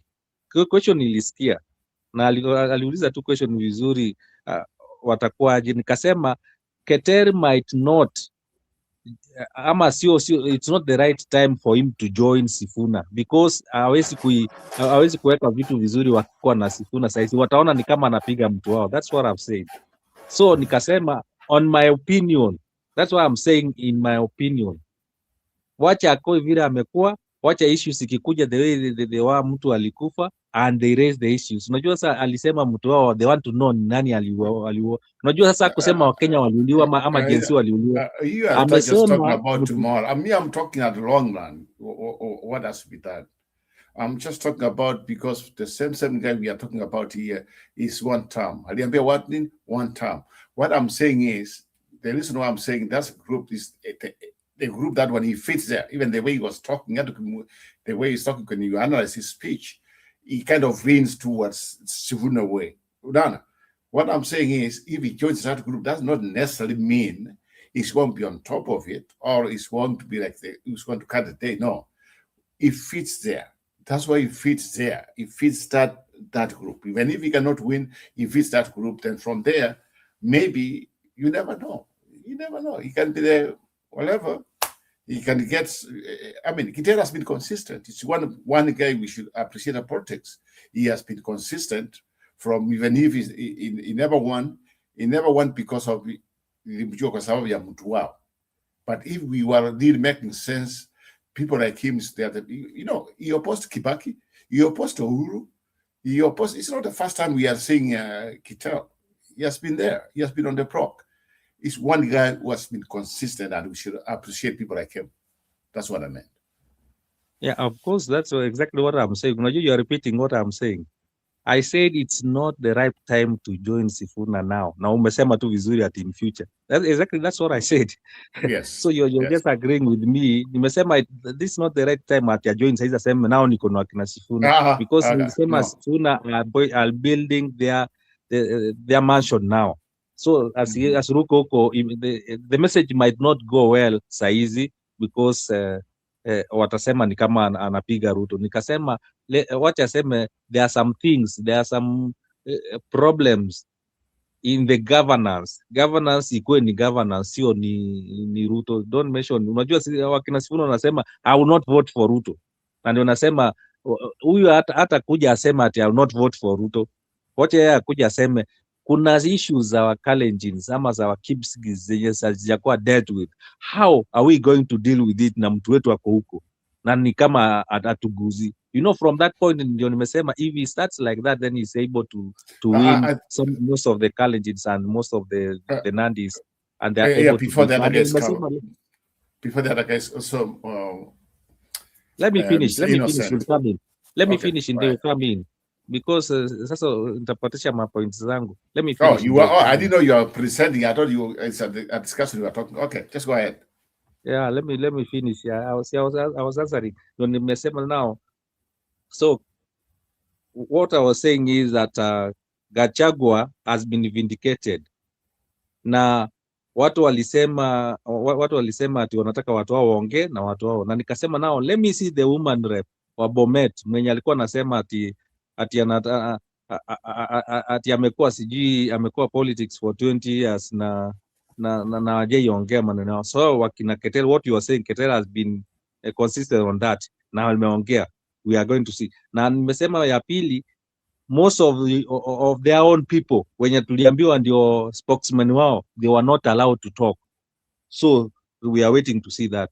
And Gachagua also aliongea maneno ya Turukana, hizo mawajiri nini northeastern counties na watu walianza those MPs wakina governors walimkujia, but their own people walianza kutoa videos kuonyesha okay, hebu tuambie, you see these are the way we are saying, pole pole, mtu unarusha kabom, unawacha kakienda kakipasuka, watu wanabaki na harufu, wengine wanaanza kujipanguza nayo. Those are the issues zenye zinaendelea kufanya.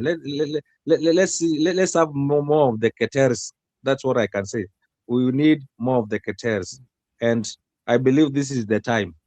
Thank you. So, Innocent, what I was also saying to, I don't know what you just said. So, if the new government, if we need the new government, so we have to also welcome people, everybody around the community, the Kalenjins. So the Kalenjins, that's why I said Kitels, one person who can come in. He's not one, you could not doubt him that he's going to be a Sarah or he's going to be a Maul. He's someone who has been consistent, and we know him, his politics. That's why I said, even if either he joins the other way or where he belongs, he's a one term. He told us today, it's a one term. And he's with us. I can say that he's with us because I know, but we also say, like you said, not now, maybe in the future, that's fine. But also what I have in mind is the big picture. You want to reduce Kasongo's numbers where he comes from. At least you must have somebody who can go there and campaign to reduce the numbers. You want to take the numbers from him. You want to take the numbers. You can't just leave it there because he comes from there. So you need somebody on the ground who can take the numbers from him, because those people, they also want to see they are represented. For them to feel like if they want to vote the other way around, they want to see their own there too. So that's why I said the third can be a good person who can also bring in some numbers. Even if he's not bringing 100%, he can bring something. And that's what I said. The best measurement or the best people, the best what we want to see is the by-election when it comes.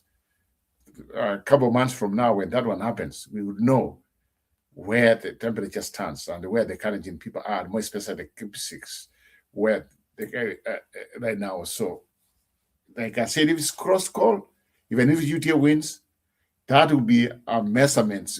It will send shockwaves. If it will be like maybe independent candidates, he casts the day, that would be even more worse. But if he comes close to win or is defeated by a few votes, that will also send waves. But if the UTA comes in and wins the landslide, then you can just know it's a matter of like that's the noise normal every year.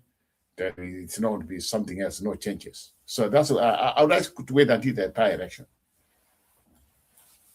Okay, John PK before Stone PK before you come in. Robert, Ketel did not say one term.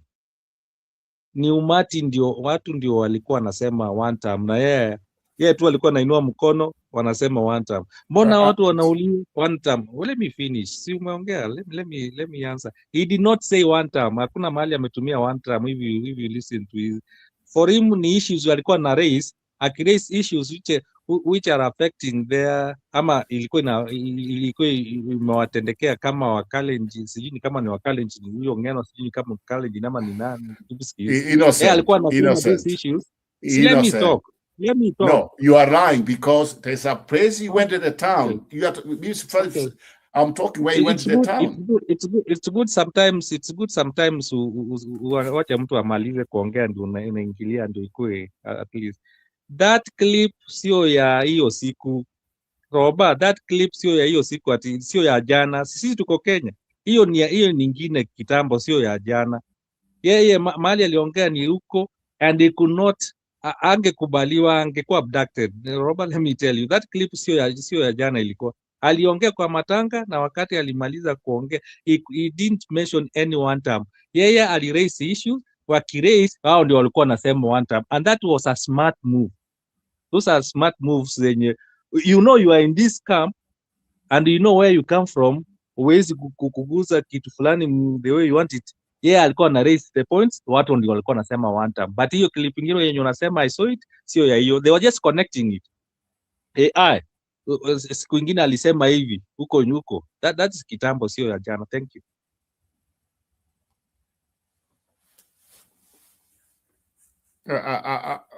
No comment, because I just feel like when some of us give our opinion, you are being told you are not in Kenya. Do you know I'm not in Kenya? It makes no sense. Thank you.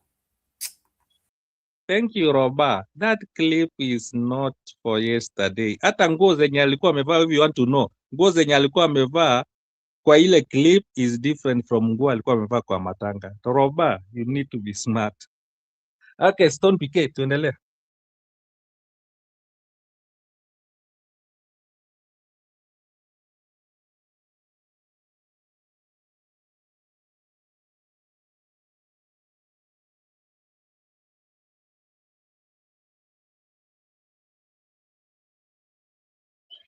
Bwana ametoka.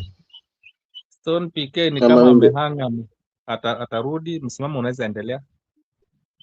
Amehanga kidogo. Unajua mimi sisemi akina Babu, akina Sifuna, wao ni waamue kuungana na hawa wengine ambao wameanzisha hii one term. Wakiungana wakae meza moja, alafu wapange vizuri. yani kuonekane sasa nani anaweza beba hao watu, na anaweza beba kila rika, then wapange hizo position vizuri, yani iwe ionyeshe kwamba ni serikali ambayo itakuwa na tija. Mahali kunafaa sheria kubandikwe mtu ambaye anafaa hapo, mahali ambapo kunafaa hivyo hivyo, wakijipanga vizuri na kila mtu akiwa hapo itakuwa bora zaidi. But kana sifuna waamue kutoka kabisa kule waliko na waamue kuungana na hao wengine kikamilifu, kwa sababu nafasi wanayo kubwa haswa ya kuweza kuleta hayo mabadiliko katika hili taifa. Lakini pia wasijipige kifua na kuanza kutengeneza movement yao. Mimi inanipa mashaka kama kutakuwa na movement tatu. Ina maana sasa kama ni tatu itakuwa ni 2 against 1, of which to my sabi yangu anasema kwamba huyu mmoja ataweza kuwin mwenye yuko peke yake, kwa sababu sisi tunalia kitu kimoja, tunalia one time na tuko wawili, kila mtu anatafuta namba zake pale. So namba hizo tutakuwa tumezigawa, so ule mmoja atakuwa hajagawa za kwake, basi ana probability ya kushinda. Kwa hiyo nafasi ya kushinda tuko nayo kama United Opposition, na tukifanya mahesabu yetu vizuri tu ushindi upo, kwa sababu tutakuwa tuna focus na kule ambako tunafaa kulinda, kama ni masuala na corruption yani na wizi wa kura na nini na masuala na IBC, basi tunakuwa tuna stick na kule mapema kuonyesha haswa utayari wa sisi kwamba tunauhitaji huu ushindi, kwa sababu wananchi wao tayari tuko nao. So wao rudi chini waangalie haswa vizuri. Kama wale wana kidogo hapa naona kuna ukelele wa msichana ameamka jana mchana.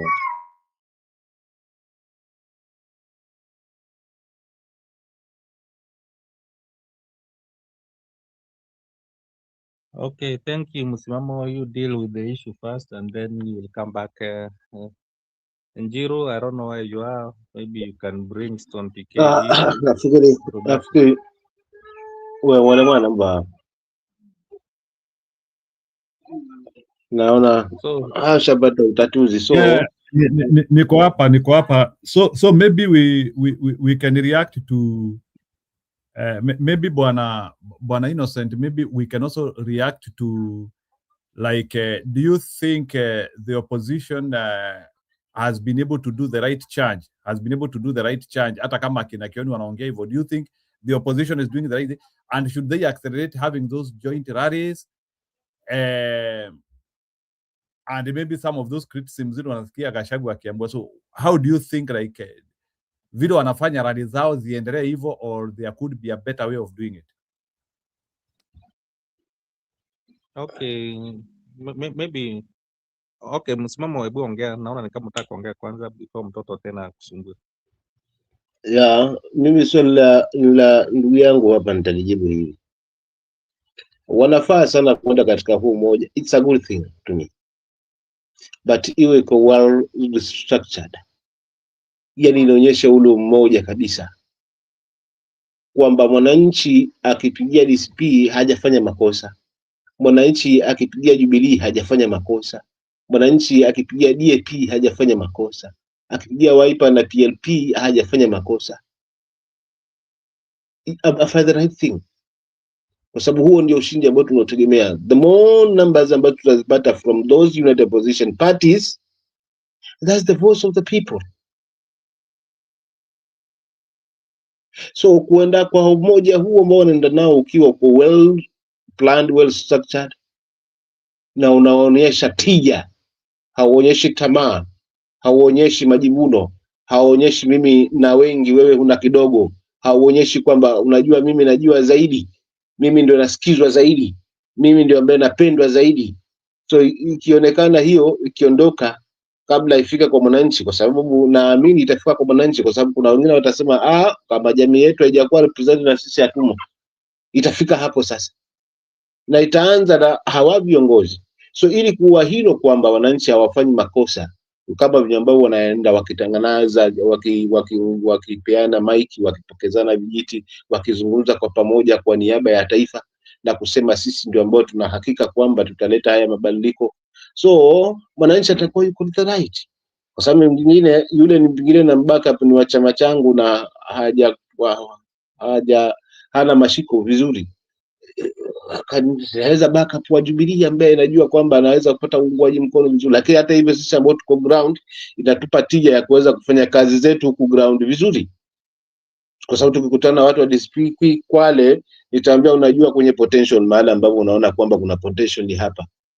Nikikutana na watu wa Jubilee ama Wiper Kwale, najua ni wapi ambao unaweza nikapeleka Wiper ili tusiluzi hiyo area, kwa sababu nimepeleka PLP pengine imedunda, but Wiper inatakiwa pale niwe na uhuru wa kuweza kufanya kazi huku pia ground. So the way wanafanya kule juu pia haswa huku mashinani, wawe wako na hiyo timu ambayo inafanya the same thing, so as tusiluzi mwanya wowote, kimtazamo wangu mimi. Kwa hivyo waendelee hivi, lakini kuwe na ile heshima, yani kuonyeshe ukomavu, kuonyeshe utayari. Na kama ni mahali mfano kama hizi by election, kama ni wameamua kusimamisha mmoja, wamekaa chini, tutasimamisha huyu, wote wahakikishe kwamba wako kule mpaka the last minute, kuhakikisha kwamba ushindi ule wameuchukua. So wakiamua waamue kabisa, wasichukulie kila kitu rahisi, kwa sababu the mistake hiyo kidogo wanajaribu, ndio jamaa anapita humo mapiti, na kwenye makosa makubwa, kosa dogo jamaa kashapita. So ukielewa na mwenzako ambao unacheza naye yuko smart, ni lazima nawe pia nawe uwe smart zaidi yake, juu yake zaidi. Kwa hiyo huo tu ndo mchango wangu, kwamba napendezwa na waendelee kuwa pamoja, wafanye mikutano yao pamoja, wapige sera kwa pamoja, waingie kwa pamoja. Kwanza inawasaidia in terms of security, lakini pia pili inaleta ule umoja na kuleta mvuto kwa wingi zaidi. That's my take. Asante. Yeah, Msimama, I agree with you that tuendelee kukaa pamoja, but inatakikana pia, because wakingojea waende pamoja because of security ama nini, itatuchukua muda mrefu kwenda to various places. So I believe also wakati hawako pamoja, like now they should not say that sasa leo maybe tumemaliza Mount Kenya the way walimaliza. Sasa hii ni kama hii wiki mzima tujaona wako mahali fulani. We need also to see their individual meet people together, wakiendelea wakimit watu kama Gachagua niliona jana alikuwa mahali. Kalonzo tunatakana naye tumuona ako mahali, Matiang'i tunatakana kumuona ako mahali, Wamalwa wakina Tawe Natembea tunatakana tuone wakiguza huko, like when they are not together, because hii combined force ni mzuri, lakini pia isikae ati unategemea watu wengine wakuje kwako ndio. Like now Kisi walikuwa huko last week, ile wiki ingine hiyo last week. So does it mean that sasa tena wakuje kungojea when they will have a combined force ndio waende? Unajua ukishaguza watu inatakana sasa uende vizuri, uanze kuambia watu, especially kama ni wale watu wenye wanatafuta kura huko sasa chini, waseme hawa watu walikuwa hapa, sasa tumekuja kuwaelezea vizuri walikuwa wanaongea nini. Waende sasa waendelee kuzungumza hayo mambo huko, so that they are able to wasiwache wale watu wenye waliongeleshwa wamesikia na wameenda the next. Unajua the government also hailali, ikiona umetoka huko wanarudi huko. That's what they have been doing. Wakiona umetoka wanarudi huko. So before watu wengine wakuje ama government kuje, wacha waendelee kuenda huko pia, waendelee ku galvanize their own people, waweke pamoja. Like what PK said, I think 1-2 days ago, Sifuna walikuwa wameanza vizuri because of this maneno ya Ramadhan, wakaacha kidogo ati wapaka ishe. So those are some of the issues zenye nasema msiwache kwenda places ati because now kuna something happening. Mnaweza enda kwingine, mnaweza hata kuja Nairobi mfanye mkutano mahali, sio lazima tu ikuwe mkutano kubwa. You can also have your own internal meetings, sama what we call expert strategists meetings. Huko ndani mnakutana, mnasema how do we deal with this issue, tunataka tufanye aje hii na hii na hii inaendeleaje hivi. Like some of the questions zenye tuliona wakiongea wakisema passport kuna watu wana passports, kuna watu wana IDs nini. Hizo mikutano tulisikia wakisema maneno ya hiyo passport. What have they done? Hiyo itaikani sasa kwenda kwa meeting, kwenda kuambia watu wewe mmetuambia. Mimi ni like msimamo huko kwenu, kuna watu huko kwenu huko vijiji wenye umesema hata hiyo kadi hawana. Sasa watakuja kudili aje na issue ya passport ya mtu mwenye ako Nairobi ama ako State House. So we want to see those issues zenye wanatuambia na passport. What are they doing now? Maybe we should be seeing them sending their lawyers. Tuone mtu mwingine ameenda kotini aseme kuna mtu amefanya, ama kuna government officials who are giving out documents zenye hazitakikani kupatiana nje. We need to see some actions being dealt with immediately wakati tumesikia those issues zimeongelewa huko nje. So those are some of the things msimamo nakwambia, tuasingojea ati waende mkutano waende kuongea. We should see their own, kama tuseme kama ni Wiper, mbona wasitafute one of the lawyers huko ama DCP ama kina Jubilee waseme okay, kuna issue tumesikia iko hivi na hivi, want to follow it up now, tuende tufanye, tunataka kujua ni nani ali-issue yani the people who are responsible for giving out the birth certificate ama hii migration ama nini, who signed these documents, walipata wapi ID ndio wakapata hii kitu, ama kuna special the way they were arguing, wanasema nilisikia huyu senator wa Kisumu kwa JKL akisema ati kuna special occasions mtu unapatiwa passport hata kama wewe sio mtu wa hiyo nchi. Ndio wakaanza kusema hata Oburu akienda sijini Somalia alipatiwa passport ya Somalia, so kaenda huko. So wacha watu wa discuss those issues ndio tujue okay, ni special need gani ilikuwa yeye kupatiwa hiyo passport na ndio ana passport ya Kenya, but now is one of the wanted people kwa country yao. So kama ako wanted, why do you give him this? Because tunajua Oburu is not wanted in Kenya. Is not a wanted person in Kenya, hana criminal thing. So hata kama alipatiwa ya Somalia juu alikuwa na travel huko ndio atumie, asifanani. So nilisikia hiyo JKL na nikashangaa, okay, huyu seneta wa Kisumu anaongea hivi na anatuambia hivi na anasema ati Oburu alipatiwa hivi. And I wanted wakinonyonga wangemuuliza some of those questions, wamuuliza okay, alipatiwa kama anafanya, but Oburu amefanya nini Kenya ndio sasa ama is wanted ametorokea Somalia? Hakutorokea Somalia ndio akapatiwa passport huko, yeye alipatiwa because there is something was attending. So there are some issues, ama kuna kitu watu wanaargue na ile uongo tunajua tu ya Kasongo imeingilia any person mwenye anaingia kwa government na anaanza yani you defend something using a scenario yenye imefanyia kwa mtu mwingine. That is what msimamo nilikuwa nasema, wasiongojea tu hiyo time ya combined force ndio wanaonekana. We should see them doing it every time. Njiru, thank you. I don't know kama uko karibu ama Alafu Innocent, nikuulize nyepesi kidogo Njiru. Nani Innocent. Hivi ni kweli Faruki Beti kitumbua kiliingia mchanga? Ama ni romance za hawa watu tu wana blog na nini?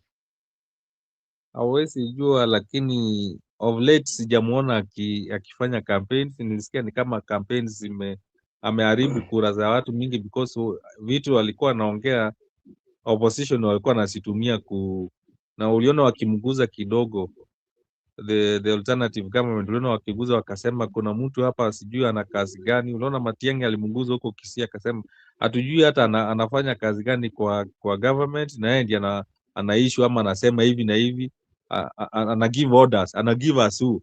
I believe they were advised, wakasema ni kama amekuwa too much na anaharibu kura. Sasa I think hiyo kutoonekana kwa ma meeting sana na kuongea vitu ndio alikatazwa, but kuvutwa sijui, lakini kuongea kwa hizo ma meetings unaona ameacha kabisa aongei. So ni kama breaks ilikanyagwa kidogo. Well, lakini kidagaa kijamuozea. Anyway, yote tisa. Huyo ni mtu wake, huyo hawezi wachana. The way I know Faruku na Ruto hawezi wachana. There are things which Faruku can do better than Ruto. Kuna vitu anamfanyanga mzuri, so lazima akuwe mtu wake. Ni ile alimwambia maneno ya politics, tepo acha wewe, kuna vitu nataka unifanyie, but maneno ya politics niwaachie sasa. Ni kama Ruto wacha afanye politics, Faruku afanye kazi yake yenye amepatiwa. That's how I can naweza sema.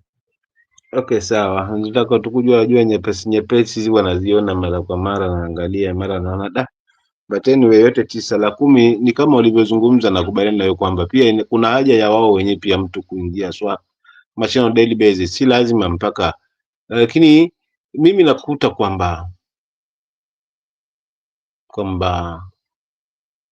wange do the inner ground, wange focus the energy ground, yani piga ua vyovyote vile, lakini ground hususan mashinani, wange tengeneza strong force, team ya kutosha, timu ambayo kila sehemu najua ingeleta tija zaidi, kwa sababu kule kuzungumza tu kwa media ikiwa ama kuonekana tu kwa mikutano ile, lakini kama chini mmenyamaza, jamaa wanaingia na matonge ya mkononi ili kuwasaulisha wamvuleni, najua sometimes inakuwa issue. Na hivyo ni kwamba sasa hivi matonge ya mkononi yanamwagwa kweli, wale wote wanafungamana na upande wa pili ule, unajua siasa yao jinsi ilivyo, ni wenye kubeba matonge mazuri ya mkononi kuhakikisha kwamba aswa wananchi wanasaulishwa ule wa mvuleni. So katika hii hali inahitaji a strong force kutoka kwa United Opposition pia kupanguana na hilo la haya matonge ya mkononi, yani umoto tu usionekane tu kule juu, uonekane mpaka chini, aswa kule ambako ni kwa mlengo. So ni baadhi tu ya mtazamo yangu kama msimamo, lakini nafungamana na wewe kaka, yale umezungumza kakangu Innocent. Asante. Okay, asante pia. Mbona nilikuwa nasema hivyo, msimamo nilikuwa nasema hivyo juu you remember wakikuwa ina combined campaigns, mtu alikuwa anaambiwa tu sema tu jina peke yake na useme unataka kiti gani, but hawangeweza kujieleza vizuri. Wakasema hii mkutano ni ya wageni, so mpange yenu. That's why I'm saying wanatakana wapange mikutano yao so that now they can go around, waanze kuongea. Kama ni MP, wale MPs wenye walikuwa wanataka huko, kama ni DCP wakuje kama DCP, sasa wapange mkutano yao, waende waelezee watu sasa nini walitakana kwanza, because we could not see these people having time ya kuongea. Walikuwa tu wanasema majina na wanasema tu one term, hiyo peke yake. But hiyo jina na one term haiwezi kupatia kura huko vijijini. Msimamo najua uwezi tu enda useme jina yako mimi ni msimamo na ni one term na upate kura huko kwenu. Lazima uende huko kwenu uanze kueleza watu, sasa watu waanze kujua like what you are doing. Unaanza kuwaambia unaona kuna shida ya hii shida ya kama hii masomo, kuna shida ya kama ni hospitali, na the initiative unachukua huko kwenu nyumbani inakupatia kura. Watu wanataka waanze kuangalia, wakuone what you can do now before you are given the chance. So watu saizi kwa ground wanatakana waende huko waelezee watu mbona huyo MP ama huyo MCA mwenye ako hapo hajafanya kitu fulani, na what can you do. You might not have the finances to do it, but you can give them the alternatives. Na the way unaenda huko unaambia okay, kama mnasema hizi ma certificates ziko free ama hizi mavitu ziko free, why don't you give it to them? Mbona msiwapatie juu hawajiwezi, hawana hii uwezo wa kupata hizi mavitu. mbona msiwapatie hata kama zinalipishwa na hawawezi, so that they are able also to give. I know it's hard kwenda kwa sitting MCA ama MP kumuuliza, but let them hear your voice. Wacha watu waende huko, ukikuwa huko kwa village ukiongea na watu, wacha watu wengine hapo kando ama watu wenye wanasupport huyo MP ama MCA wao wanasema kuna jamaa amepita hapa na amesema kitu fulani, inaonekana hawa watoto hawajafanyiwa kitu fulani ama hawana birth certificate, hawana nini, na wakuje wawafanyie kazi, na wakiwafanyia kazi na ndio unaenda tena unarudi unawaambia, unajua kama singepiga kelele huyu mjumbe wenu angekuja, huyu MCA wenu angekuja. So watu unajua wanaona ni kelele yako ndio ilifanya wakafanyiwa kazi, so wataweza kukuchagua kwa sababu kuna kitu ulifanya ama kuna kelele yenye ulifanya ndio hawa watu. So hawa watu hawakutenda kitu kwa sababu wanatakana kutenda, but ni kelele yenye wamesikia ama ilisikika kutoka kwako na ndio imefanya vitu zimefanyika. So sometimes kelele yenye opposition inafanya vitu zinafanyika in Kenya. Kelele yenye utasikia wenye wako kwa government wakipiga inastopisha kitu fulani kutofanyika. So msimamo hiyo ndio naweza sema. I don't know kama una kitu ama Njiru umeenda wapi bana? Stone PK alihang kidogo, kama yuko huko nje unaweza kumrudisha apatiane view zake, otherwise Njiru ni kama issues you gave us tumemaliza, and we can call it a day. Some of us we need to go. Msimamo kama una kitu, mimi ni kama nimemaliza. Haya ni sawa. So mimi labda nifanye closing remarks kwa sababu nimebaki na 1%. So langu la mwisho ni kwamba ni kweli ulizungumza Innocent kwamba lazima kuwe kuna jambo ambalo linaleta matumaini, inaonyesha dalili kwamba hapa lakini si kelele tu ambazo hazina tija. Sasa nimekuambia nilishindwa na kuchukua simu because I was busy. Na ndio nilikuwa ambia kukalaria. See, I was in work.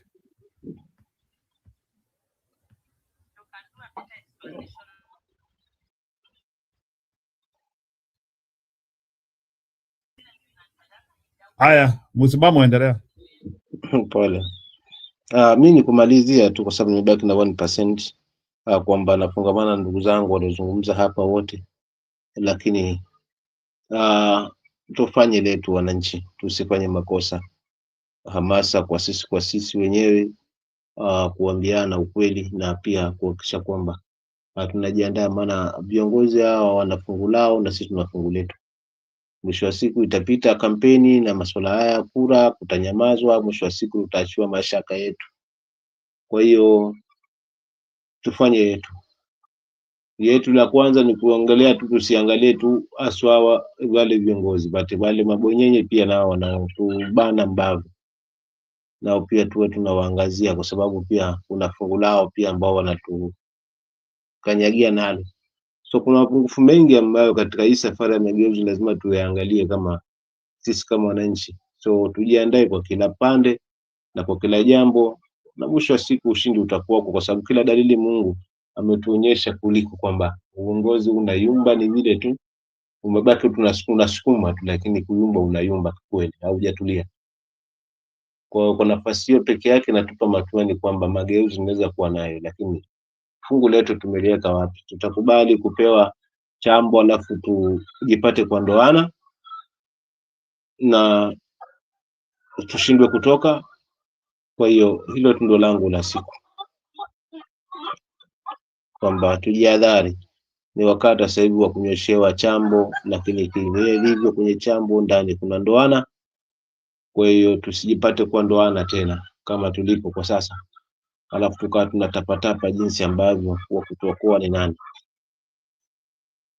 Hiyo tu ndo yangu. Alafu Njiru, nikimalizia utaongea na ndugu yangu hapo kwa comment section, ambaye amesema ataweza kufanya hivyo ili ni washughulikie hao watoto, waendeleze haswa kile ambacho tumekianzisha nacho, na pia ni neema hata kwa Mungu. Asante.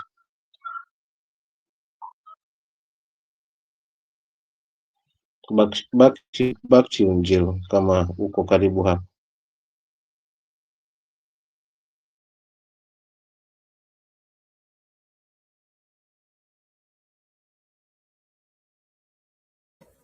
Aya, Mama Nyakairo, you can react.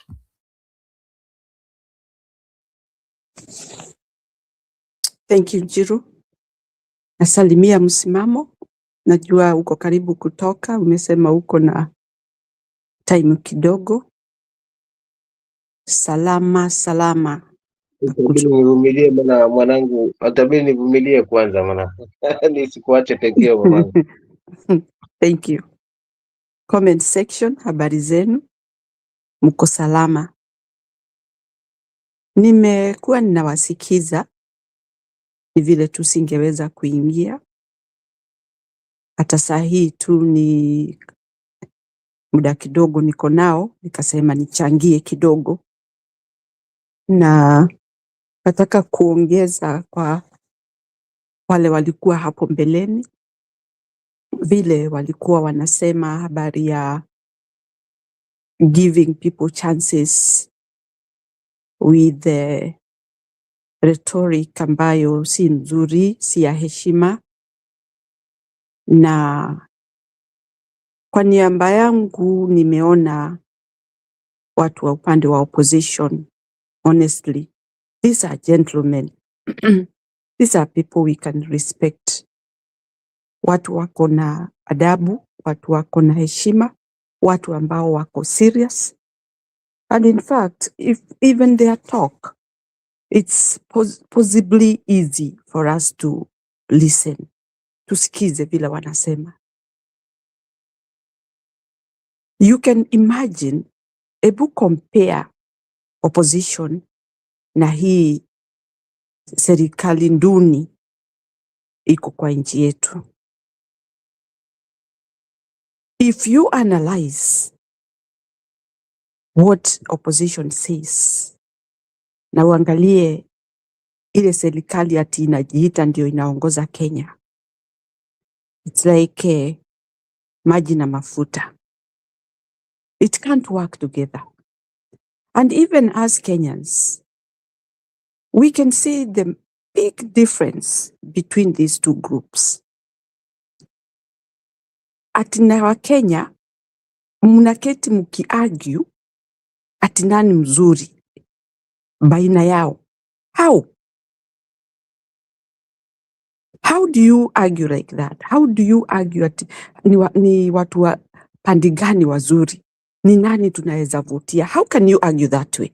Surely. With all this evidence that we have about the current regime, vile wamekuwa na tabia mbaya, vile wamefanya watu wakawa si kama wanaishi. It's like we are living for them, so that we support their moves, their way of life. And that is exactly what it is. Kwa hivyo wa Kenya, this time round, tunajua mbichi na mbivu. Na huwezi kwenda kuokota takataka ati kwa sababu uumize mwenzako. It is time to grow up. I'm sorry to use that word. Kenyans, it's time to grow up. Tuache hii mambo ya miigizo, mambo ya kuambiliwa na haijatimika. Na tumeona ni watu wa kuambilia na kumaliza. Nikimaanisha kumaliza watu. People who kill, would you really like to relate yourself with? Kwa hivyo, Wakenya tunahesabu very, very simple here. Unless tujiconfuse na tujiweke hicho kitanzi, tujimalize. But in the beginning, what I was trying to say about heshima na nini, hawa vigogo wa opposition, we don't want them to reach a point of where they misunderstand each other. Sisi tunajaribu kurundika pamoja behind them, kwa sababu ndio tegemeo letu, na hatutaki wafanye makosa yoyote tuweze kupoteza nia. We want to be in one group, a group that is decent with a lot of integrity, decency, mambo ambayo inaheshimiwa na kila mtu. Hatuwezi kusema tutakwaruzana at this time. Tunaulizana nini? What is our goal? What is our goal of opposition? Those are things that I'm looking at as a Kenyan. Goal yetu ni nini? Na hiyo goal yetu itatutoa pahali tuko, itatuimarisha ndio tuweze kuishi nchi yetu na furaha. So for me and for many Kenyans and for my friends whom I have spoken to, we are looking for people who are going to unite us and watupatie mwelekeo ambao ni wa kudumu, Mungu akiwa kati. Kwa sababu sio sisi tunajipangia, hatuwezi kupiga kifua ati ni sisi tunapanga. God gives us that kind of energy, wisdom, understanding, knowledge, all that, so that we can make our goal work. Mambo ni mengi sana ile inaendelea. Mengine ni ya kutungwa, ya kutengenezwa ili tukufe roho. Lakini mengine tunaona itatudhuru. And that is what we don't want. We want to have a united opposition that really means something. Hata tuache kusema ni politics. Tuseme ni mambo ya ukweli. Because really, when I look at things that opposition are talking, and the people that are in opposition, they are truthful. And so being truthful, what you tell us is what we take, is what we absorb. Tunakaa tukijua tuko na watu ambao wanatujali hali na mali. Na hiyo ndio furaha yetu. And that is why we are saying one term. And saying one term is because of what people have gone through and what they cannot see through. Because we can't see, it is dark. In front of us is dark. Hakuna mwangaza. It's not that at the end of the tunnel there is light. There is no light. Ni giza. Na hiyo giza tunaweza ondoa aje? Ni viongozi wale tuko nao, wawe watu wanasimamia ukweli, wawe ni watu wanatuambia vile kweli watatenda. Because what I have seen, Kenya has enough finance to finance itself. And it can work very well, even without having this meandering, going looking for money from other places, ambayo ndio inatuletea hii shida. But these people, because they want to fill their pockets, ipasuke, that is why wanatuletea hii shida ya mikopo. And you know, even if you are the head of a family, ukichukua mikopo zaidi ya kile unapata, where do you end? Bankrupt. Unakuwa auctioned anyhowly. Unakuwa maskini tena. So we don't want our country to be maskini. Our country can stand for itself. Hii mambo yote tunaambiwa pesa zinatoka huku. Those are just defrauding Kenyans. Ndio zile sasa tunatoa ziongezeke tena. Tulikuwa tunakatwa kwa payslip 1,000, sasa tutakatwa 2,000.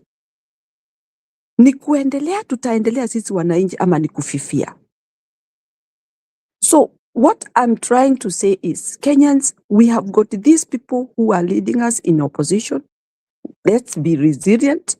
Let's be vigilant. Let's understand them. Let them tell us what they want to do for us. Let them really prove that they are really serious about this. Kwa sababu tumeteseka Kenya kwa sababu ya kuchagua watu waongo. Wanatuambia watatunulia nyumba, unarudi kuishi kwa street. Unaambiwa utapewa shamba, unarudi kuwa hata huna shamba, ile hata ulikuwa nayo kidogo imeenda. Mnaambiwa mtatengenezewa promises after promises after promises. Na kuna msemo unasemaga in my Kikuyu say ya kuheaheaga na mabere. Meaning when you put a pot with your food on the fire, it cooks. The very beginning will give you the surety that that food will be cooked. So, mambo ile yote tumeambiwa na mwenye anatuongoza huyo Kasongo, hakuna hata moja imetimika. Na mikopo inakuja kila siku. Hata sio zile zenye Kenya inajitengenezea, ni mikopo. Na zikiingia, it does not go to serve the purpose. Ina serve pockets of the few. Na ndio unaona wako na uchungu sana wakiwa opposed anywhere. Wanakuwa wakali. Because what they think, having a lot of money, unakuwa ati wewe ni mtu wa kuheshimiwa. We are not going to respect rich people who are finishing us. Watu ambao wanafyonza kile niko nacho kwa mfuko ndio yeye awe rich, alafu uje uniambie ni kuheshimu. I can't. Na siwezi kukusikiza. And that is one problem that we have in Kenya. These people have become filthy rich, wealthy. Sasa wanatugeuka ati kwa sababu wamejaza mali kwa mifuko zao, tuwasikize wakituambia upuzi. That is not going to work, and we are not going to accept. And that is why we cannot cope with them. They should not tell us what to listen. We are the one to tell them to listen to us. Na hiyo mambo yote wanatuletea, it is nonsense. Unajua kuna watu wanatajirika ovyo ovyo, wanakuwa na madharau. Wanakuwa watu hawataki kuelewa maskini anasema nini. Wanakuwa wakali. Wanakuwa arrogant. Those are the people we have in this regime. Na hakuna kitu mimi wanaweza convince ati niwasikize ama niwaelewe ama wamefanya makosa ni pole. Me, I don't want any apology from these guys. Hiyo itakuwa ni mchezo wa paka na panya. Hakuna apology. Hakuna kitu tunaweza sikiza ati mtu aje kutuambia niliwakosea this time round. Ebu imagine mtu kama huyo akiwaambia this time round ambaye amefanya watoto wetu wako chini ya mchanga. Ati aje awaambie I am sorry for what I did. Nilifanya kimakosa. How can you? Kimakosa labda okay, we can say hiyo kuboromosha manyumba zetu, it's okay, you can apologize for that because ni building umecollapse. Mtu ambaye umeua, seriously, we know when people die, we will never ever close your eyes and think about that. We will never see them anymore, forever. We will never see them. A building can be constructed anytime. We have seen buildings being collapsed and they are constructed the following time, the following day, the following month. But you cannot construct a human being. And unajiuliza, what was the aim of killing people? Were they sitting on your land? Were they sitting in your office? Are they occupying anywhere that you belong? Hakuna. Ila ulifanyia wazazi na watu wengi wakaumia roho zao kwa sababu ya tabia zako. So for that, it's enough for people to say one term. It is totally enough for people to say one term. Bila hata kuangalia nyuma. Hata yeye si anajichunga asiuawe. That is why he has got all these bodyguards around him. Because he feared to be killed. Na mbona unaua wa wengine? Watu ambao hawajakukosea. Watu ambao hawakuwa na nia ya kukufanyia madhara yoyote isipokuwa usikize tabu zao. There was no quarrel. There was only something to stand and agree. Tell them what you're going to do for them. But you cannot stay somewhere and give order for people to be killed when you have not even listened why they are doing that, why they are moving around, why they are talking. You don't have time for them. So, mimi kwa upande wa opposition, I repeat again, waheshimiane. Let's do a different thing this time round. Waheshimiane kwa hiyo group yote, because I don't see anybody there who is not decent. Lakini kukifika wakati ambapo watakoseana ati kwa sababu huyu anakosea yule mwingine, I'll feel bad. Because I'm following them and not blindly. I'm following them because of what they say and what they intend, and even the way they look like. Because mtu ambaye anaongea mambo ambayo inaonekana kweli, huyu ni mtu anaweza timiza. Hata uima wake unaonyesha na unaelewa. But ukirudi ubadilike, unatuweka msusimuko mbaya sana kwa miili yetu na hata kwa akili zetu. Let's not do a lot of hard work kwa nyinyi opposition, mkiwa kweli kabisa you are just politicking. This time round, people have to be very serious. Politics, sometimes it's dirty, yes, but let's do differently this time. Kwa sababu nchi yetu imebadilika. Nchi yetu imekuwa ni kama kiwanja cha criminals.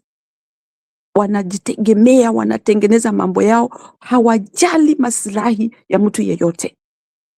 And so we can change this style by being honest and getting together to fight the war that is really ahead of us. Mimi sina mengi ya kusema, lakini mimi ningeombea opposition waheshimiane, wafanye mambo ambayo ni ya kuonyesha wananchi tuwafuate, kwa sababu tunajiheshimu na wao wajiheshimu na wao watuheshimu. That is my take and my thought of today, kwa sababu sitaki mimi kama vile niko sitaki kusikia kuna maboromoko kati ya opposition ambayo tunafuata. Where else are we going? What are we going to do? We want to succeed, and that is all what the aim we have in our mind. We Kenyans that are saying one term. Musituweke wimbo ambao mutarudi mutuumize nayo. Let's work together. Asanteni sana Njiru. Kila mtu. Have a good night. Wengine ni good morning. Thank you so much.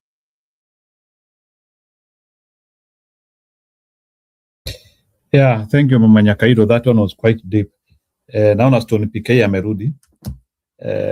Stone PK, the question which I was asking is, I'm trying to understand, or you have something, eh?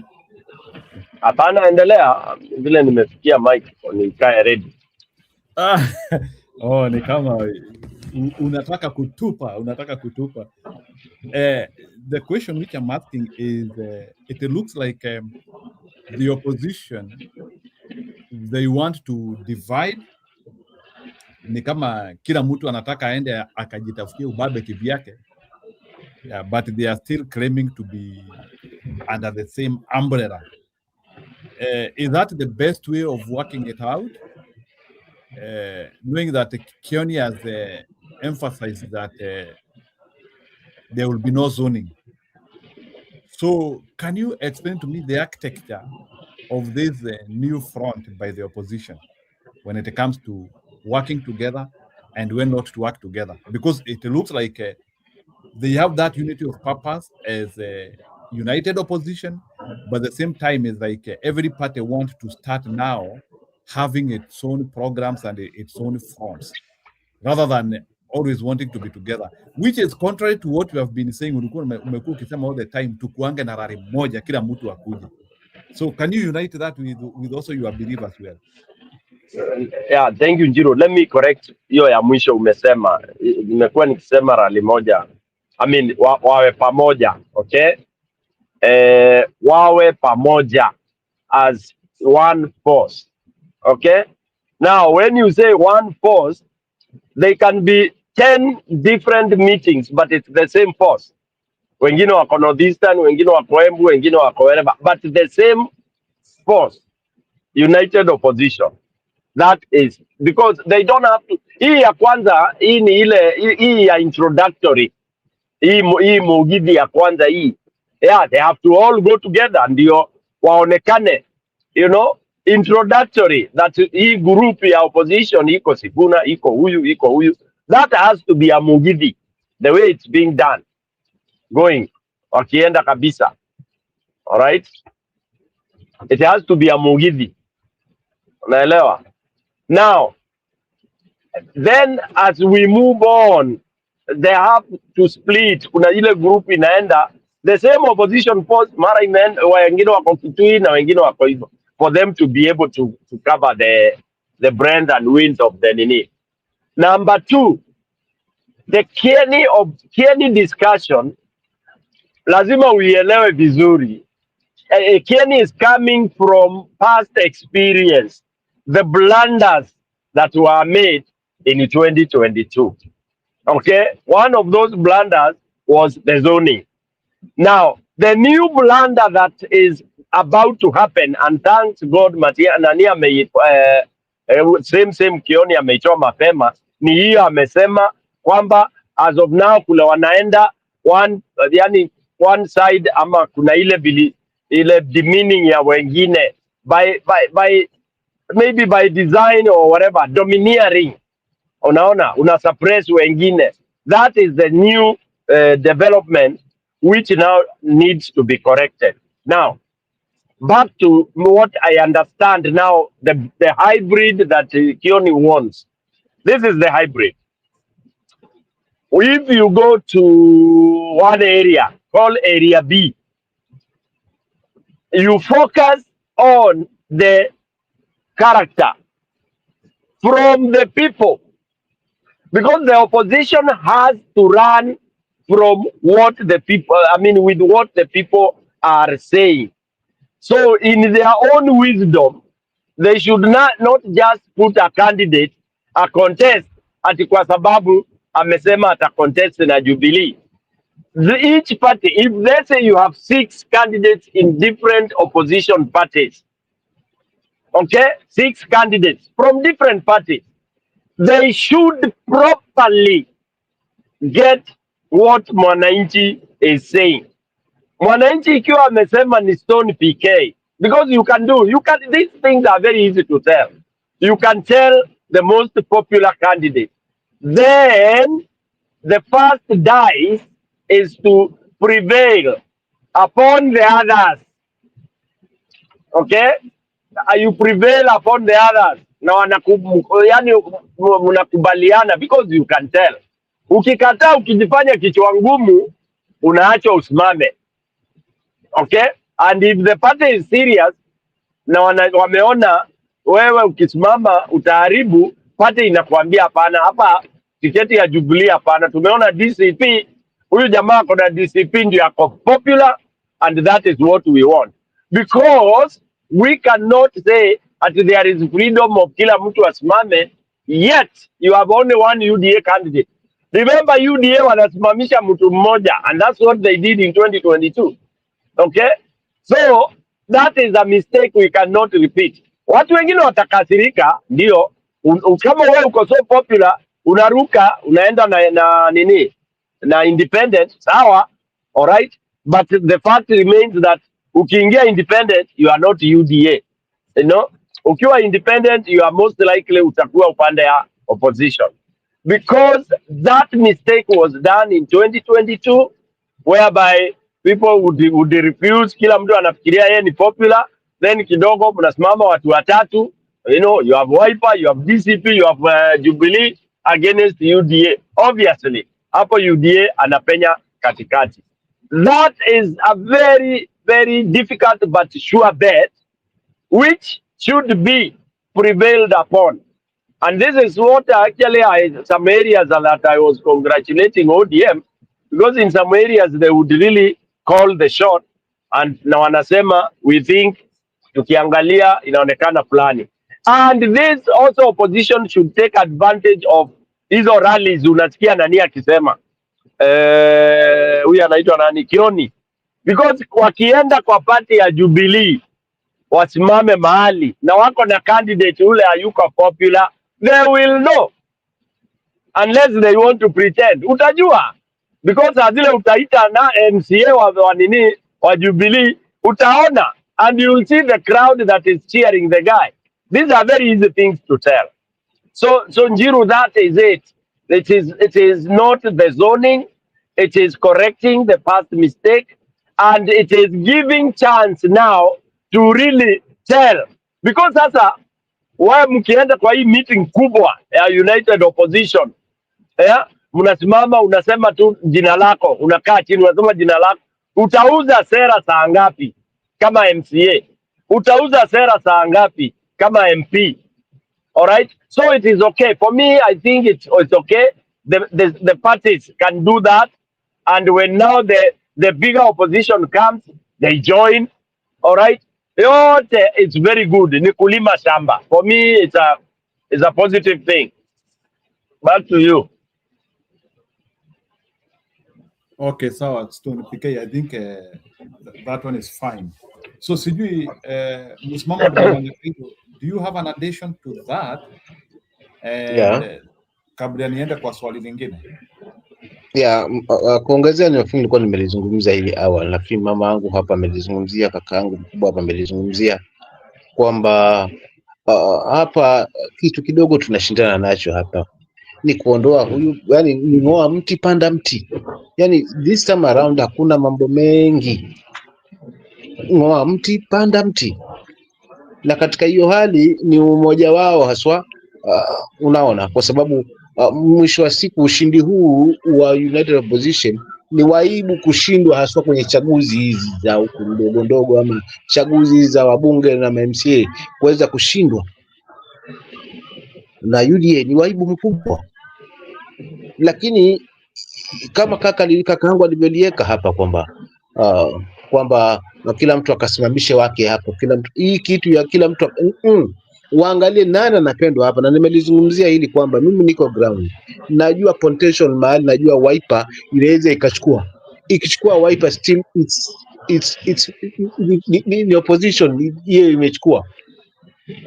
Najua ni wapi ambapo PLP inaweza ikachukua, najua ni wapi ambapo DSP inaweza ikachukua, najua ni wapi ambapo kutokana na tuko ground tunaelewa hizi numbers ni rahisi. Lakini sasa uwiano kwanza kwa viongozi kama alivyotangulia kuzungumza mama kwamba heshima lazima idumu, na pia wakubaliane kwamba hapa tunasimamisha mtu ambaye atapita by kuanzia kwa MCA, wa governor na kwa hizo position zote mpaka kwa rais. Kwa wakirudi tu hapo, wakifix hapo, basi hao jamaa watakuwa hawana mali nyingine. kwa kujificha zaidi ya IBC, na tukimalizana kwa IBC mchezo tumemaliza huko, kwa sababu hakuna kazi sasa hivi hapa. Sympathy kwa mtu tena haizi mpa tena vote, kwa sababu amepewa hiyo nafasi, ametumia visivyo so at least hilo, na tukumbuke tunashindana na mwenye mbavu, kwa sababu hela ni adui pia. So kwenye hela lazima uwe mjanja, uwe smart zaidi haswa, lakini la sivyo wa hela ataweza kupika. Kwa hiyo mimi sina mengi cha kuongezea, sina cha kuongezea zaidi hapo, kwamba United Opposition warudi drawing board tena vizuri, wajue kwamba wanapigana tu kwa jambo moja tu ambao mwananchi analihitaji, mageuzi. Na kama ni mageuzi kutoka uongozi huu kuja uongozi mwingine, wana nafasi hiyo ya kufanya hivyo, kwa sababu viongozi wote wako pale, wote wana nafasi. Sasa ukisimamisha Matiang'i nchi itakwenda hii, ukisimamisha Kalonzo nchi itakwenda hii, ukisimamisha party leader Martha Karua itakwenda hii, ukisimamisha Sifuna hii nchi itakwenda vizuri tu, kwa sababu hatujakuwa na mapungufu ya viongozi.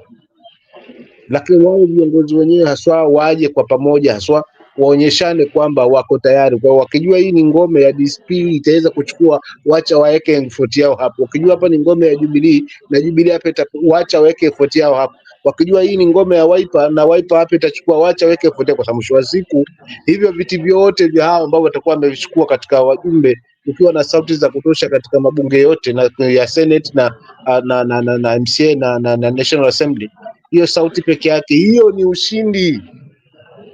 Hata Ruto akiwa hapo kama hana sauti katika hilo bunge na wameamua kufunga kabisa, atapitisha lipi tena? Kwa sababu huo ndio tofauti tunauona katika bunge la 13. Hatuwezi rudi katika hilo, but the way tunaona mambo kama atakwenda bila kuheshimiana na watu waanza kutumiana hewa na kupimana nguvu, nani na wafuasi nani hana, that's what to me ileti shango sana. Hapo msimamo umenena, hiyo itakuwa ni kama mchezo wa watoto, kitoto tu, ni ushindani wa utoto tu.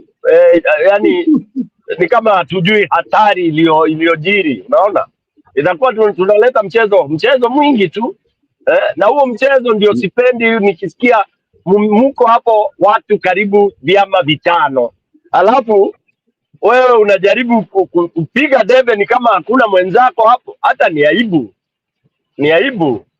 unaona, na inawaaibisha wale wengine. Tuko pamoja sisi. Sasa hiyo loophole ndogo ndio maana wanapigwa nayo, ndio maana wanaonekana ni ngoma ya watoto hii, hao haikeshi.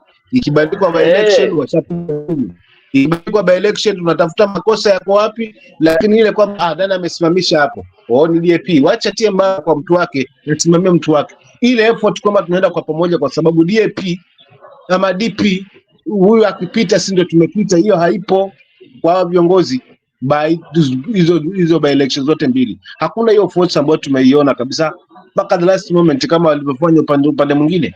Hata hii election ya juzi tuliona kina Kindiki hawatoki huko na baadhi ya viongozi hawatoki huko.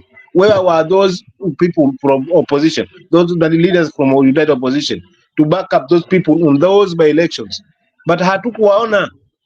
So unakuta kuna hiyo kwamba mtu akisimamisha kwa sababu hajasimama anarudisha mkono wake nyuma, anaona itakuwaje. Sasa hata Gachagua alikuja akasema ati yeye hakuwa, tulipotupoteza alisema yeye hakuwa na candidate. Why do you say that? Utasemaje huko ana candidate na ulikuwa huko kifua mbele, kipao mbele, ukisema utafunga duka, then all of a sudden unasema you didn't have a candidate. Kwa hivyo ati si wewe ulishindwa. That was very wrong. Na ndio maana hapa kwamba we don't judge, hatuwaogope kwa sababu tuko na crowd. Hiyo crowd si shida. Crowd si shida. Hiyo kwamba unajivunia crowd, that's not hiyo si shida. Hiyo crowd iko na crowd yako, but rudi kwa reality sasa, au wa implement vitu. Unakuta mwisho wa siku jamaa ndio amekuosha peupe, alafu unasema mko na umoja gani? So nyumba hii inanuka nyama, tusilipige jibwa, nyumba inanuka nyama hii. Na kila ilivyo ngoma ya watoto siku zote haikeshi. Haya, tena mfano mwingine, msimamo na Njiru na nani, msimamo na Njiru. Wajua kuna watu ambao hivi viti vya chini, member of parliament, senate, kuna wale watu ambao hawatafuata hawatafuata mvumo, wanafuata ni nani mwenye chama ambacho kina maadili yale ninayoambatana nayo. Maanake unataka ukisimama ukizungumzia wananchi, wewe unazungumza maadili ambayo chama chako kinaamini. What is it they stand for? Unaona, chama kina ama huyu ambaye amesimamia hicho chama anajulikana kwa nini? Anajulikana kwa maadili gani? Kwa mfano tuseme mtu kama umesimama na tuseme PLP, wajua pale wewe ukisimama na PLP popote ulipo, wewe ni Martha Karua. Je, unasikia huko kabisa katika viatu vya mama, yani kile ambacho yeye ameshikilia na amepigania, mahali roho yake ipo. Wewe ukisimama kuzungumza kwa ward kama MCA candidate ama MP candidate, unaweza ukatamka kwa nguvu kabisa na bila aibu na kwa kuamini kwamba chama chako kikisimamiwa na yule ambaye ni mama ule sasa Martha Karua, wewe kwamba utakuwa representative 100% wa maadili ya chama hicho. Unaona sasa? Kwa hivyo hivi vya huku chini kutabidi sasa lazima watu waangalie na waone ama vyama vichague characters na kulingana na vile wanaamini wale ambao wamesimama nao. Si kufuata tu mtu anachukua DCP kwa sababu ina mvumo ama Wiper kwa sababu inavuma. Je, wewe ni tosha kusimama katika chama hicho? Yes. Alafu mkubwa wangu Paul kwa kukatiza, lakini nimekuja hafla, kuna hili ambalo linaenda kwa kasi ambao United Opposition lazima wawe macho. Hawa jamaa wanaangalia nani kwanza anapendwa zaidi katika either MCA, katika mbunge, wanaangalia nani ambaye ana mashiko katika hiyo area, then mawazo yao na akili yao wote wanafocus hapo. Na unajua mzigo mkubwa unamsibu kiongozi mwenye anagombea anagombania ni pesa za campaign ama ni ile fund ya campaign. So mtu anaangalia ni kweli mimi niko upande wa United Opposition, lakini mfano huku nako kiela uongo. Sasa upande huu ndio siko, lakini sasa mimi ndiko nitapata support. Unakuta mtu ni rahisi kuzungumza kwa watu kwamba ni kweli mimi niko huku, niangalieni mimi kama mimi, hata kama niko UDA niangalieni kama mimi, na akiangalia yuko na full support, huyo mtu anapitishwa kwa UDA kwa sababu wameangalia kwamba ni mtu ambaye ana mashiko hiyo area. Sasa ukiangalia strategy ya hawa zanini, plan za hawa hawapo ground kabisa kuhakikisha kwamba wale ambao wanapendwa wanasimama na PLP, wanasimama na Wiper, wanasimama na nini, kabla hawajatiwa viganjani na hao mabwenyenye, wao washawateka kabisa na hawaachiliwi watu wao, kwa sababu wao ndo wanaowika huku, ndo wanaopendwa zaidi. Hawapo kabisa. So nakuta watu wananunuliwa, wanachukuliwa sasa hivi. I have lost my MCAs wangu 6 sasa hivi ambao nilikuwa nimewakamata na PLP. Mimi si mtu wa kuficha vitu ambavyo naviona viko wazi. Unaona, wameshakwenda kwa sababu wakiangalia kule wamepewa pesa za campaign na wanasema, wakirudi wanasema niangalieni mimi jamani, hata kama niko UDA lakini mimi niangalieni mimi ndio nitakayowafanyia. Na kweli huyo mtu anaeleweka kabisa kwamba ashaonyesha mifano, ashafanya kila jambo. Wewe unaambia mwananchi hata mchagua kwa sababu yuko UDA, hata mchagua kwa sababu ni mtu wake, wanaelewana, walikuwa na mashiko na amekamatwa. Kwa hiyo mwisho wa siku unakuta ndo una lose tena vizuri pepe. Sio kama umenipata hapo kwa kweli pike. Thank you. Nimekupata kabisa, nimekupata pole, nilikuwa nalipa toll mahali. Yeah. So for real nimelose MCAs wangu 6 ambao nilikuwa naamini kabisa ni wenye kueleweka. Because of that. Hakuna ile nguvu ambayo wamekwenda wapi? Wamekwenda UDA. Yeah, wameenda UDA kwa sababu kule watakuwa pesa za campaign na wamerudi tena kwa watu wao. Sasa wanakizungumza, wanasema niangalieni mimi jamani, kwa sababu unaona UDA sio ambayo itaweza nani, chamba si ndio ambacho kitawafanyia kazi, kitakachofanyia kazi ni mimi. Na ukiangalia mfuko umejazwa vizuri, nani ambaye atasikiza? Hao usiwe na hasara nao, achana nao. Manake sasa UDA watatoa hela, basi watanunua karibu kila mtu. Manake watatoa hela Sasa kama hao watu hata usiwatamani, manake hawa wako katika haki, ni tumbo. Okay, ni tumbo. Sasa usiwe na wasiwasi hao. They are not leaders. Si tumbo pike, elewa hiyo point, kwa sababu hiyo point itakuja mpaka ile wakati wa election. It will be like that, msimamo. That's why na ni hiyo tumbo, kwa sababu si tumbo, ni shida iko pale pale, kwa sababu plans, mipango, hata kama hakuna pesa, lakini ile mipango, kule kushirikishwa, kule kuwa karibu na viongozi, unajua pia kunaleta tija. Naweza kuwa hakuna pesa, zile plans ziko pale, but kama ni mazima, kumemenyamazwa, kumekuwa na ukimya, hakuna chochote ambacho kinakuja tu kutoka kwa party. But the party itself haiwezi onyesha chochote haswa kwa ground. Unajua sentence cha heavy stuff. Ngoja nikupe experience, kwa sababu mimi si unajua nimepitia hivi as a candidate. You don't get help from the party anyhow. Hakuna usaidizi unapata kwa chama chochote kile. Unaona? Hivi vyama vyote hamna hela zinapatia mtu, wasije wakakudanganya ati kwamba utapewa token kidogo tu, hela kidogo, ili kama UDA watafanya hivyo because wanataka kuaibisha and they want to really take control. But vyama hivi vingine havina hela and they have never even supported candidates. Manake they don't have money. Na hakuna chama ambacho kinakuja ati kuja ground kinakufacilitate. Ndivyo unanisikianga nikisema mimi, chama, wananchi kama wako serious, wanataka kiongozi, wasiangalie chama, because ukiangalia chama has no, yani hazina power. Ile Odinga anasema the only chama that has power is the ruling party. Manake wameiba pesa, watakuja wanamwaga, wanafanya nazo campaign ndio waonyeshe kwamba wana nguvu. Alright, lakini sasa kuhamasisha wananchi ni kwamba if you really need a good leader na hana hela, you need to believe in your leader kama utamtaka. Lakini ikiwa unafuata wa hela, basi tutarudi pale pale kwenye lile shimo. That's the problem, and that's the most unfortunate thing, that the parties cannot even be able to run campaigns. Haiwezi. Ile support wanakupatia tu labda wakija kama sasa hapo ya kwako, because of the other candidates wamefanya mkutano, MP ana mkutano, sasa wewe unakuwa kwa hiyo platform, kama wewe ni MCA unaingia hapo, unapewa hiyo nini, but you finance everything yourself.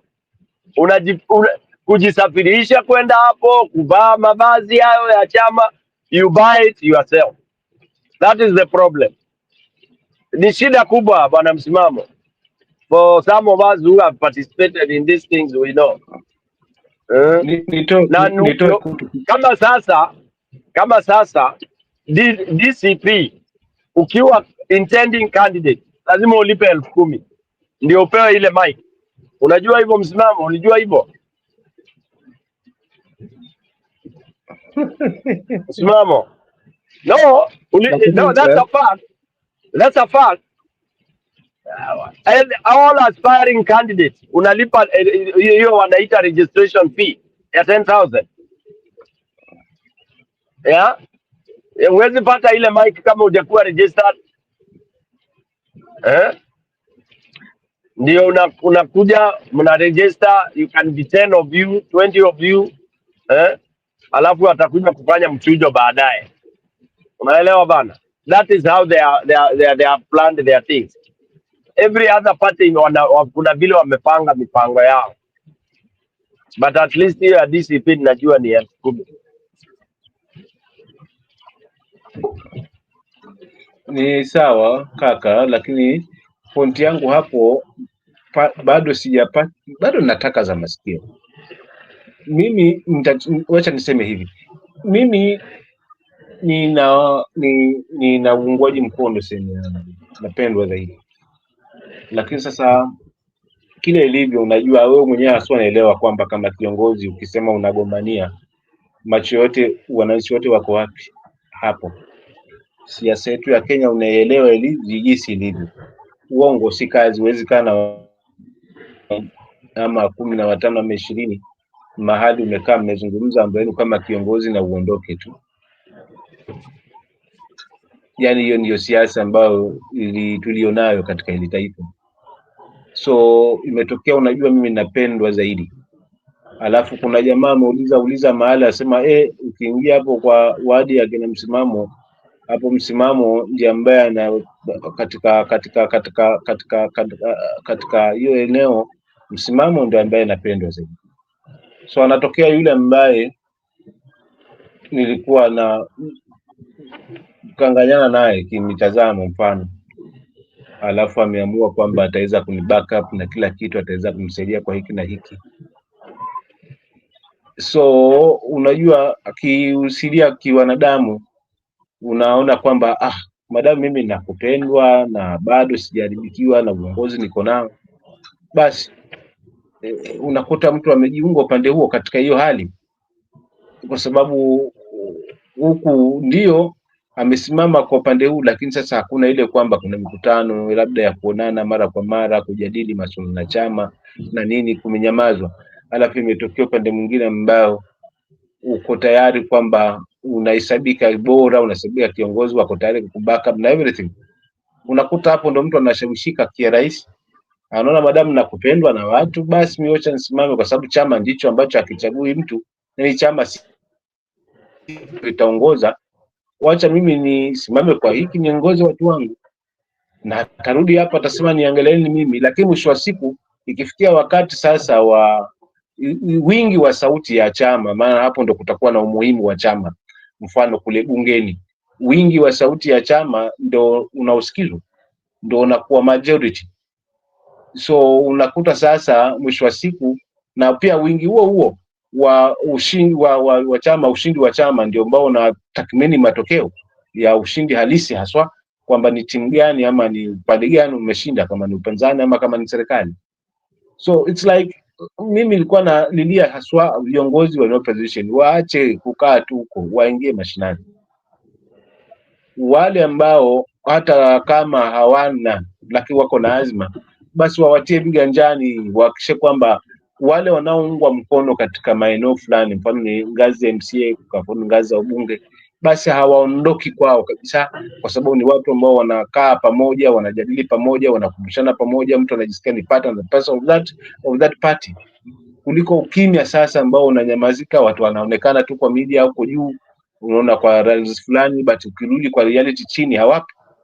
Tutawaluza hawa watu, na pia hiyo itatusaidia hata wakati ule wa agent kuweza kufanya yasiyofaa natija, kama haswa viongozi watakuwa wanaonekana haswa mashinani, na pia wale wako mashinani pia wanakuwa na mikutano pamoja, yani kujadili haswa mwelekeo kwa pamoja, kwamba liwe na nguvu fulani. Lakini tukiachia kwamba tunatosheka kwa media kwamba tumeona kwamba ni wengi wa watu lakini ground hakuna, utakuja kushia kwamba hao tuliowategemea ndo wamechukuliwa, haswa wale ambao unajua wana upenzi, wanapendwa, wana numbers, wanakushinda, washachukuliwa. So tabidi tusimamishe mtu yoyote sasa wa chama chetu ili tuende naye, twende debeni, lakini tayari yule ambaye tunajua waza anafika pengine ameruka upande mwingine.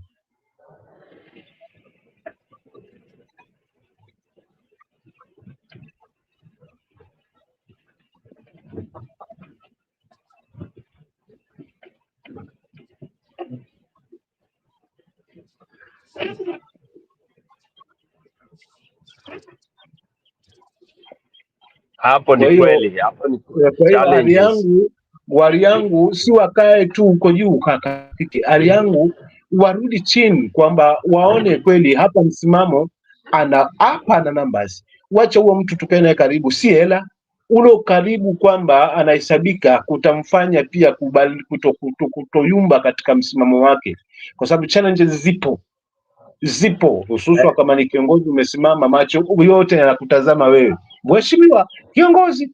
Mimi tu haya machache ninayoyafanya still bado hapa kwangu hakutoki watu. Hiyo ni hivyo, ndio ni neema hivyo. Sasa Msimamo nilikwambia wewe, nilikwambia mapema ili alifanywa na mtu ana hela. Unaona? Unakumbuka tukizungumza, the moment umepronounce kwamba wewe ni, yani uonekane wewe ni kiongozi. My friend, I told you how much I've spent so far. Unajua mimi nilianza 2023. Sijakuelezea, nitakutuma kwangu nyumbani uende. Nakutuma kama mgeni uende upige round, utaenda huko siku 3 siku 4. Uzunguke na my team. Ndio uone lile mambo yapo yalivyo. Na hakuna chama ambacho kitakusaidia kabisa. Chama sasa watakuja wakati wamesikia umevuma, wewe kwa mkutano ndio unaona unaambiwa usimame usalimia watu. Unaona? Uzungumze. That is what will happen. Yani ndio unaona politics ni ngumu sana. Ni ngumu because ukitamka tu sasa expenditure ndio hiyo. You start spending. Hata ukipita mjini, ukipita hapo Vanga, msimama vipi mheshimiwa? Kwanza tayari unabandikwa jina la mheshimiwa. Na ukishabandikwa hilo ukishabandikwa hilo ndugu yangu, uingie kwenye chai. Hamna siku moja utanunuliwa kikombe cha chai na mtu yeyote. Wewe ndio unaingia hapa 200 chai watu wamekunywa na mandazi. Ukifika pale sehemu za mnazi, wewe ndio unanunua vibuyu 3 vya mnazi. Ndugu yangu usiniulize bwana.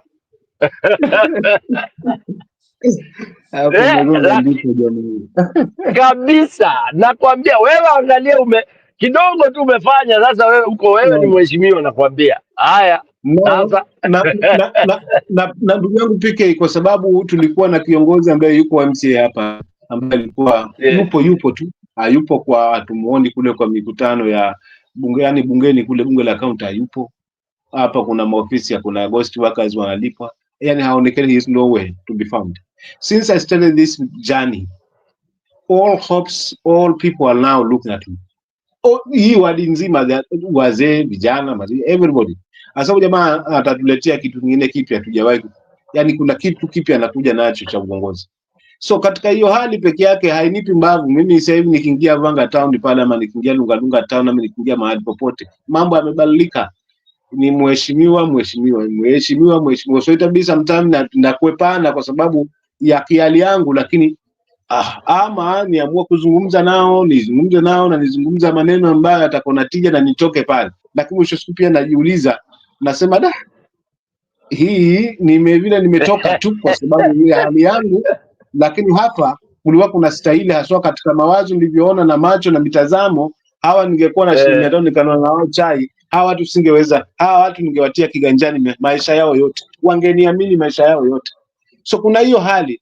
So katika hii hali kwa ndo unazungumzia kwamba viongozi kule juu lazima waifocus, wajue kwamba hapo kwa mbavu lazima uwe smart zaidi yake. Wewe huna kweli, lakini bana wako, kwani ingekuwa sio hivyo, ungekuwa wake wa maskini wanaondoka na matajiri tu. Mbona wanabaki na wamezao na ni maskini?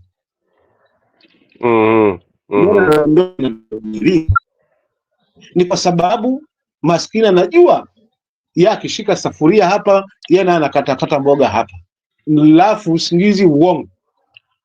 Sasa wewe so hiyo hali ndio nilikuwa nataka kuidrive kutoka kwa viongozi wetu, kwamba wakumbuke kwamba still bado wanahitaji viongozi, wanahitaji numbers na numbers ziko ground kabisa. Hata kama kuna pesa kwenye chama, lakini ile kwamba wanahesabika viongozi, wanakuwa mikutano wanaonekana, kuna ile well planned. Mfano mimi natangamana na watu wa DCP mara moja, mara mbili, nishakutana na watu wa Jubilee, nishakutana na watu wa Wiper, nishakutana na watu wa DCP. Na wote tunaweza kukaa watu kwa interact na tukakaa pamoja, tukajaribu kujadili yetu kwa pamoja as a team. So kuna haya ambayo yapo dini kwamba sisi tunaangalia na wawei. So unakuta kwamba unapata kumbe DSP inafanya hivi kwa wengine.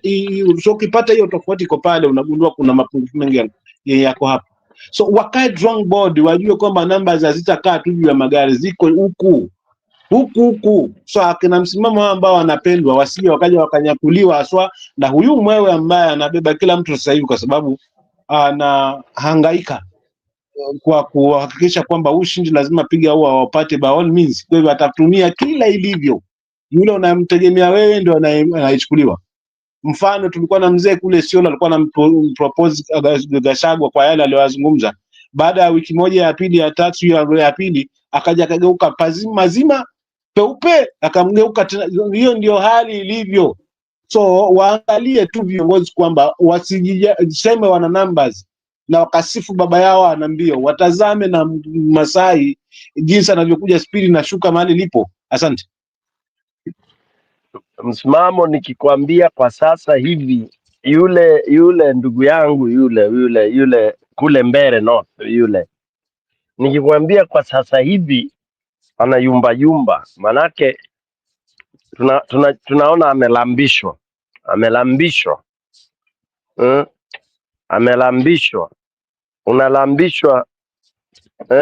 unalambishwa milioni 30 ndugu yangu, na ulikuwa umepiga kampeni umepiga kampeni alafu niambie utamwimba huyo mtu alafu amepigwa hiyo na anaambiwa sasa kampeni ya nani, hela ndio hizo hapo sasa, kampeni ya kutafuta kiti cha useneta.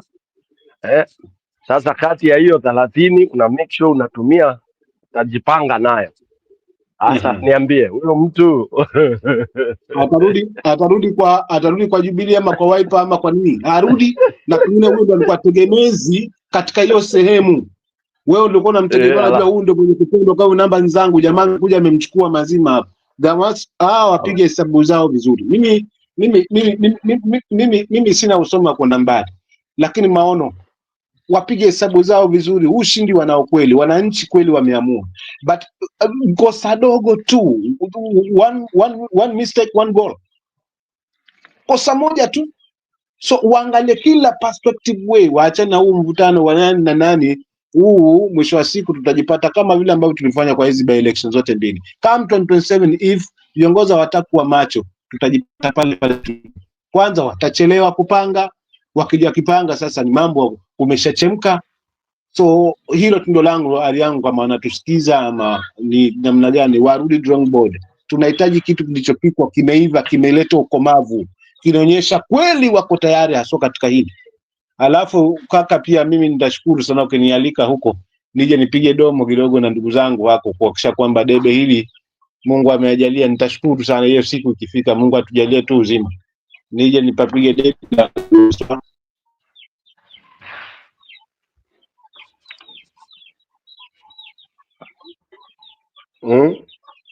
Kakaangu mkubwa mpike, so nitautegemea mwaliko huu. Nataka nitembee huko na jamaa zangu huko, tupige panganga vizuri, angalau nikawape utamu wa Kiswahili haswa na mafumbo, ili kuchemke zaidi. Kwa hivyo hilo nalisubiria kaka, la huo mwaliko, nikapige wiki yangu moja huko, ni angalau nikitoka huko nimeacha jina la msimamo na watu wanakubali.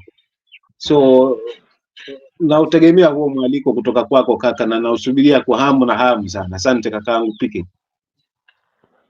Huo mwaliko, hiyo inakuanga ni strategy zangu zile. Naenda unazungumzia watu wanashindwa, la huyu ni vipi huyu bana, mbona anasifika na watu kutoka pwani bana, tena Vanga.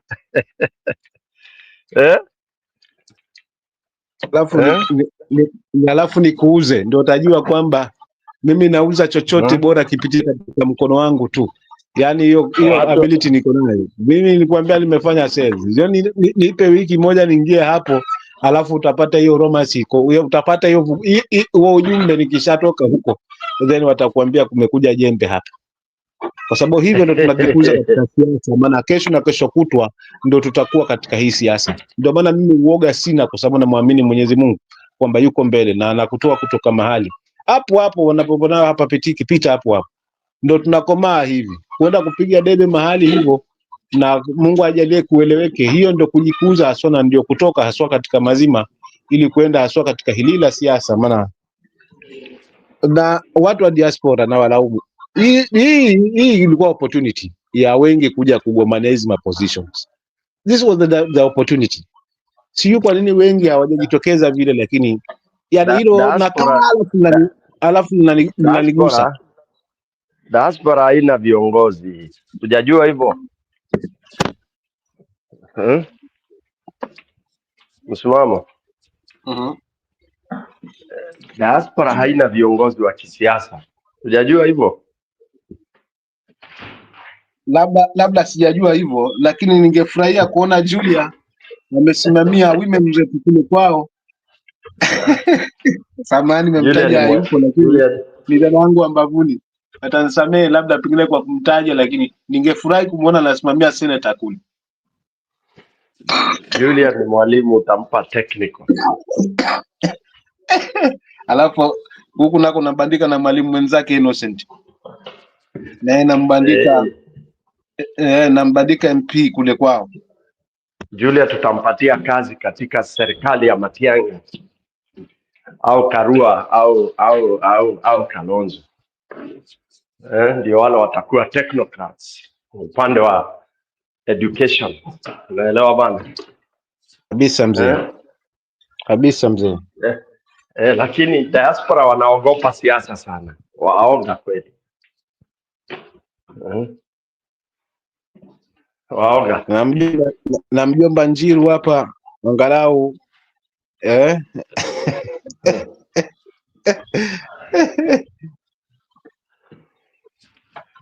Njiru mjomba huyo ni hao ndio watatuchangia hela za kupiga kampeni.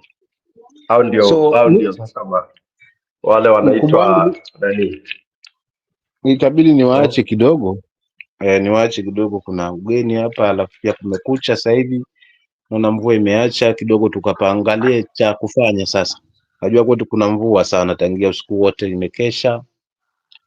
So at least niende nifanye mambo mengine kidogo. Haya, sawa Msimamo, na wale wengine kwa elini. Haya.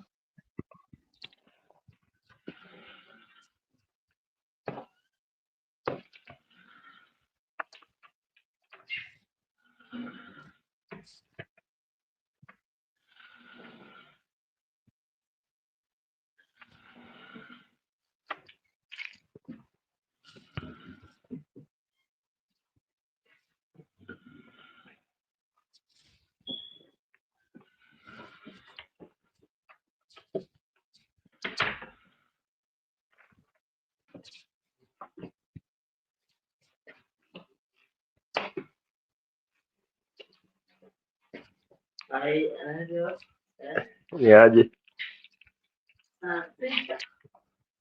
Man,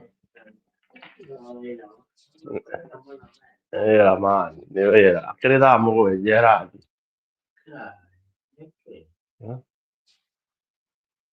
Tika job. Tuligeka atia mani to. Ai, pole nilibeba kompyuta leo.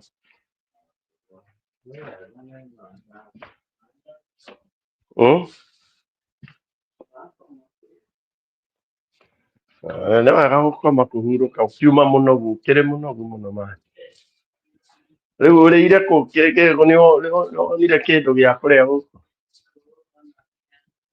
kana no ka Guinness ndũnona kĩndũ ũngĩrĩa kĩrĩ matumbĩ na kĩ